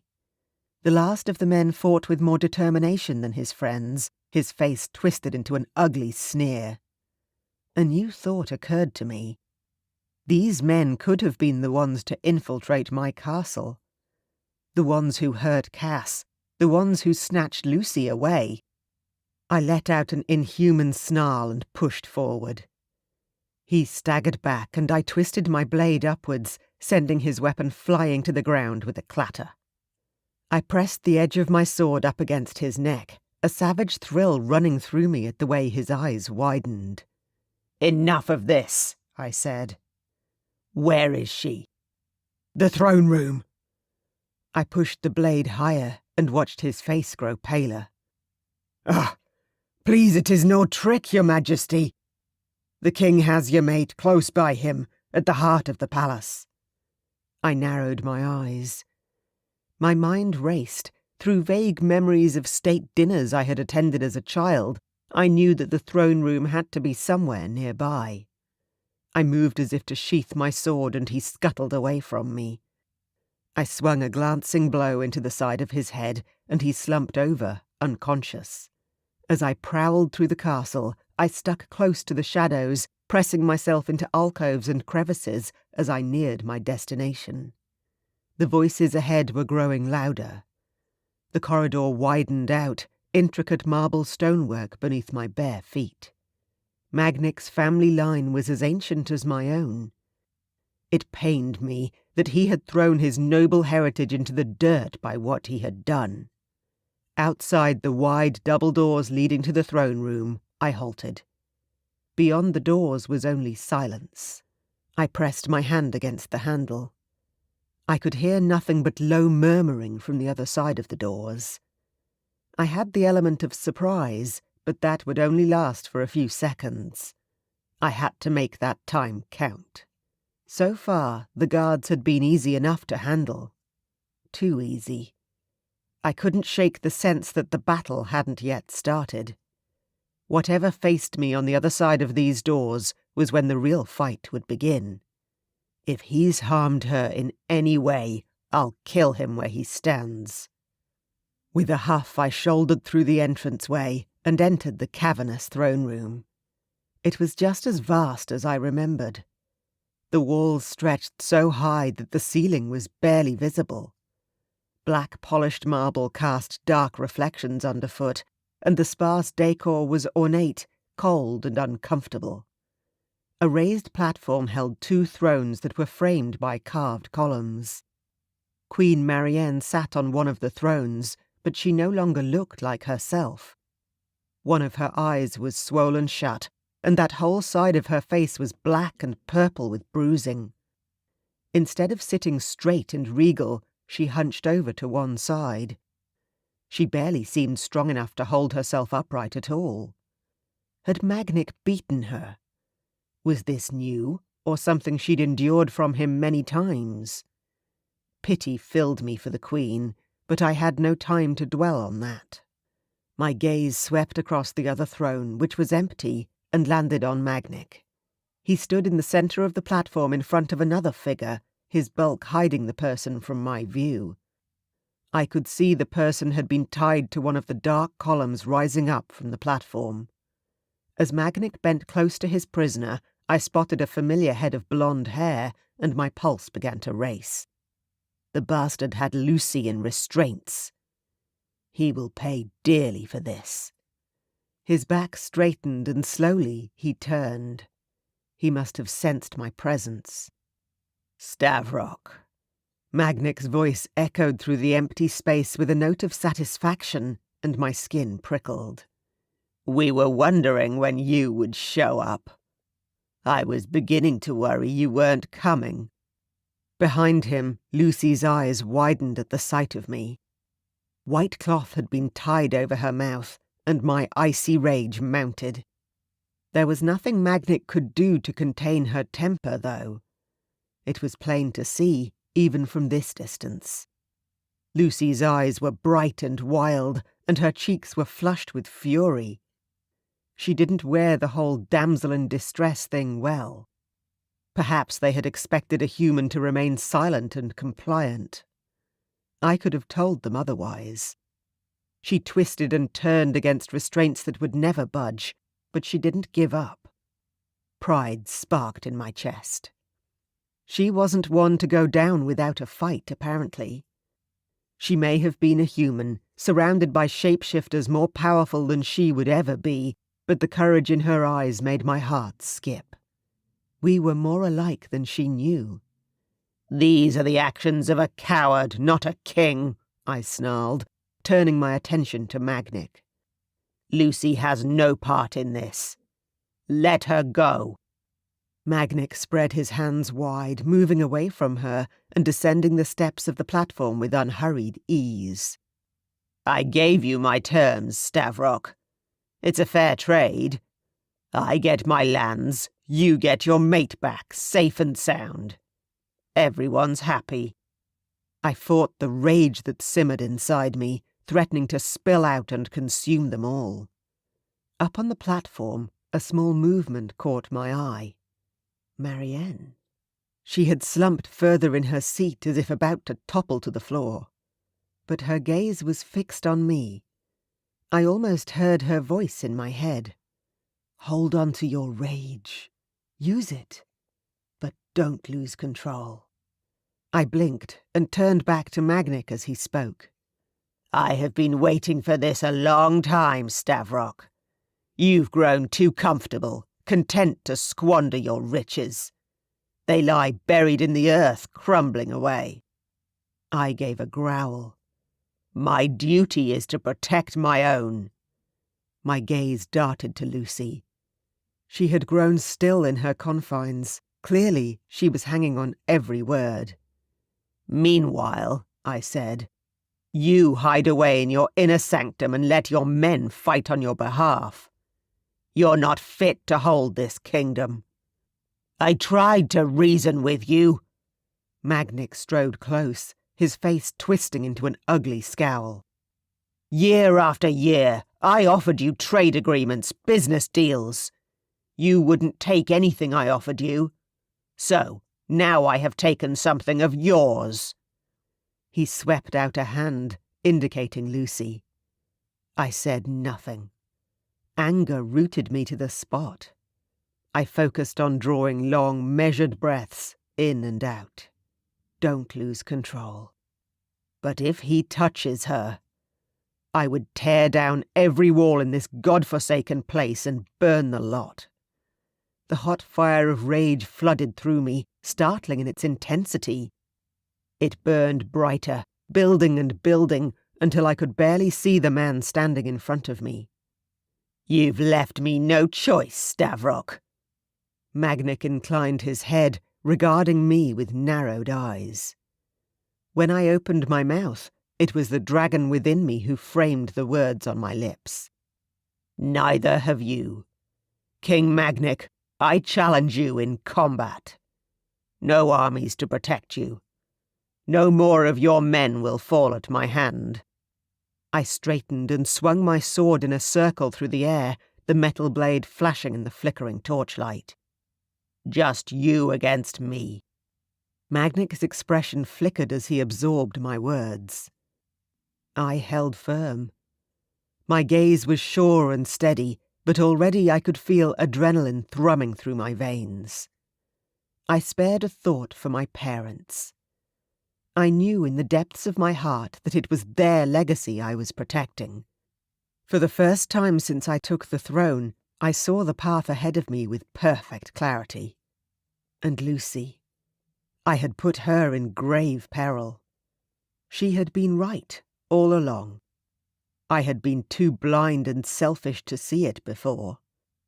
This wasn't her world, and she would never be safe here. It had been madness to ask her to stay. I couldn't dwell on my pending heartbreak. I had to focus on the task at hand. For the first time in 100 years, a Dragon King in this land of fire and ice had drawn his sword against another. Magnik stepped forward. His eyes were steely, and when he spoke, his voice was cold. "Very well. I accept your challenge." Chapter 20. Lucy. I continued to struggle against the bonds that held me tight against the marble column, listing every curse I knew until they became a soothing rhythmic chant in the back of my mind. Fighting the bindings was pointless, but I couldn't just wait here and do nothing while Stavrok threw himself into this fight. This wasn't some courtyard sparring match. There was an odd glitter in Magnik's eye, and something about the way he tilted his head as he and Stavrok circled each other made my blood run cold. Nobody had to tell me. I knew the truth. He won't stop fighting. Not until Stavrok is dead. A flash of terror passed through me when I pictured Stavrok's lifeless body lying on the marble floor. I feared for my own life too, held at the mercy of such a tyrant. But that fear was soon eclipsed by the realization that had been haunting me ever since I'd found out I held Stavrok's heirs inside me. If I were to live, I would surely be kept as a prisoner here. And sooner or later, I would begin to show. Magnik will never allow Stavrok's bloodline to survive. I narrowed my eyes and focused on drawing deep, cleansing breaths. From my position, I had a clear view of both kings as they circled each other, swords drawn. This is insane. This is totally insane. I chanced a glance at Marianne, whose throne lay a few feet to my left. I could only see the outline of her profile, but she was hunched over and, from the looks of her, badly hurt. What had that bastard done to her? Had he caught her visiting me in the dungeon? Delivering food and a hint of kindness? I wished I could somehow communicate with her. I was certain that she didn't support her husband's plan to kill Stavrok. More than that, I knew, deep down, that she was just as afraid of him as I was. At the sound of metal crashing against metal, my gaze snapped back to the jewel at the center of the throne room. The two men had moved closer to the platform, allowing me to get a good look at Stavrok. His chest glistened with effort as he drove Magnik back into the far corner, sword swinging through the air. There was a fresh cut on his arm, and he was grunting with exertion. His words from earlier came back to me. "No more of your men will fall at my hand." It seemed that Magnik had taken the coward's route, hiding in the shadows while his guardsmen took on Stavrok. He's exhausted already. Despite his injuries, Stavrok was clearly the better fighter. He stayed on the attack, forcing Magnik to parry a volley of savage blows in quick succession. Frustrated, I bit down on the cloth that gagged me and craned my neck back, trying to work the material free against the column. I was powerless to help, but if I was going to die, I didn't want to be without my voice. I wouldn't give Magnik the satisfaction of killing me in silence. I huffed with the effort of my task, and my heart thrummed in my chest when someone gave a loud shout of pain and fury. The harsh panting of the two kings filled the hall. Magnik toppled to his knees like a puppet whose strings had been cut.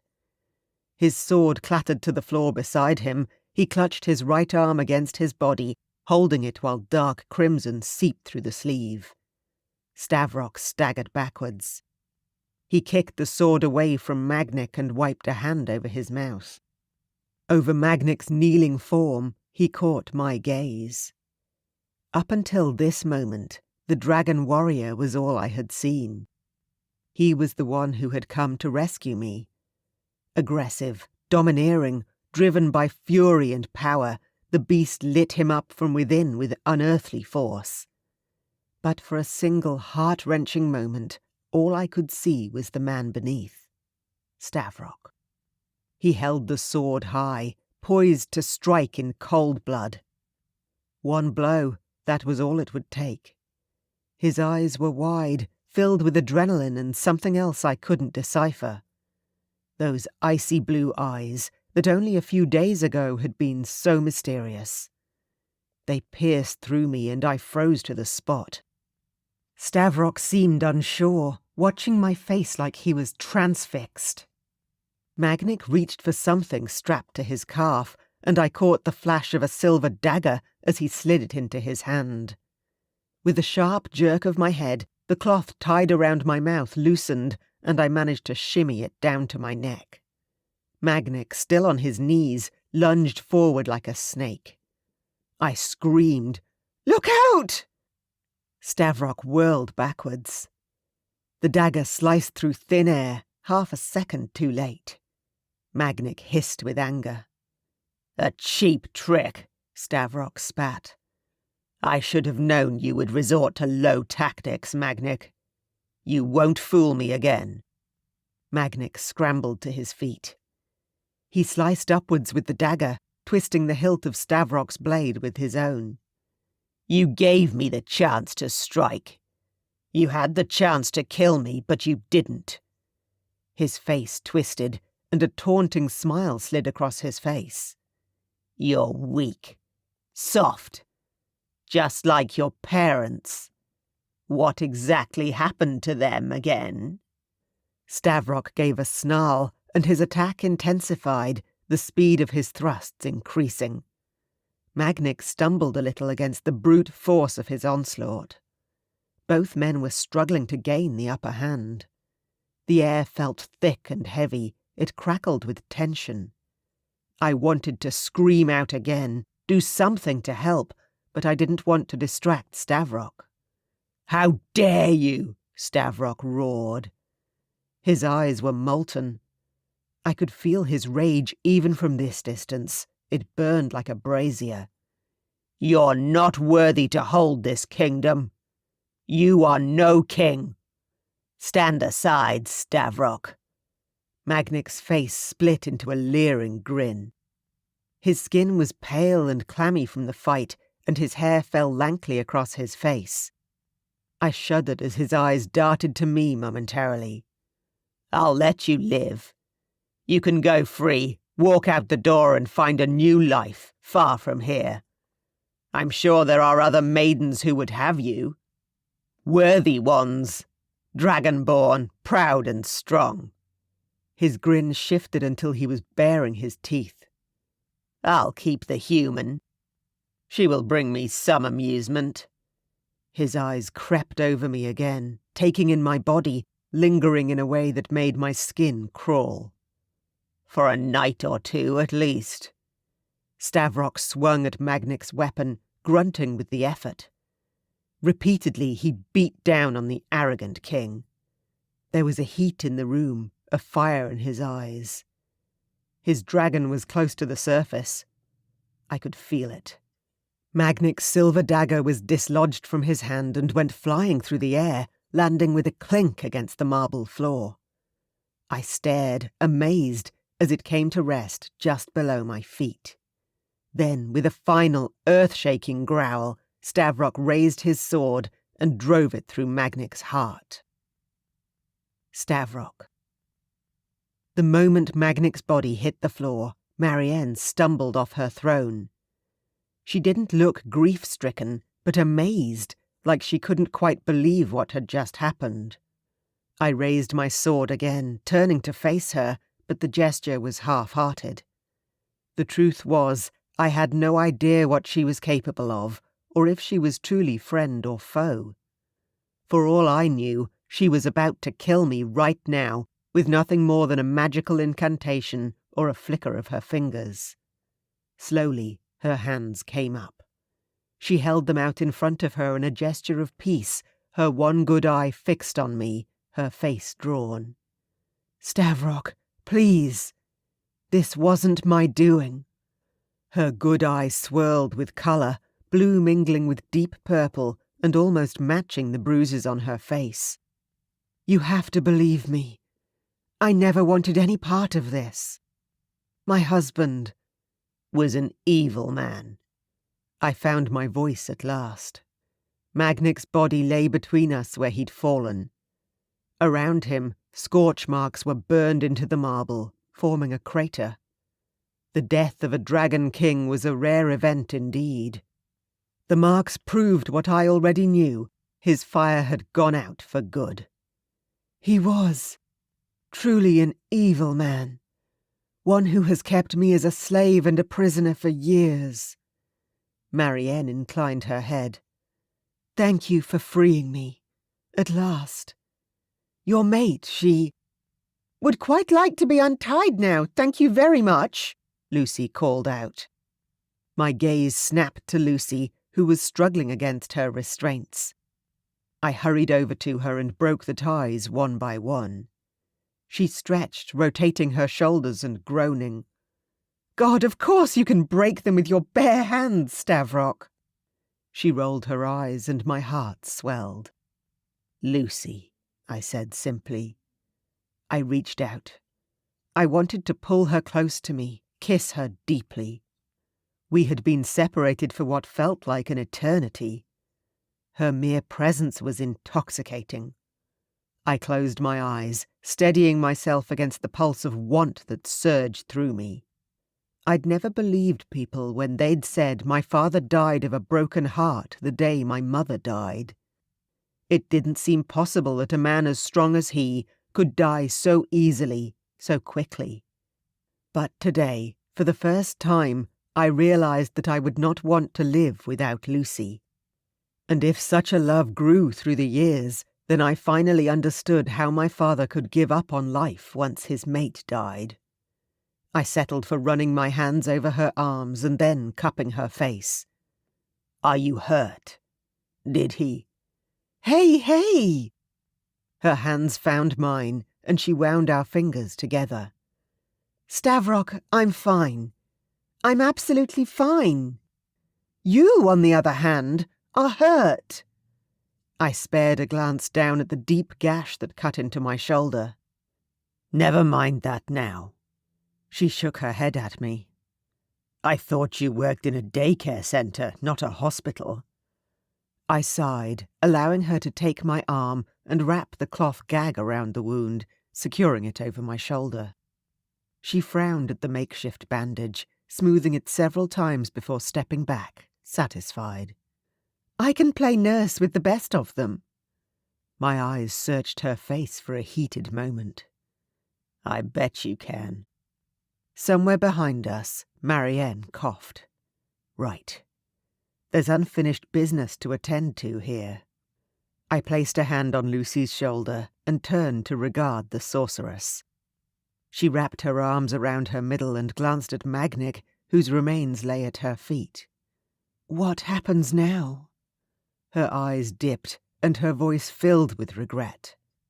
"I can't tell you how sorry I am for all this." I struggled with my warring impulses. On the one hand, this woman was a sorceress, and possibly dangerous. Whether or not it was on purpose, she had started the chain of events that led to Lucy's capture and imprisonment. On the other hand, I closed my eyes. If it hadn't been for her, I never would have known Lucy existed. "Stavrok." Lucy laid a hand on my arm, and I turned into her body like a sapling toward the sun. She helped me. She protected me from Magnic as much as she could. And look what he did to her in return. I believe her. I nodded. I couldn't understand what Marianne had gone through living with Magnic for the last 10 years, but if she'd helped Lucy in her hour of need, then the sorceress had earned my mercy. Very well. I surveyed Marianne, the once beautiful queen, who appeared right now to be broken. There remains the small matter of choosing a new king. You have no heirs, my lady. There was no way of putting it delicately. Magnic's bloodline stopped with him. Some might call that a mercy. No, Marianne said. Magic has given me many things, but no child. As though to prove her point, she lifted her hands and magic began to swirl around her face and torso. She straightened up, and her face began to heal right in front of our eyes. The bruising disappeared first, then her eye opened, and finally she was her usual self again. "If you could do that by yourself, why didn't you do it before?" Lucy demanded, reaching out to touch Marianne's freshly healed face. A tremble of a smile lifted Marianne's lips. "He told me after the beating that if I took away any of my own pain and suffering, he would do the same to you, Lucy. Or worse." She shuddered. "He was very cruel." Fresh anger rolled through me at her words. "He was no king," I growled, wishing I could kill the bastard again. "Marianne, you know that only one of royal blood may anoint a Dragon King," I said, primarily for Lucy's benefit. I could tell that she was listening closely to every word. "I will be in touch. We must find a new king for these lands. One worthy of the name this time." Marianne's eyes flickered. She bit her lip, her brows drawing together. "What is it?" I asked. "There was a boy, an illegitimate half-brother. Magnic told me of him, and a few years ago I secretly sought him out. He lives in the village." Her voice grew soft, dropping to a whisper, even though Lucy and I were the only people in the room. "His mother was sent away by Magnic's father when she was pregnant. I don't know much beyond that." I processed the information and gave a final nod to her. She returned the nod, watching me with careful eyes. Lucy murmured a farewell as we swept out of the throne room. Their eyes met with a friendliness that made me wonder what had passed between them while Lucy had been a prisoner here. "Let's get out of here," I said, sliding my arm around her waist and squeezing. I craved her warmth, her proximity. "Time to return home." "I don't know where the front entrance is." Lucy looked from left to right as we found ourselves at the end of a corridor. "I didn't exactly get the grand tour, I'm afraid." I hoped that one day we would return to this castle as honoured guests. I wanted to show Lucy that my world wasn't all darkness and bloodlust. There was laughter to be found here too, and friendship.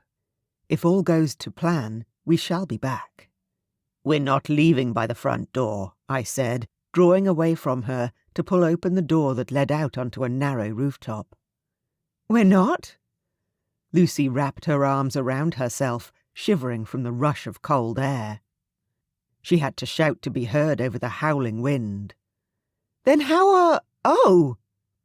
I strode a few paces away from her and shook out my limbs. Deep within my chest, the dragon unfurled its wings. It was ready to go, fired from the fight and the joy of reuniting with Lucy. My claws emerged. My scales rippled smooth and dark, and my wings beat the air, making the snowdrifts swirl. Lucy tipped back her head and laughed, and in my mind's eye I saw the night we met. The first time she had seen my dragon. We had been strangers to each other then. She had been nothing but terrified. Now there was a warmth in her face, genuine affection in her eyes. I didn't allow myself to believe it could be anything more than that. If you really love her, you will let her go. Without prompting, she clambered onto my back, throwing her arms around my neck, apparently having forgotten all about the cold. Together, we took off into the snow-filled sky. Chapter 21. Lucy. After our exhilarating ride home, Stavrok swept me into the entrance hall, cradled in his arms, and demanded a warm cloak, which was duly provided. The heavy garment lay across my shoulders as I sat on a large chair in the hallway. Stavrok paced up and down the marble floors. It was unsettling to watch, to say the least. His eyes flashed, and he kept glancing back at me, over and over, like he was certain I would disappear right in front of him. I wanted him to stop pacing the hallway. It was making me nervous. The longer the silence stretched out, the less certain I became. There was so much I wanted to say, but for the first time I wasn't sure where we stood. He had been all fire and rage from the moment he'd stepped into the throne room, but his behaviour toward me had been different, even once he'd defeated Magnic. I couldn't shake the feeling that he was holding me at arm's length somehow. He's just killed a rival king, and you're wondering why he hasn't taken you to bed already? Geez, Lucy. My face heated, and I went back to flicking stray snowflakes from my hair. As much as the pacing annoyed me, I felt sure that it was the only thing keeping him from shifting into his dragon form and wreaking havoc. "You could have been hurt, Lucy," he burst out, dragging his hands over his face. I gaped, at a loss. I had never seen him like this. The stoicism that I'd come to expect from him had vanished. He looked terrified. "You could have been killed," he said, "and it would have been my fault." I reached out and put a hand on his arm. The motion stilled him. I pitched my voice so that it came out soft and soothing. "I'm fine, Stavrok." I cupped his cheek and turned his face, looking deep into those mesmerizing eyes. "Look at me. You saved me." After the darkness of Magnic's realm, this castle felt somehow lighter and airier than before. The light shafted through the windows, shading Stavrok's face with gold. I felt warmed just by being near him.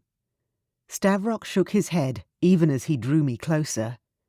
He slid one hand up my back, burying it in my hair. "I'd rather be apart from you, if it would keep you safe," he murmured, dropping a kiss onto my forehead. "The human world carries far less dangers. It would be better for you to return there and be safe than to stay here and risk your life in such a way again." I gasped at his rejection. He wanted me to go home. "No. You want me to leave?" I whispered, struggling to say the words through the pain of my heart breaking in my chest. There was nothing for me back there.